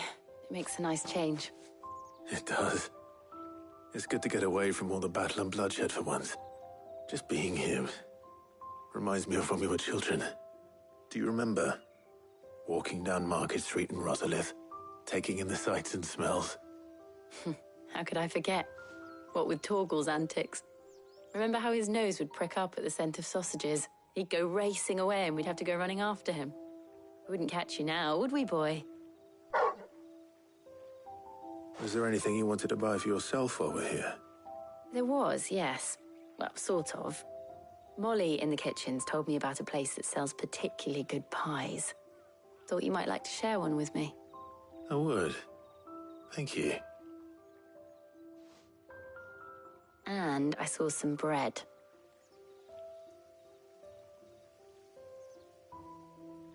Big white cobs like the baker back in Rosalith used to make. What do you think? I thought we might get some soup to dip it in. But then I tried a slice of the butcher's dry-cured ham and it was just... oh. You all right? Sorry. It's just... you're right. I really do feel like a child again being here with you.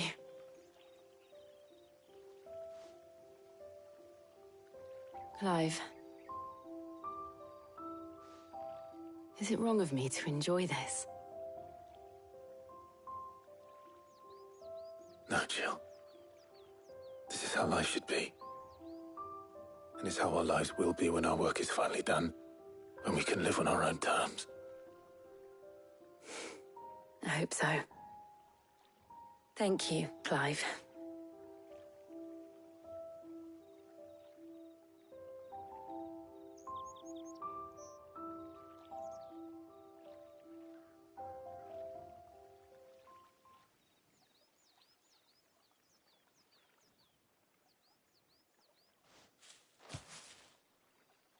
Well, I suppose we better be getting back. I need to give these ingredients to Harpocrates and Talia. I'll see you at the hideaway. Take care. I will. You too.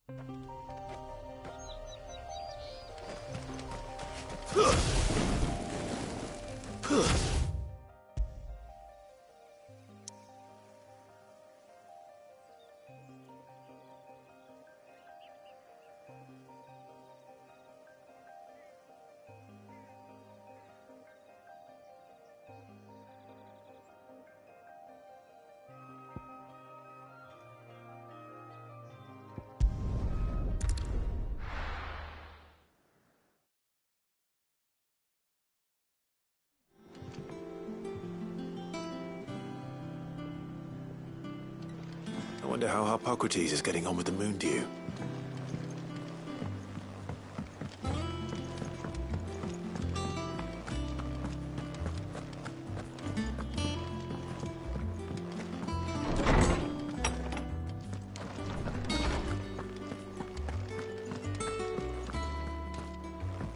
Ah, Clive. Harpocrates has all the ingredients. We were just waiting for you.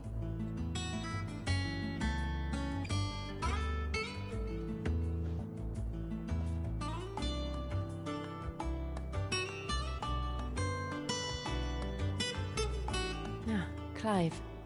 Harpocrates has all the ingredients. We were just waiting for you.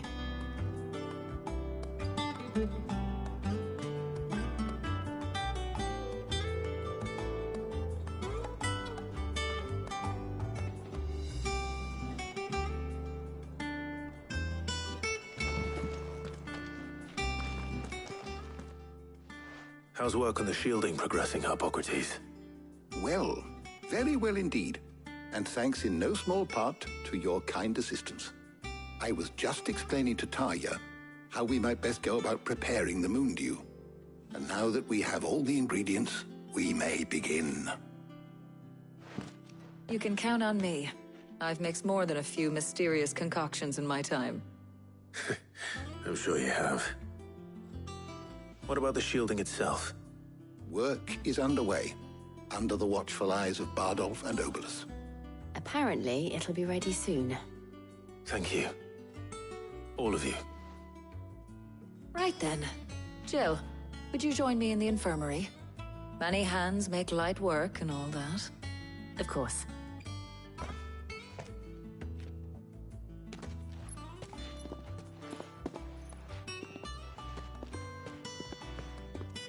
Oh, and Clive, thank you.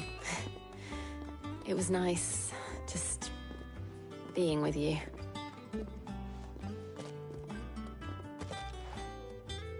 It appears our work here is almost at an end. A shame. I was enjoying playing the man of action for once. When both the shielding and the moon dew are ready, it will merely be a matter of applying the one to the other. Followed by a rigorous process of testing and retesting, of course. Perhaps someone ought to warn young Mid of that. Leave it to me. Thank you, Hippocrates.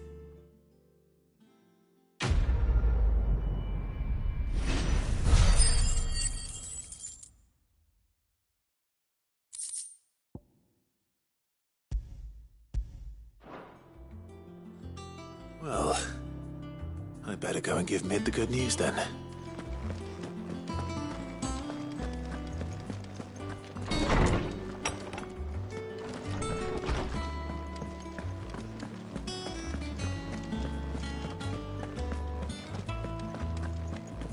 He cracked the crystal too.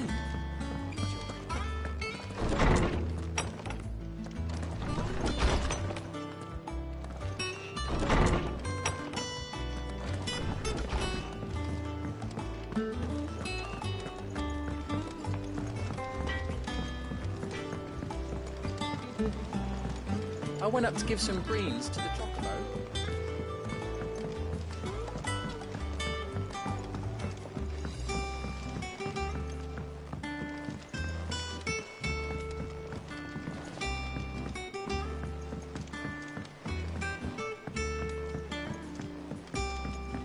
It hasn't been.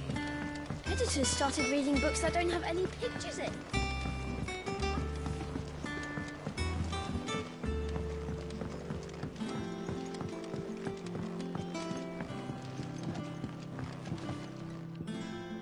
Sorry to keep you waiting, Mid. But you'll be pleased to know that work on the shielding is underway. You found something for it? In a manner of speaking, Hippocrates knew of a substance that's highly resistant to heat, a coating that should provide the protection you need. He's supervising the construction and testing of the shielding as we speak. Brilliant! I knew you wouldn't let me down. Don't thank me. I'm just the errand boy. Right then, better start working out how to bolt all these bits together. To the Black Hammer!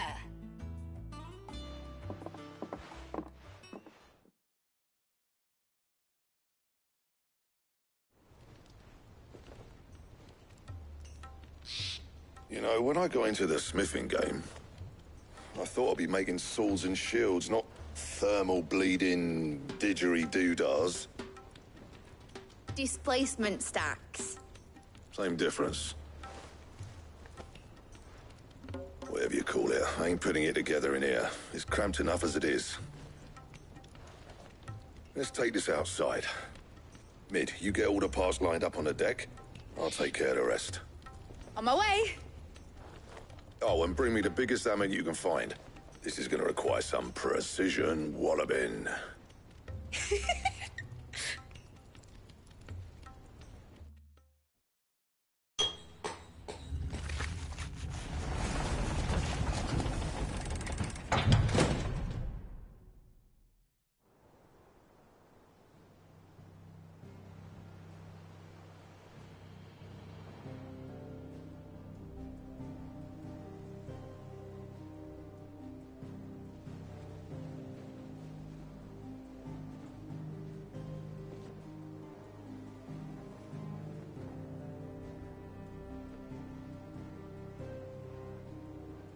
It's finished! It's finally finished!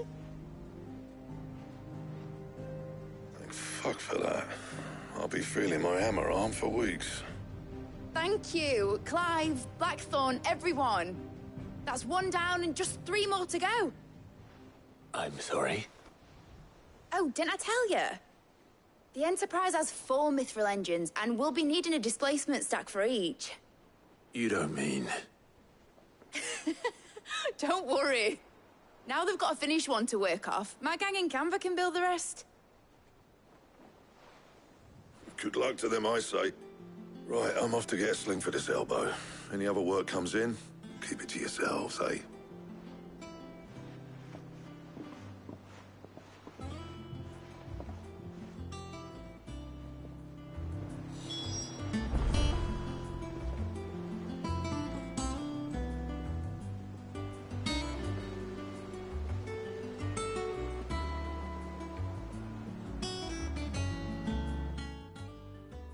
What's the matter?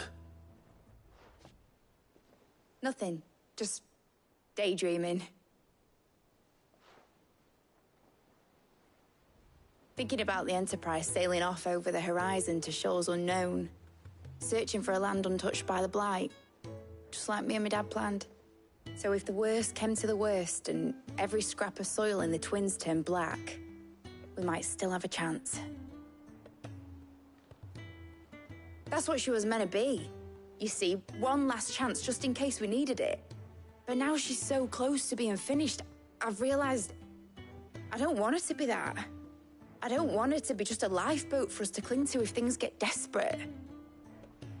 I want people to sail aboard her by choice, not from the lack of it. In a world where we're not just trying to survive, but where we can actually live. I'm working on that. And I'll do everything I can to get you what you want. Don't you always? All right. My mind's made up. As soon as the Enterprise is fit to sail, I'm putting her under your command.